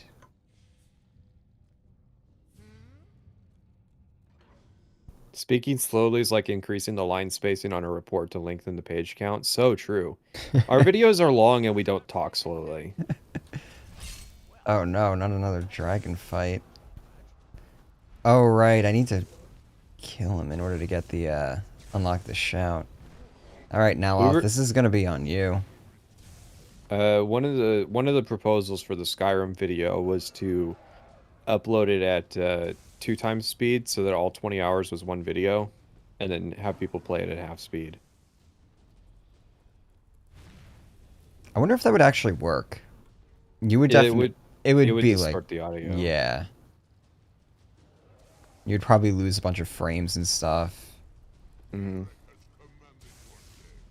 Throwing in a few septims in honor of Corporal Sessions' bravery, taking this god-awful fist combat all the way to Apocrypha. Actually, it was my idea because we needed to fill 4 stream slots, and I don't know, his stream ideas sound better than mine. And I gave him this one, too. You fool. But, like, I wasn't gonna play Skyrim, so... I really don't stream myself playing video games. It never goes that well. I don't know what I'm gonna do with this dragon fight. You're His character is so... We're gonna wait on Nelos to fucking So- like get him down to half so with helpless. his chain lightning Yeah. casts. Nelos, please. Like, why didn't you get Dragon Rend? I didn't want to go through the whole fucking story. Wait, I can contribute. Obsidian should be called up for the huge expectations for the games they make when they're told up front how much time they have. The fans blame the developers for their unfinished state. I have a part of my Outer Worlds video where I say, the management excuse that Obsidian has used has come up too many times for it not to just be like a systemic problem at this point. There's some ever elusive manager that kneecaps Obsidian every time.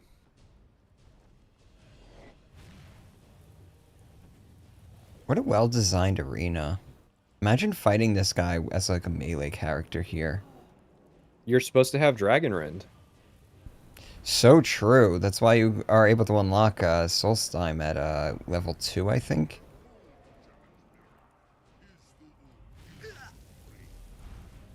Outer Worlds is supposed to be bad, bro. It's AA. I mean, yeah, that's like kind of what I say. It's like, the annoying thing about Obsidian is that they pretend to be outsiders when they're a AAA studio at this point. Like, they haven't been outsiders in a decade. There we go. If they only had 19 months. Yeah, I do jokes about, like, saying that New Vegas was made in, like, 6 days. When Obsidian had promised the 7th, and that's why we take the Sabbath off.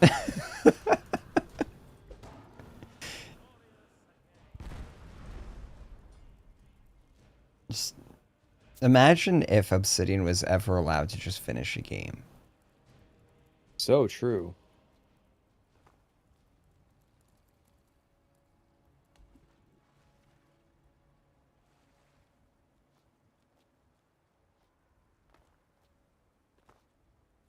Did I not absorb his soul?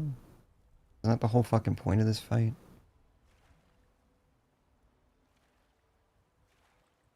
Well, you see, you actually didn't do enough damage to him. Yeah, Neloth's actually gonna absorb his soul. I'm stuck.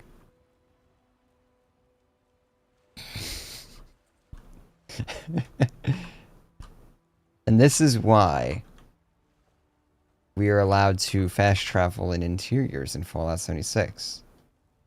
Am I really not going to absorb his soul? Wasn't that the whole point, so that I can unlock the shout?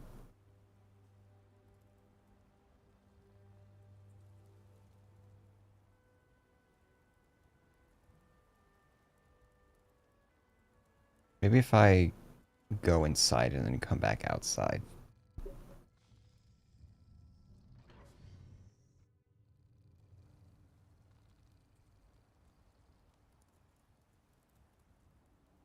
Well, this is awkward.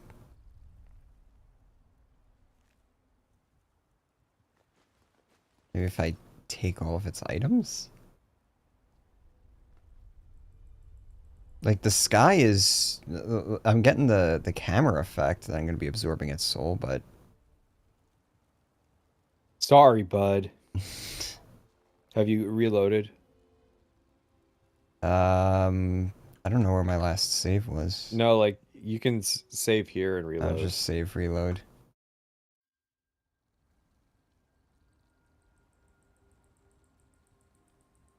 Yeah, I don't... I just think I got scammed here.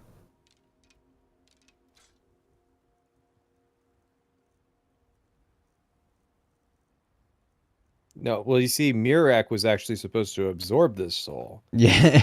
But then... Wait. Maybe you didn't that... kill the... I You didn't know, you kill. didn't kill. Yeah, you didn't kill the dragon at the other Yeah, one. yeah, Is there some kind of weird scripting? yeah. Hmm. That might actually be it because he hasn't shown up to steal a dragon soul yet. So he might be trying to show up for this or something like that. Wonder And he if the can't. I wouldn't be surprised if that like soft locked something. I mean, just like walk away for a bit. Say fuck it, I don't need the soul. I'll like walk away. Let's wait for like a day. I mean, you know where to find another dragon. I don't want to fight another dragon is the problem. That's just fucking cheat. How? Cheat what? Just like set its health to half. Can you? Because I know the kill command doesn't work on them. You could probably just set the AV, the health AV to like 1 health.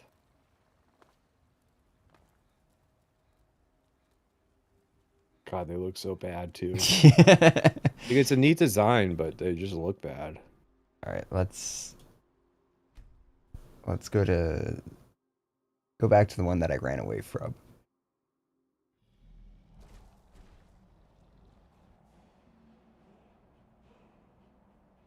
Yeah, so kill doesn't. It worked. What? You see, you just hadn't targeted the correct dragon in the past. Let me tell you how many fucking dragons I've tried killing, like command killing in the past. I've tried it at least like 5 or 6 times. Heavy armor 40. Can't you get the perk now? What perk? The fist perk? That's at 30. I already have it. Okay. Yeah, this paltry damage that I do is already with that perk. So With the it's enchant? with the perk, and it's also with these CC gauntlets. Melee attacks do 20% more damage, and I also block 20% more damage with it. Base armor rating of 25, so it does additional 25 points of damage. Yeah, I think, what is it, the Ring of the Beast or something from Dawn Guard? Something like that increases your fist damage as well. I think that's only in the Vampire Lord mode. Really?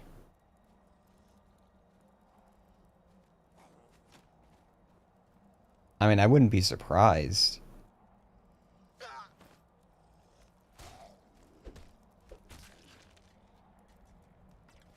Okay, so I was able to absorb that soul. So what happens if I go back? Oh no. It says your claw attacks will do 20 extra damage.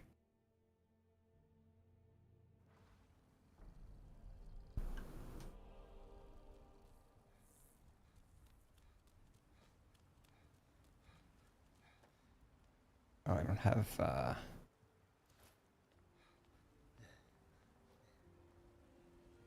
Pat, did you do Outer World streams? No, why? Is there like some... Is Outer Worlds one of those games that has like a bunch of shit videos about it? I honestly don't care because the script's already done, so like... I'm not gonna add to it. Kill doesn't work while a dragon is flying. That sounds about right. Okay. That explains it then. Listen, this dragon didn't have a soul. And also, it looks worse. Foos it into the water. Yeah, can you move the corpse? Can you even interact with corpses with the unofficial patch? I think so. I mean, specifically dragon corpses.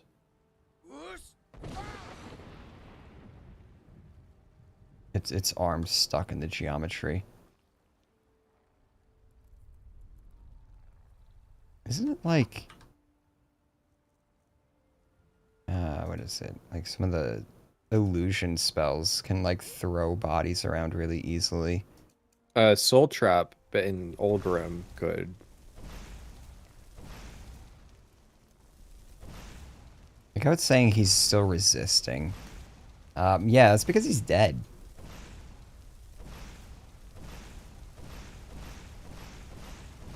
Can you use a reset command on him?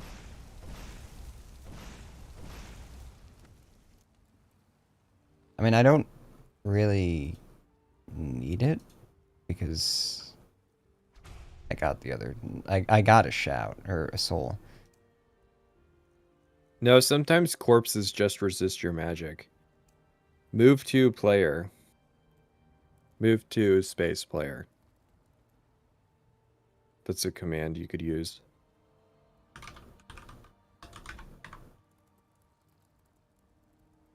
What? Mirax here.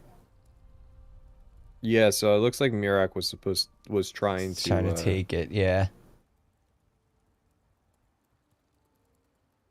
God damn, dude, Skyrim is so broken. I have to wonder, like, maybe this is some unofficial patch fuckery too. Who knows? I think it's just because I think I sequence broke it just because I didn't fight that dragon up there. Well, yeah, because there's scripting tied to preventing Mirak from taking one of those souls. I think it's the one at the one you actually got the soul from. Yeah. There's supposed to be like scripting to stop Mirak from taking that soul if you don't have any. And so I think that like that script is broken. So That's you might funny. not even be able to kill Mirak. Because I'm pretty sure like that script breaks like catastrophically. We're gonna find out. Something isn't right, Bernard. I feel it in my bones and I smell it in the air. This is going to be such great material in 2025 when your Skyrim Part 4 comes out. Yeah. And now Still faster than Kratos' Skyrim parts. Mirak's corruption. It may. It should. I don't want to restore the See rest that of the that stone. quest that you are ignoring because you're doing the main quest? That's the one that has the Thalmor in it. And unlocks Stalrim equipment. Land is out of balance. God, I love Skyrim. I am still too weak to face. You must cleanse Oh, you have to cleanse the stones. I always thought that was an optional quest. No, that's why you do it while you're doing the other quests.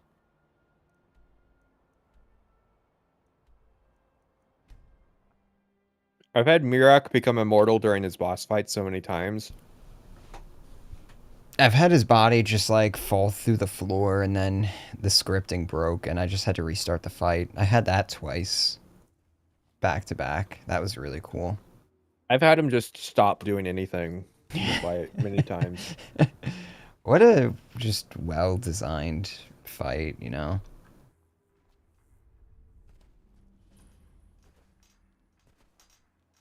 Anyone cares about the Dragonborn equipment besides doing it for the achievement? No. Everybody does Dragonborn at the end if they even mention it. It was kind of funny playing the guessing game of whether or not a Skyrim video was going to include the DLC.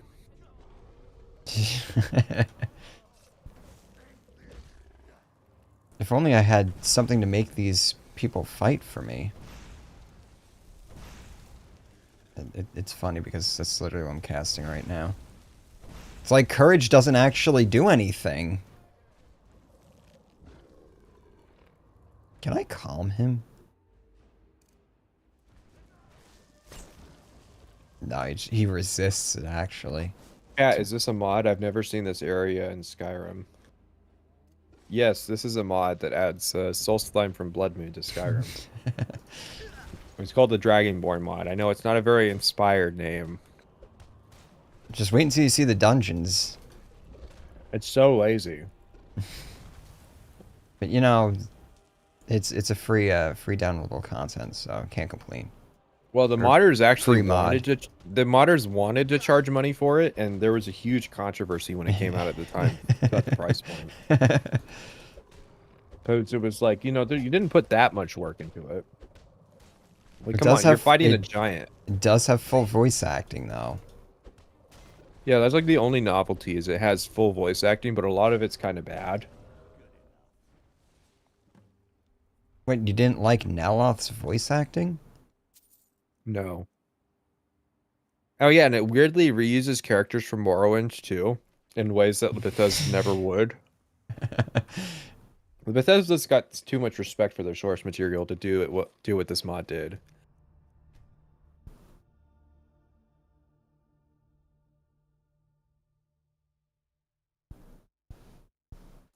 Courage adds health to the NPC it hits. That is something. Or you could just cast Restore Health.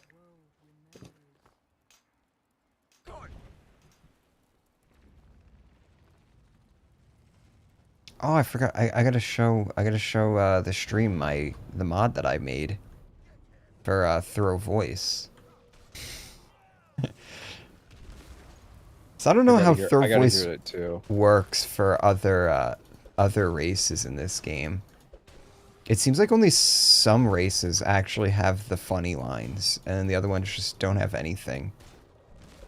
It's like my main character is wood elf, female wood elf, and I use Throw Voice, and it pops up the lines, the subtitle for the lines for the insults, but you don't hear it.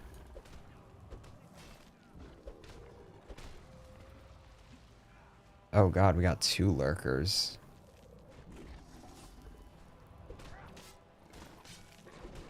What a thrilling game. This is... Am I too late for the shipping? No, you can still put in your shipping and handling information. Just give us your credit card number and those 3 funny numbers on the back.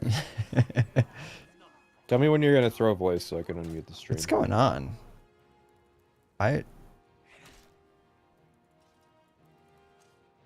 Who is this?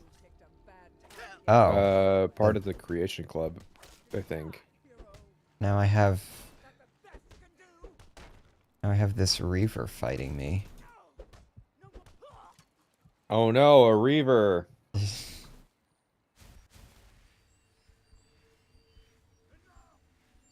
Fleur? I'm pretty sure I said it clearly.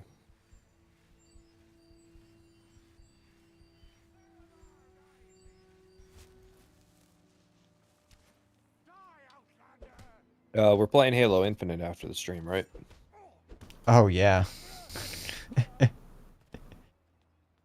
don't even own Halo Infinite. Oh, neither do I.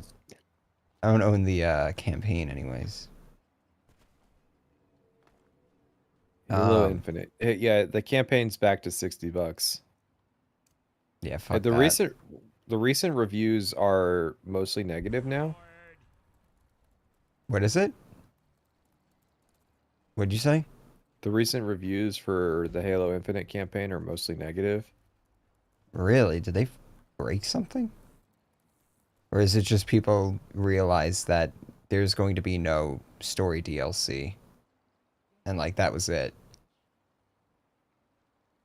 Carlia, when will you learn you can't get the drop on me? Yeah, so I replaced the voice lines with Mercer Frey voice lines. So I've mastered the shadows. Keep doing it. The chat needs to hear this.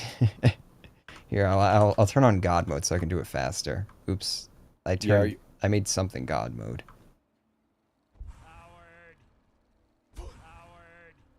Carlia, when will you learn you can't get the drop on me? You mean nothing. Coward. I like the peeking on Mercer's line there.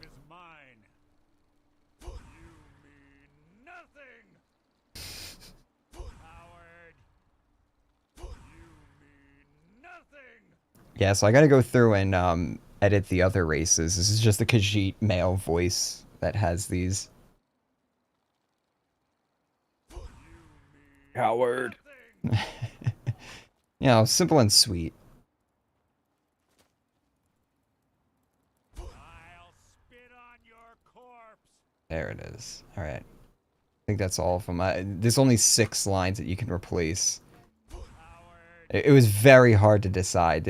Mercer Frey has so many good fucking one-liners. I've mastered the shadows, and now your life is mine. Howard.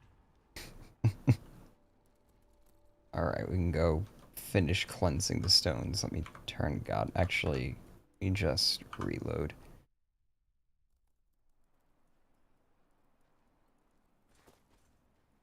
I bought Halo Infinity. No. Halo Infinity was made available Oh, for wait. free with Halo 4. You're thinking of something different. God mode is still on, even though I reloaded.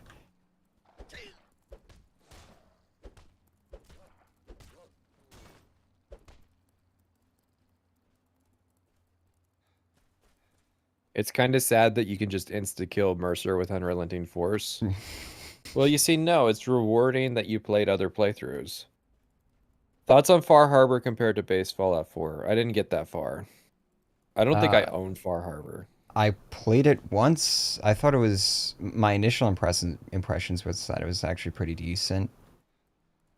Had some cool atmosphere.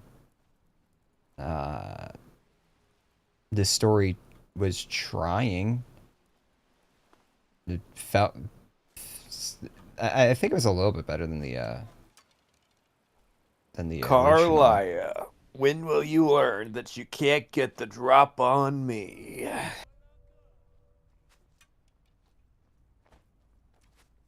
That's my favorite Mercer Frey line. Wait, what am I doing? These are humans. Mirak has absorbed a soul. Did he finally absorb the soul? You got far enough away from it. Yeah.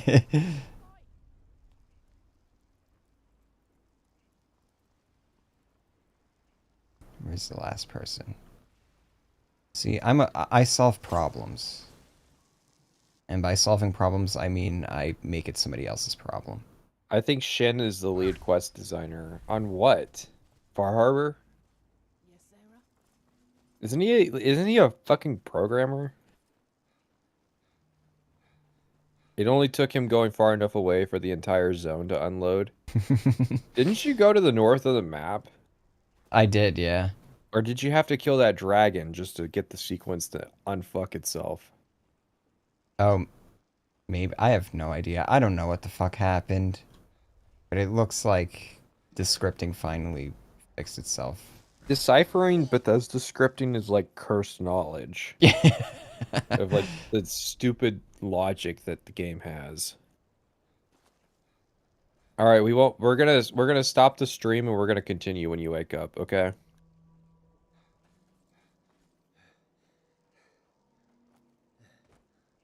I will never unironically say good night.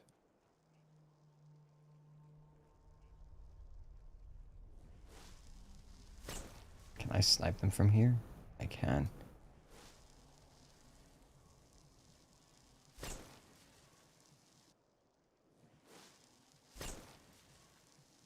There we go.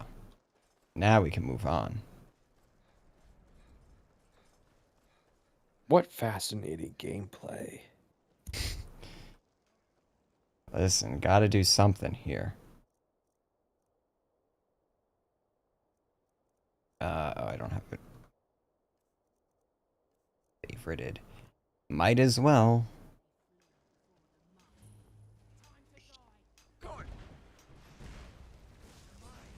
No. No, I didn't mean to calm the, my ally. Calm down! Calm down! You're gonna get killed! I can't frenzy him either because I'd be assault. You don't need his help. Nah. Oh yeah, Pat, at the end of his video saying wake up really messed with me the first time I heard it since it was at 4 a.m. Which video? My Skyrim video? Yeah, I did that to fuck with people. I don't make my videos to be slept to. It's fine if you do that, but it's not for that. Which is why when people are like, God, the horsecock thing woke me up, and it's like, well, you shouldn't have been asleep. I slept through that. I slept through that part of the premiere. Come on now.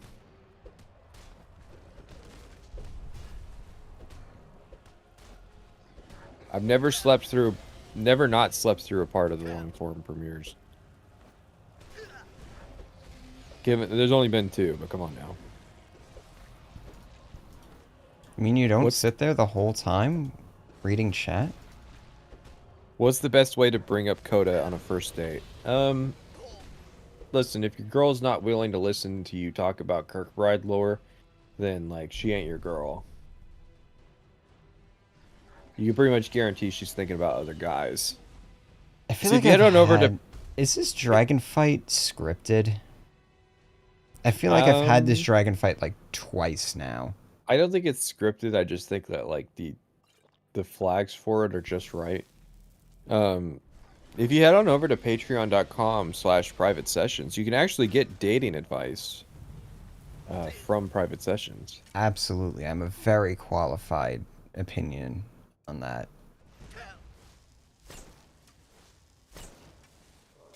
Oh yeah, and then the Reeklings show up too. What is this fucking encounter? This happens every time. This is the asshole of Solstheim, this whole area. Yeah.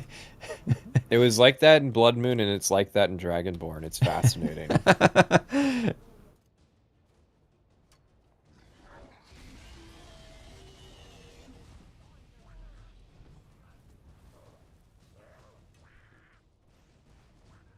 I love how illusion just causes all sorts of just weird issues to occur. Is he fighting me again? Yes. It's he is. yeah, it's fascinating that they've kept it in the series. And that they kind of tried to bring it to Fallout.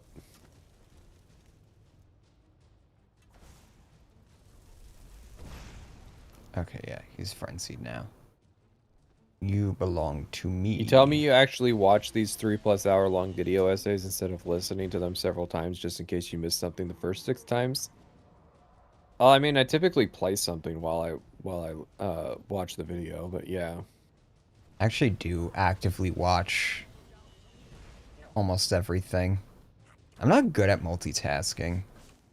That was the nice thing about Private Sessions video, is that it was the first time in months that, like, I saw an analysis video that I liked.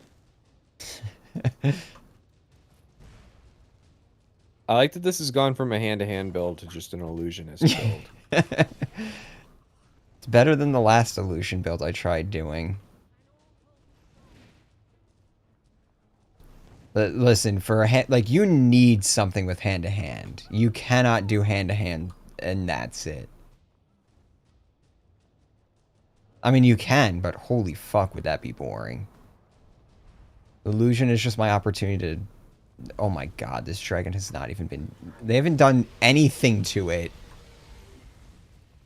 Do I know what the thesis of my hypothetical Metal Gear Solid 5 video would be? to That I'm land some not going to frickin' talk... Not really shield going to talk cheese it. about the story. That it mostly interests me as, like, a mechanical entity than it does as a story entity, so... I'm not fighting. What an awful arena to have a dragon fight in. I feel like I've said that like 4 times today. If I go to Patreon, can I watch Outer Worlds vid? I mean, when I make it, sure. Okay, so we don't want to... Let's see. You can't do as much, damn it. Fuck. Stop.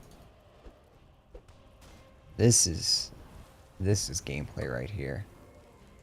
People, you know, people install all these mods to make Dark Souls combat. Maybe they should just try fighting a dragon with hand-to-hand.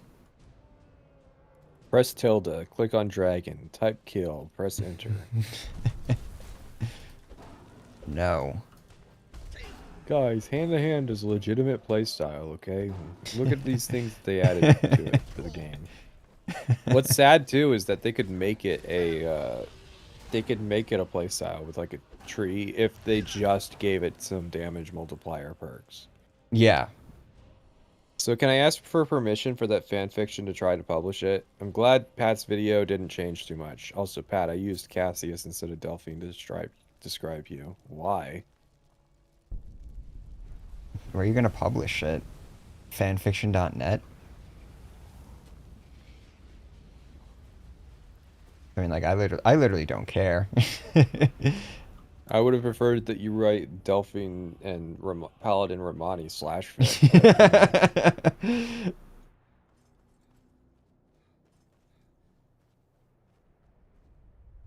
Okay, now I can. I slept through the first hand-to-hand stream and woke up with a strong urge to subscribe to Private Sessions Patreon, and a week later, 5 crates of unmarked caffeine pills showed up for no reason. Well, that's what happens when you head over to patreon.com/private sessions. That's weird. My distributor was telling me that they didn't have the caffeine pills in stock. Something about supply chain issues. Mm-hmm. I don't know what you got. Go ahead I and would take a take- bunch of them and yeah, report back. Take it anyways. The land is out of balance. Do you want to die? How? No. I am still. I do right now. You must cleanse the other stones so that. Did I not finish? I thought I cleansed all the stones. God, Storn Cragstrider. Listen, I know that the clip where Jonah Jameson just laughs is Wait, kind what? of overused on YouTube, but the clip I have where Freya asks you if her father's death was necessary and he just fucking laughs at her. That's the time I'm gonna use it because Jesus fuck, this Dragonborn story not great. Oh, the beasts. I didn't cleanse the beast stone? Where's the beast stone? Oh, there it is. Okay. Sorry, I'm just blind. Wait, I can't say that yet. Hold on. I'm sorry, I'm Actually, just blind. I like how I can see the... I can see the quest marker, though.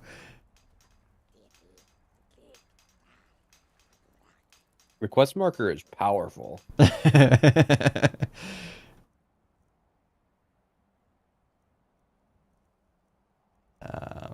Eye.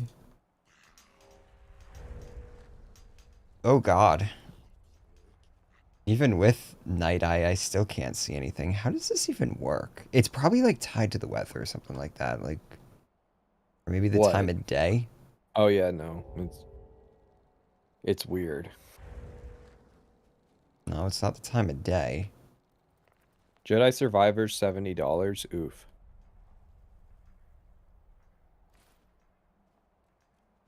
Oh yeah, Pat, did you have to censor the leader getting stabbed by Hermamora by YouTube, or did you do that to be safe?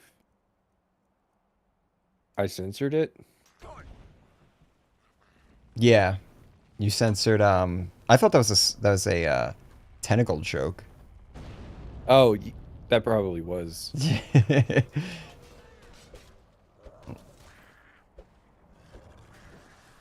I don't remember every bit I did in the Skyrim video. I don't really remember the Skyrim video, to be honest. That's to be expected. I know I'm going to... Actually, I don't even remember half the shit that I did in my videos, and I'm working on another video right now. So a part of the process has been me going back and rewatching my Skyrim videos. Oh yeah, it was definitely a tentacle hentai joke because it's like a full body censorship. Yeah. Yeah, I didn't realize that until this most recent playthrough. Or rewatch of that. Stamina regenerates 20% faster.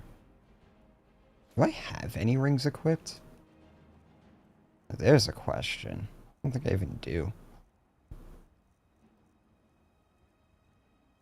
What do you think was more Oh. pointless? Storn's death in Dragonborn or becoming divine in DOS 2? I think okay, so becoming divine in DOS 2 being pointless, at least like it's kind of a thematic thing. Storn didn't have to die in Dragonborn, given that the word he died for us to learn is fucking dragon. That is definitely a bit I remember. This stupid like compilation of every time the word for dragon gets said. It's in our fucking name, Bethesda. But what would the third word be? Tell me that. It apparently is dragon. Fuck. Keystone is still corrupted. I mean, if we're going to control dragons, The skull. surely we have to say dragon. Shaman. It is my. What do you think about the Monster Hunter genealogy in Metal Gear Solid 5? I think I only really started loving it when learning of that. Are you talking about the legendary animals that are in that game? Father, you must not do this. That book is wrong, evil, against everything you have taught me my whole life. I must, Frey. It is the only way to free Solstheim forever from Mirak's shadow. There comes a time when So who's the Allfather? Hypnosissy dragon. If Sithis is just something Mephala made up. Who's the Allfather? Could be Yeah. Lorcan. I stand Or behind you their equivalent for sure. always.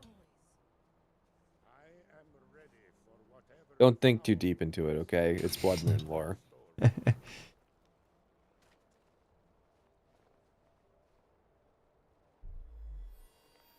Oh yeah, I remember that the popular theory is the Allfathers anew. That's right. Is what? Anew. Uh,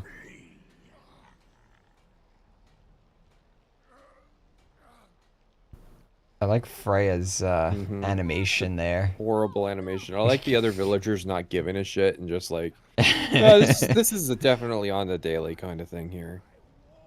Who's anew? They're starting to. In Elder Scrolls, there's like there's anew, and then there's Padme, and like they're kind of She looks like worried. primordial order versus chaos entities. They're not really like they're not beings that you interact with in the sense that you're used to. What the fuck is that child animation? Why are they lined up perfectly? Huh? Do something.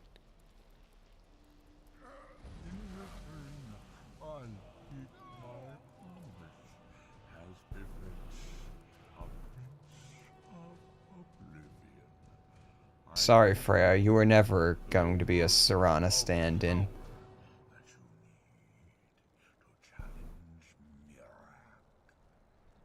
Thanks, Dad.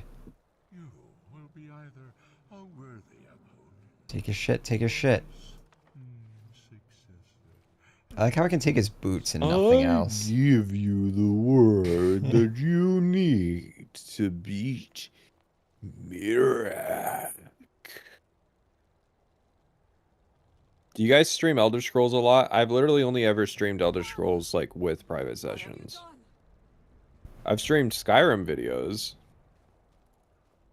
Alright, now let's... My father sacrificed himself so you could destroy Mirak and lift his Don't worry, I'm from that. definitely not going to use this for necromantic purposes. Just a illusion spell to send the corpse flying. You guys do burials at sea, right? I mean, your village is like right here.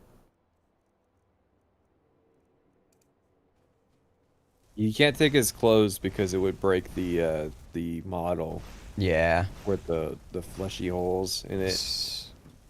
I never would have even thought.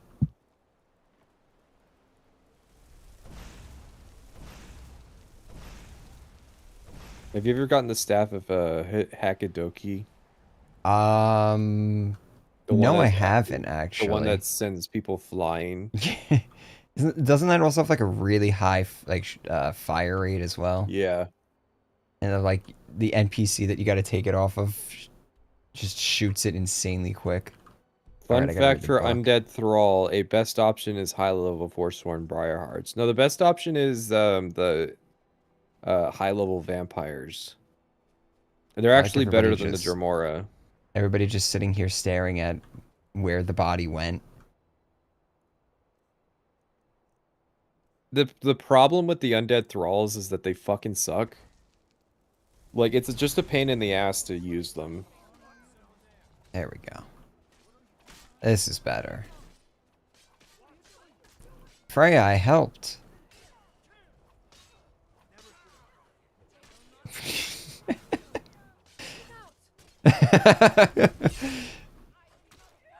I remember reading that Undead Ulfric will use shouts. I mean, if you want shouts, just go get Drug or Deathlords then.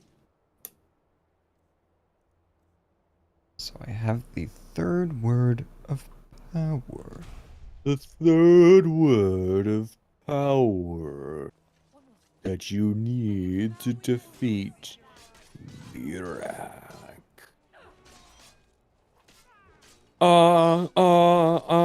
Yeah. Dova. Dragon.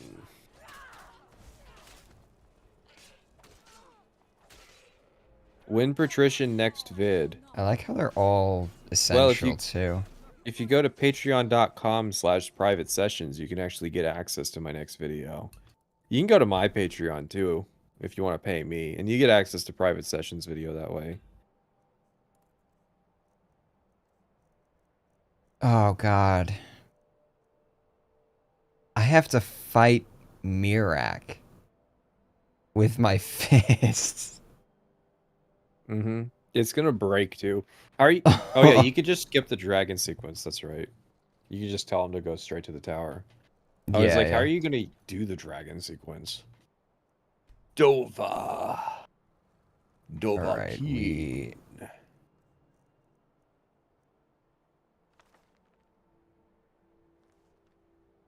this is gonna be a fight. Listen, they wouldn't have put in the gloves of the pugilist if they didn't think hand-to-hand wasn't a valid. Mm-hmm. Of course, Skyrim has such tight design. You have to understand.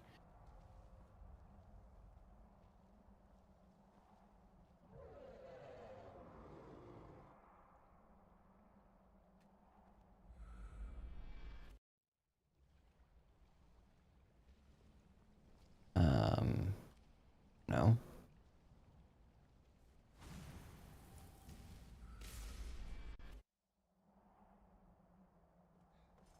Am I in the wrong book? No, No. you were in the right book. Isn't there supposed to be like a dragon that comes down? And Where, like, how'd you get here? I read the Oh, book. you have to do this dungeon, I think. Oh, really? Well, which chapter are you in? Are you in the last chapter, or... No, I'm in the first chapter. Oh. He shows up to a word wall. Oh, okay, okay. Sorry, I don't remember. What? Why'd he just die?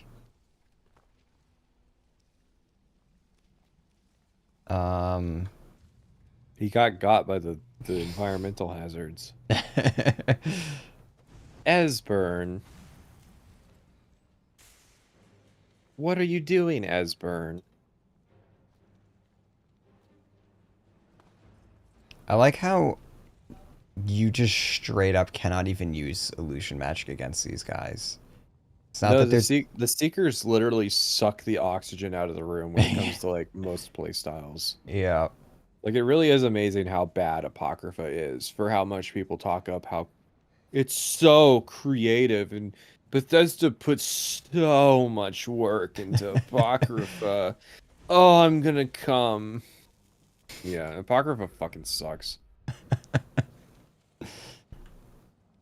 Like, it kind of looks interesting, and that's about it. Gameplay-wise, it's like a black hole. It's literally just it's the same dungeon design too at its core. It's just follow a straight line. You see. Apocrypha is where you get tested on the final game mechanic, which is learning how to run past enemies.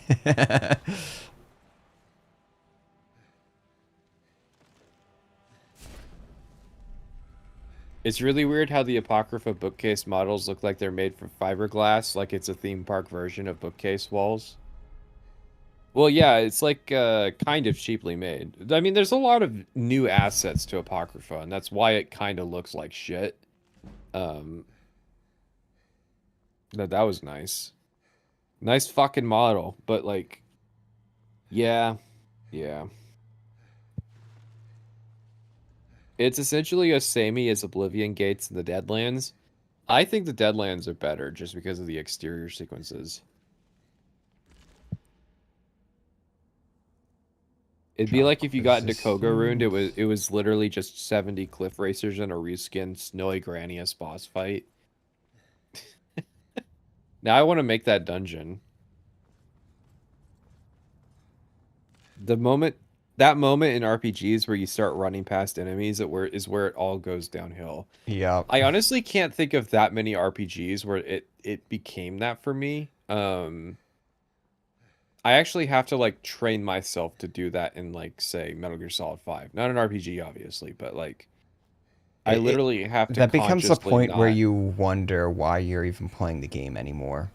Yeah, Skyrim is like the only game I can think of off the top of my head where running past all of the encounters is the main way I play it. That and like Halo 4. I guess Halo 4 is another one where like Oblivion after a point. yeah, A lot of Oblivion. like if I get in like a undead dungeon, I'm fucking running past everything. The fucking the only part of Oblivion I can think of that I was running past stuff was the Iliad quest to get all the statues. Oh God, yeah. Holy shit. That's some bad stuff. I mean the thing is I don't have the problem with the Deadlands that a lot of people feel because I don't really grind out the Deadlands. I kind of Yeah. like space out my Deadlands dungeon runs when I play whenever I play Oblivion to where it's not horribly repetitive. Like the most annoying part of the Deadlands for me is the caves. I hate the Oh, caves yeah, in the yeah. Deadlands. The Other caves than are that, it's not really a problem. The towers are mostly the same each time, so it's very Mhm. easy to learn. And I think the outside parts are interesting, so the Deadlands, even if it's the same dungeon, I don't have a problem with. I like Um, that the Deadlands and stuff actually acknowledges the only acrobatics. the only part Like of it Elden Ring that I ran past in the late game was that snow area. Just because I needed an item to beat the final boss. There's that one ring that gives you holy resistance that's in the snow area. I ran past enemies to do that. Otherwise, I didn't have that issue with Elden Ring. I had a ton of fun with Elden Ring encounter after encounter. now I see why they give you all these fonts of stamina. Meanwhile, fucking Skyrim here, I'm like running past everybody's, you spam invisibility and you spam whirlwind sprint. That's why they teach you whirlwind sprint in the main quest. And become ethereal. Oh, become ethereal. I should be using that for this. It's fun. Like, I'm not even doing anything, right? I'm literally just running. There's No, no, it's so fucking boring. That's why I there's said do no, this with the boots of blinding speed. I wish you could see shit yeah. with Night Eye when you in this area. Uh-oh. Uh-oh, I got greedy. Nope, saved it.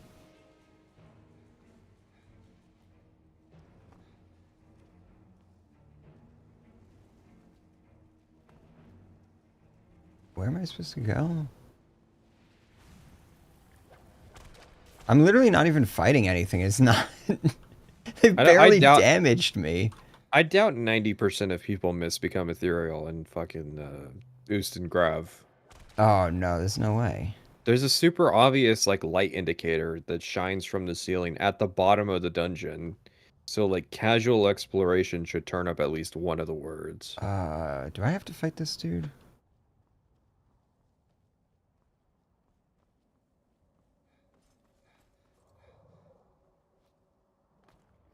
If you happen to have some Netch jelly on you, you could do the whirlwind catapult technique where you paralyze yourself as soon as you cast whirlwind sprint to send you forward at extreme speed.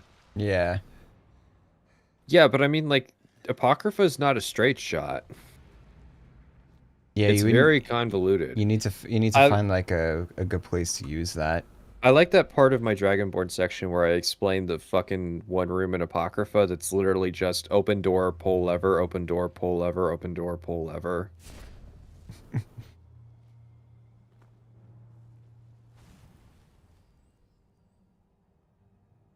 Become Ethereal is like a really good utility shout just for skipping bullshit because it negates fall damage.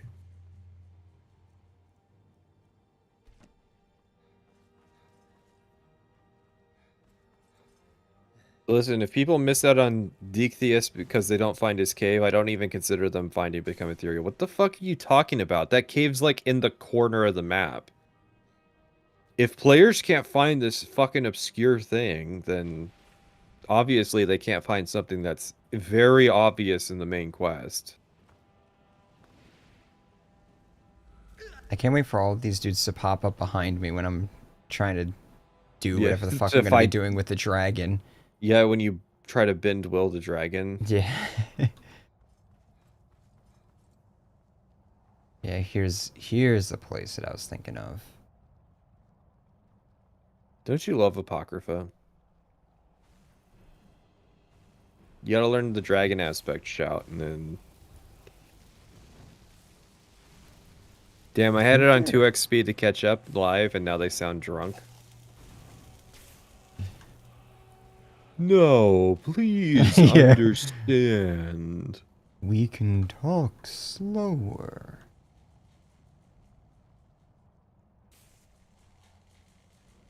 Where is the dragon? I literally only ever found I think I- Drakeethius because I thought it would be funny if I recruited him to my farm. Do I actually have to fight these dudes? Oh god, Oh, the final don't s- boss. Two don't Seekers. Say it isn't so. Well, it could also just be broken. Yeah. You have to bear that in mind.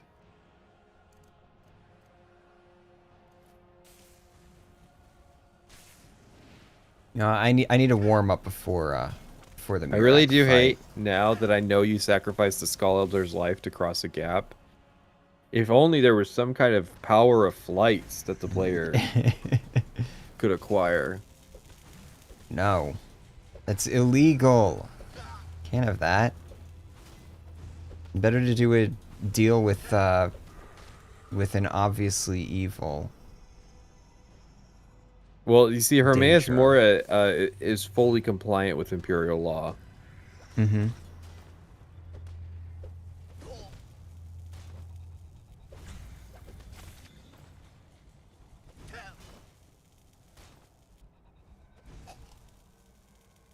Controlling dragons is such an underwhelming ability. They're awful companions because they do the same thing where they fly away to kill. Can They you fly just- away to kill elks, and riding them is meh. Shout was clearly made for this alone.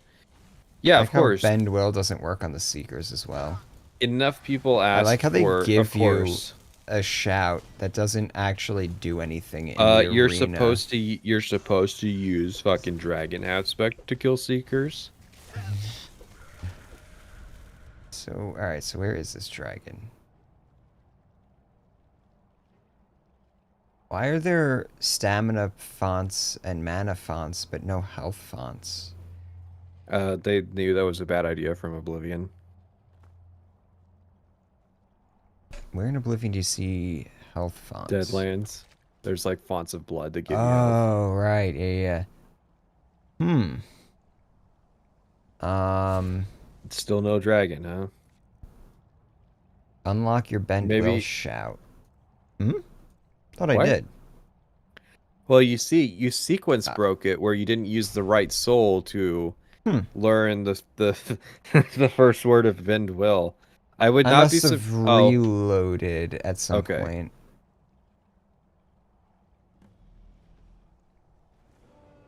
And then he just like spawns in.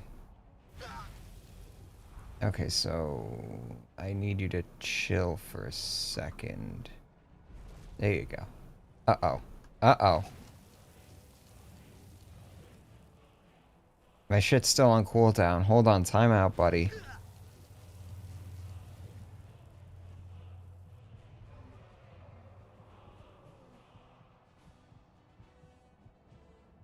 Hold on. It's almost off cooldown. Just... I won.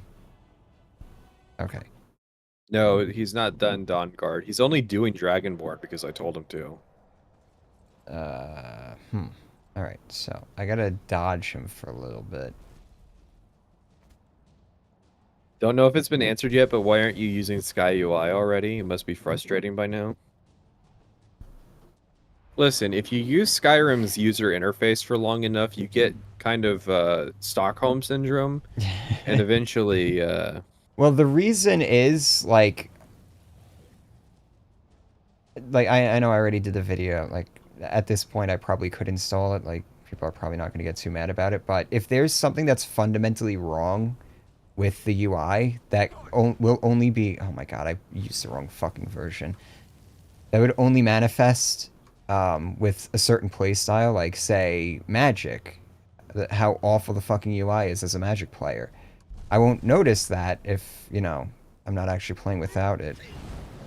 Well, you see, you have to play with the color tinting in Fallout 3 and New Vegas, okay? You don't understand how bad it is until you've endured it for 4 playthroughs.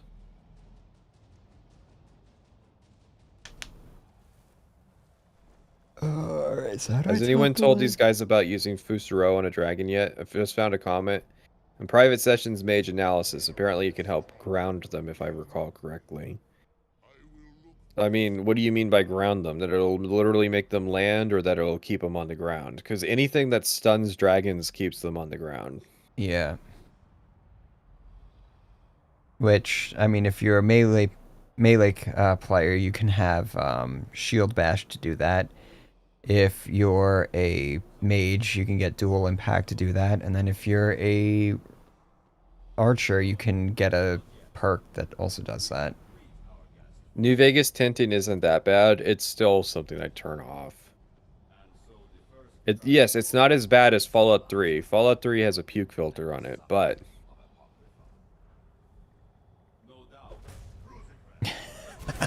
He can get his stealth attack on him.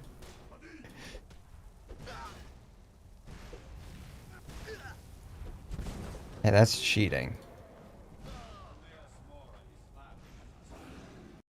Emmaus Mora is laughing at us right now. I'm surprised this isn't already broken. So if I can... Oh, no, I can't pickpocket him. God damn it.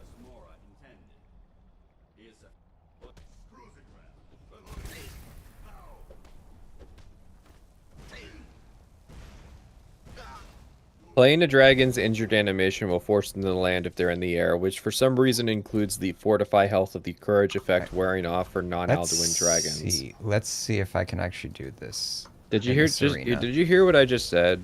No, what'd you say? The fortify health effect of courage apparently will cause dragons to play the injured animation and force them to land. What? Yeah, so you know how courage health fortifies? Yeah, when that wears off on a dragon. They play the injured animation and land. That's the theory that the chat says. Interesting. He's talking instead of fighting. The Mirek fight is already broken. No, the Mirek was fighting back. Yeah. Where'd he go? He was not prepared for the boots of blinding speed.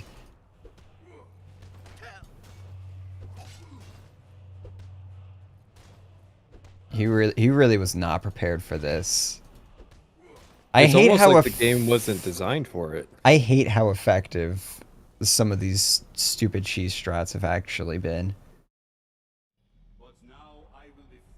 Because they're not even like fun cheese, it's just stupid. It's stupid bullshit. Yeah. I mean, that's kind of how the boots of blinding speed were in Morrowind. You can WS dodge everything if you have... You don't even need the boots to do it, but like if you have the boots, it's even easier. Is Mirek not immediately hostile here? No, he's supposed to talk to you first. He doesn't say very much, but he does say stuff. Do I have something to like resist fire or something? I don't think so. I have an invisibility potion. Do you want to hear what Lucian's tomb entails in DOS 2, the final dungeon? Yes. Okay, so there's this extremely convoluted quest you have to do just to get access. Putting that aside, because that part was actually interesting. The first part of Lucian's tomb is a Bioshock pipe puzzle. Okay. That only one player can do. Okay. So, no shit. The other person that I was playing with had to just sit there and watch me do a Bioshock pipe puzzle. Nice. That's part 1 of Lucian's tomb. Part 2 is this fight. This is the you know how I was telling you, like, I was impressed by the game's design for like how sadistic it was, not for how good it was. Yeah. This is that fight. It's called the puzzle fight, okay? What it is there's these enemies that replicate themselves, and like they keep respawning. So it's pretty basic encounter. You have to hit a set of levers, and like the enemies keep respawning during it. So funny thing, what they do is, firstly, there's one where they can teleport you around the arena, so they can just keep teleporting you away from them. But they also have a shit ton of movement on their turn. And so they can like run halfway across the arena away from you on their turn, which they will. They also move extremely slowly on their turn. So the turn timers take for fucking ever as you slowly watch these stupid puppets like waddle around the area. And then there's another lever where they will turn you into a cow. And so what happens is you can get soft locked into this state where you keep getting turned into cows and teleported around the arena and just watching them slowly waddle around everywhere. And they don't do any damage either. Like, legitimately, I think they do like 50 damage a turn at a point where you have like 20,000 health. So, if you take too long on this encounter, you will legit just be stuck constantly being turned into a cow and teleported around, watching these things slowly waddle around the arena and chip away 1% of your health each turn.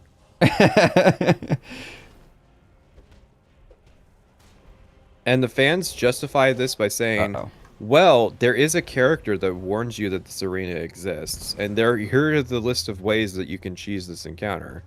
Don't get me wrong. So you have to... These things are true. It's still stupid.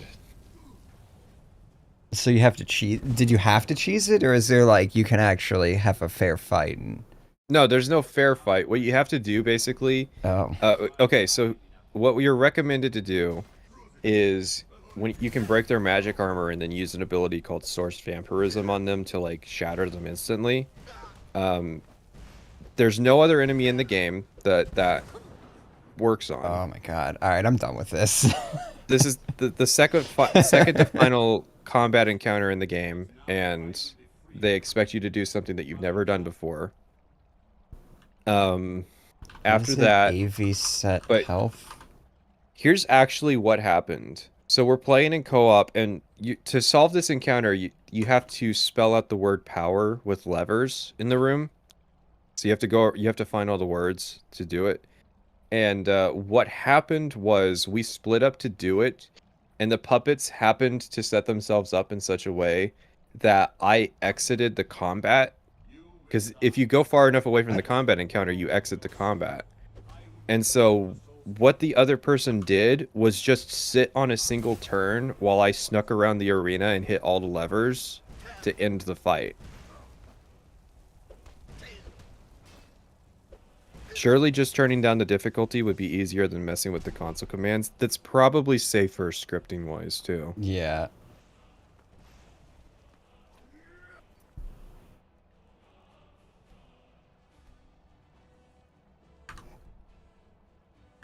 Yeah, this character has no shot against Mirak. So that's the second part of Lucien's too. This, like, sadistic little trap to softlock your game. It's impressive in terms of how sadistically you can design a combat encounter.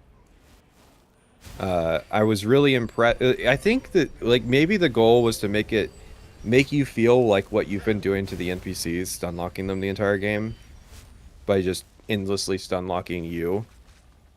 Like, it wouldn't be that bad if they turned you into cows and then just killed you as soon as you got turned into cows. It's the fact that they do 1% of your health as damage and then, like, no joke, spend like 15 to 30 seconds moving. Like, I'm not talking like, oh, they will run for 5 seconds. And No, it's like 15 to 30 seconds per, and there's like 4 of these fucking things. So it's like legitimately a minute before it gets back to your turn that gets skipped because you're a cow. And then it's another minute of watching these things slowly waddle around the arena, chipping away like a little bit of your health at a time. Then it gets back to your turn. Oh, you're still a cow, because they re-upped it while you were on. Like you exited cow after your turn ended, but then they just re-cowed you. No, it's a really dumb encounter. And any DOS 2 fans that justify it are look, I'm just be honest with you. Like, I get it. The game's fun. The gameplay's fun. The Lucian's Tomb sucks and the story sucks.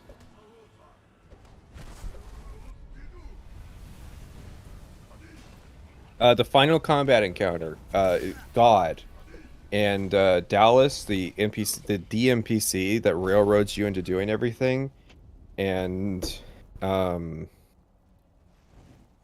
yeah. So this the final combat encounter is great because you're not allowed to like attack from stealth like you can other encounters. Your control of your character is taken away from you, and you just walk up into melee range to talk to them.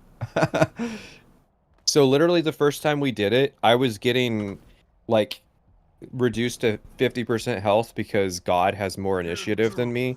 So we had to reload, go back.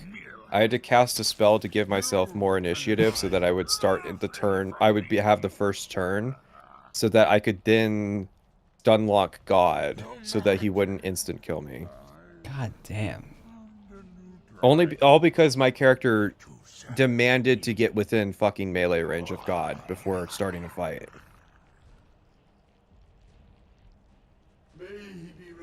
And then the other thing is like the combat encounter doesn't matter. You would think that like the goal is to kill everybody. The goal is actually just to kill one specific NPC out of 6 that are there so that it goes to the next phase and people stop trying to fight you.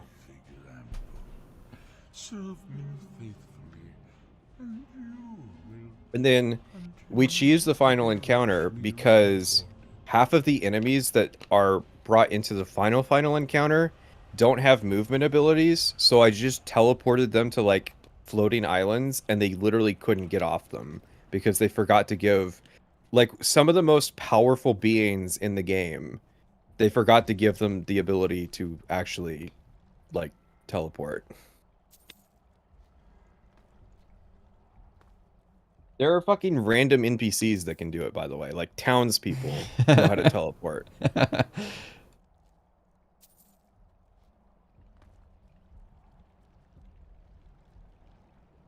Is Dragonborn the worst DLC Bethesda here has made after Mothership Zeta? No, that would be Nuka World. Or some of the stuff in Fallout 76, like Expeditions, The Pit. Do those count, though? I mean, we could limit it to just Bethesda, Maryland. So those were definitely made by Bethesda Austin. Then it's Nuka World. Hearthfire's good. I don't know. Like, people hate Hearthfire for no reason. Hearthfire's fine. Yeah. It's cheap. It's simple. It does what it is advertised on the tin. It integrates well with the rest of the game. Nuka World actually sucks. Raiders suck. I don't want to fucking deal with Raiders. Raiders are like some of the worst writing that Bethesda's ever done. Anything that has to do with Raiders. Yeah, I don't know. I've never played Nuka World, so I have no idea. I don't know. There's parts of Dragonborn that are decent. It's one of those things where it's like the first couple times I played it, I was like, yeah, this is pretty good. But like the more I play it, the less I enjoy it. It's kind of themed well. I like the area. Mm-hmm.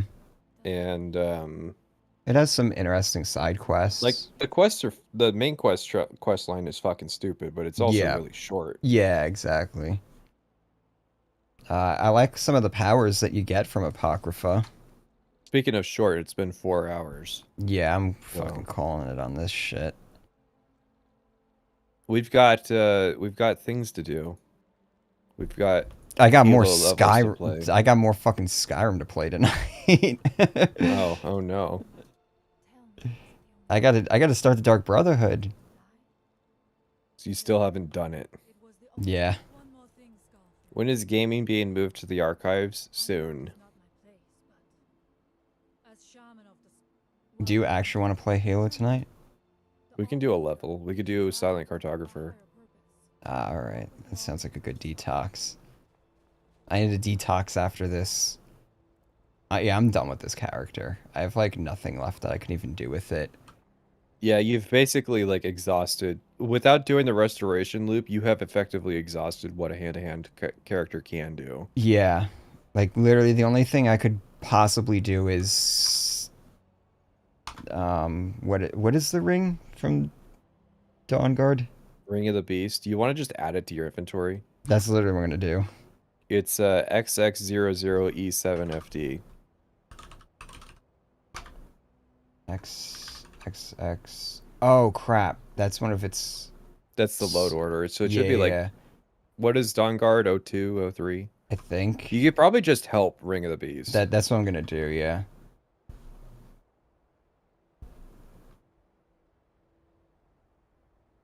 What is My normie it? friends that neither read or watch films played DOS 2 of all things, and even they found the story unimpressive. No, like, people who think that DOS 2 has mediocre, let alone good writing, are straight up delusional. Like, DOS 2's strengths are its gameplay.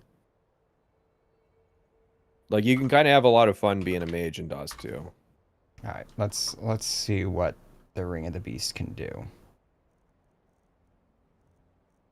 You don't have normie friends that play DOS 2? DOS 2 is pretty, no, it's pretty low level. It, like, the statement, it's a CRPG for people who don't like CRPGs is pretty accurate. Hold on. Where was...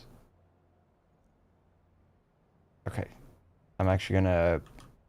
I'm gonna load back into that fight now. I don't know about testing it on Mirak. No, that's fine. I had Is the difficulty still down? Yeah. Okay. Did I... Where is the... Okay, so I think it'll only work on, I think it'll only work on fucking... in the Vampire Lord mode. I could be wrong, but... I don't know, it feels like I'm killing him faster. Wow. So now you have another stream where you have to do Dawnguard to get it legitimately. You gotta go deep into the Dawnguard thing too. Yeah, no, I'm definitely doing more damage. Do you? I think you have to finish it in order to... It's one of No, the you have to do the Radiant quest. I don't think you have to finish Dawnguard. Don't you have to become like the Lord in order to get access to those? Been a while since I've done the vampire side. No, I think you can do the side quests in Dawnguard without finishing the faction lines.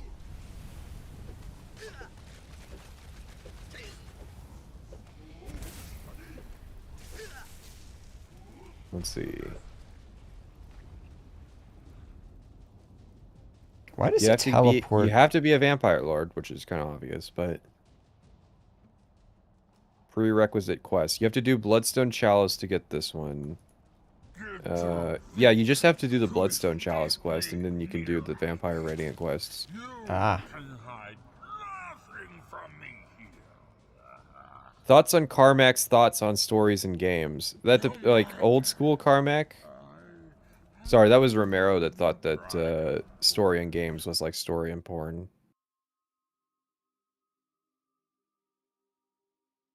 You just have to join Harkon. You can get the Ring of the Beast immediately after joining. Okay.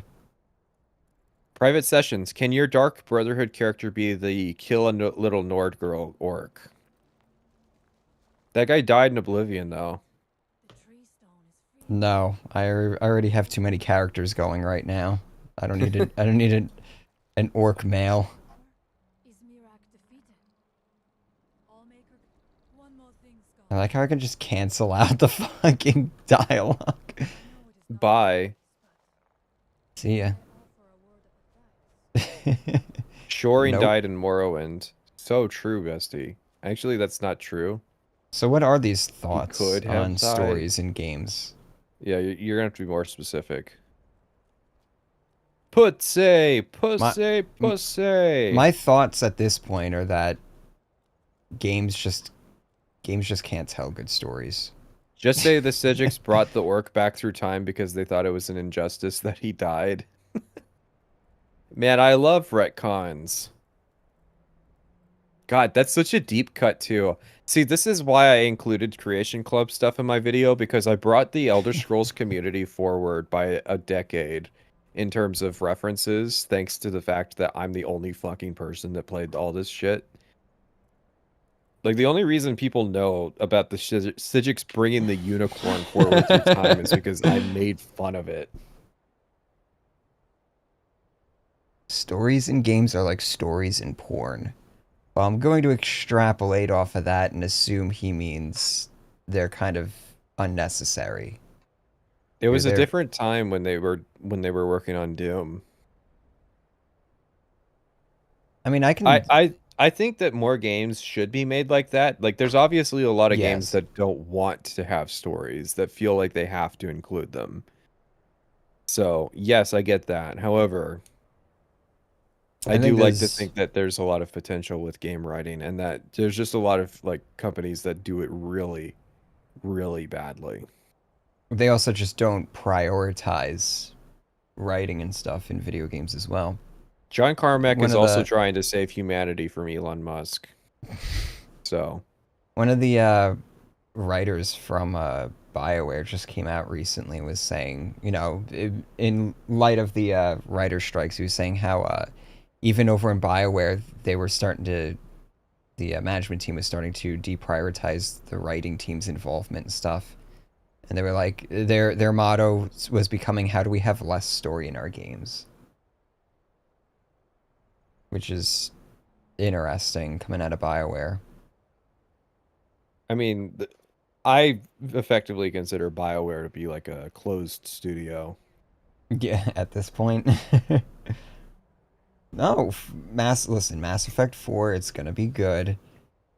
It's definitely not in a horrible position where they have to either retcon a shit ton for Mass Effect 3 or make a story that's just gonna be completely nonsensical. No, there's no such thing as Mass Effect 4. It's not being made. BioWare closed after Andromeda bombed. Are you telling me you're not just you haven't already pre-ordered Dreadwolf? What's a Dreadwolf? The next Dragon Age game. They made more Dragon Age games than Origins? Yes. You did not. Are you telling me you did not play Dragon Age Inquisition? Was that the mobile version of Dragon Age Origins?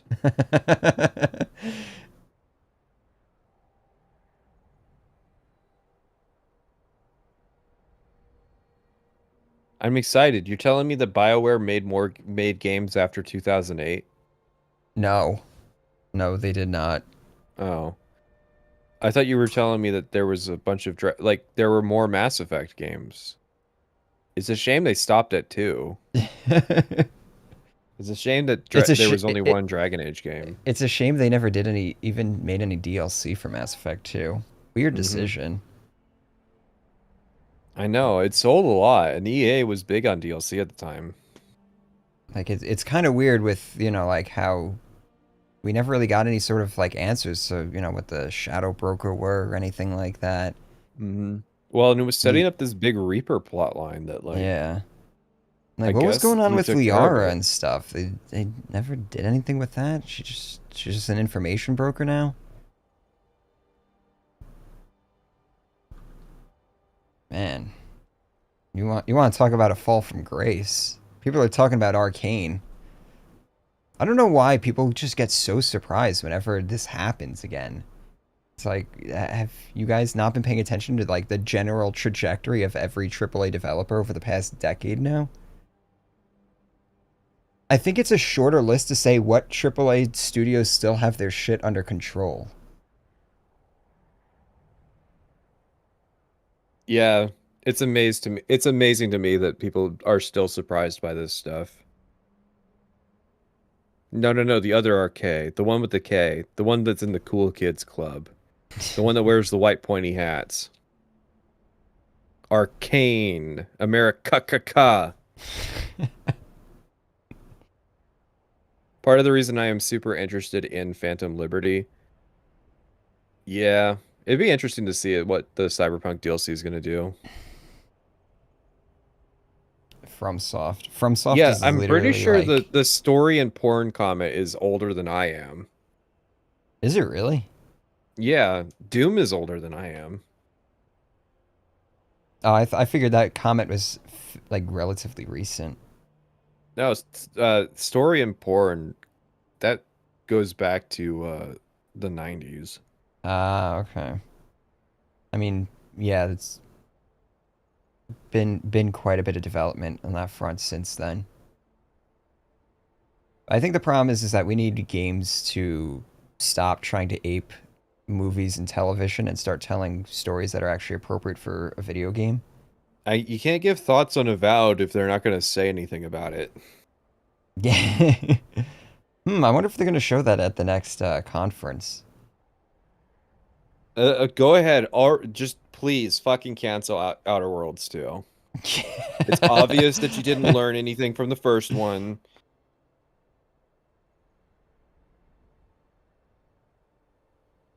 All right, chat. Listen, we got to get out of here.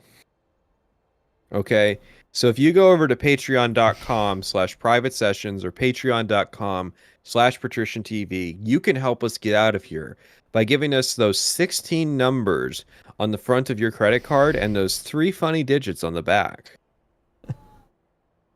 If you do that, not only can we get out of here sooner, you get access to 2 4-hour Fallout 76 videos. That's 8 hours total. You get access to both of them from just one. And you get access to the versions that YouTube did not want you to see. Mm-hmm. Uncensored, complete cuts. Otherwise, you have to wait a whole month for it all to come out. Yeah, for it to be drip fed because we have to tiptoe around certain topics. Certain topics that YouTube will not appreciate. That's the funny thing is, so we can't drop the full videos all at once. And even if we were to drop all of the parts at once, they would get algorithmically throttled. Yeah. So legitimately, we have to like spend a month releasing content. Thanks, YouTube.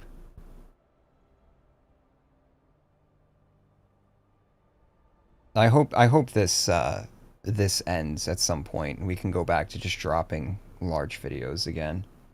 Oh, that was such a fun era. Oh, I think I'm gonna drop a 20-hour video today.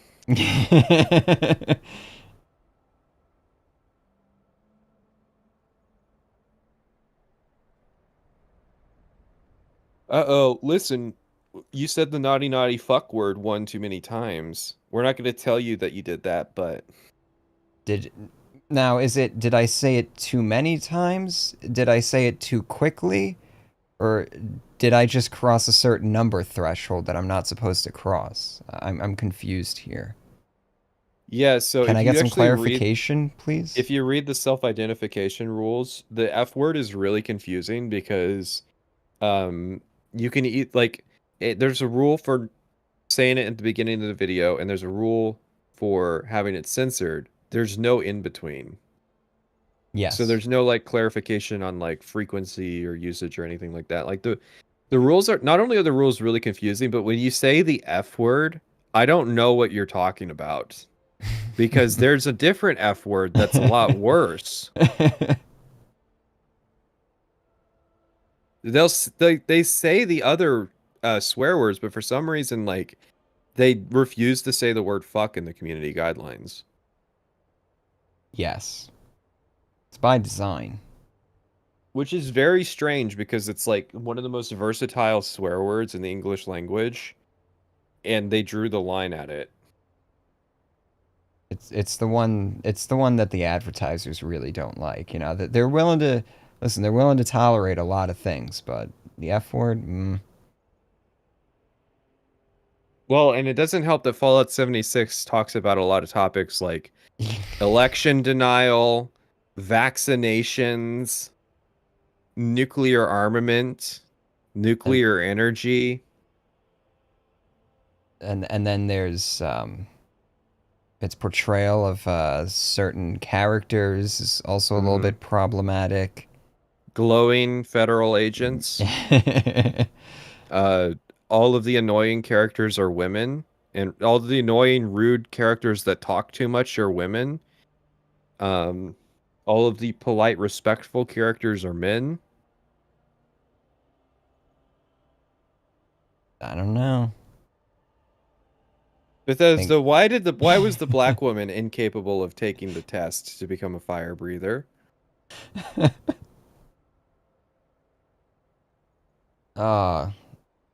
Gotta love the Wastelanders NPCs. They really brought something new to the discussion. And on that note, I think it is time. We'll be back tomorrow on your channel, though. Yes, what are you going to be streaming tomorrow? I'm going to be streaming, like, working on subtitles, probably. Maybe we'll watch some Starfield promo stuff. Well, I will be there co-hosting. Same time tomorrow. 3 p.m. EST. We're going to be doing something every day this week at 3 p.m. EST, so... Ideally, yeah. My second one might be 4 p.m. or 5 p.m. It's going to be a really nice day. I want to get outside on Wednesday. So it might be a little bit later, but I'll do something on Wednesday. I don't know if it's going to be Skyrim or... I don't know. There's a few things I can do. But all right, definitely chat. not going to be playing on this character. Chat, I know that you complain about me being here, but I know that you missed me last stream too, so... All right. We'll see you guys later. Have a good night.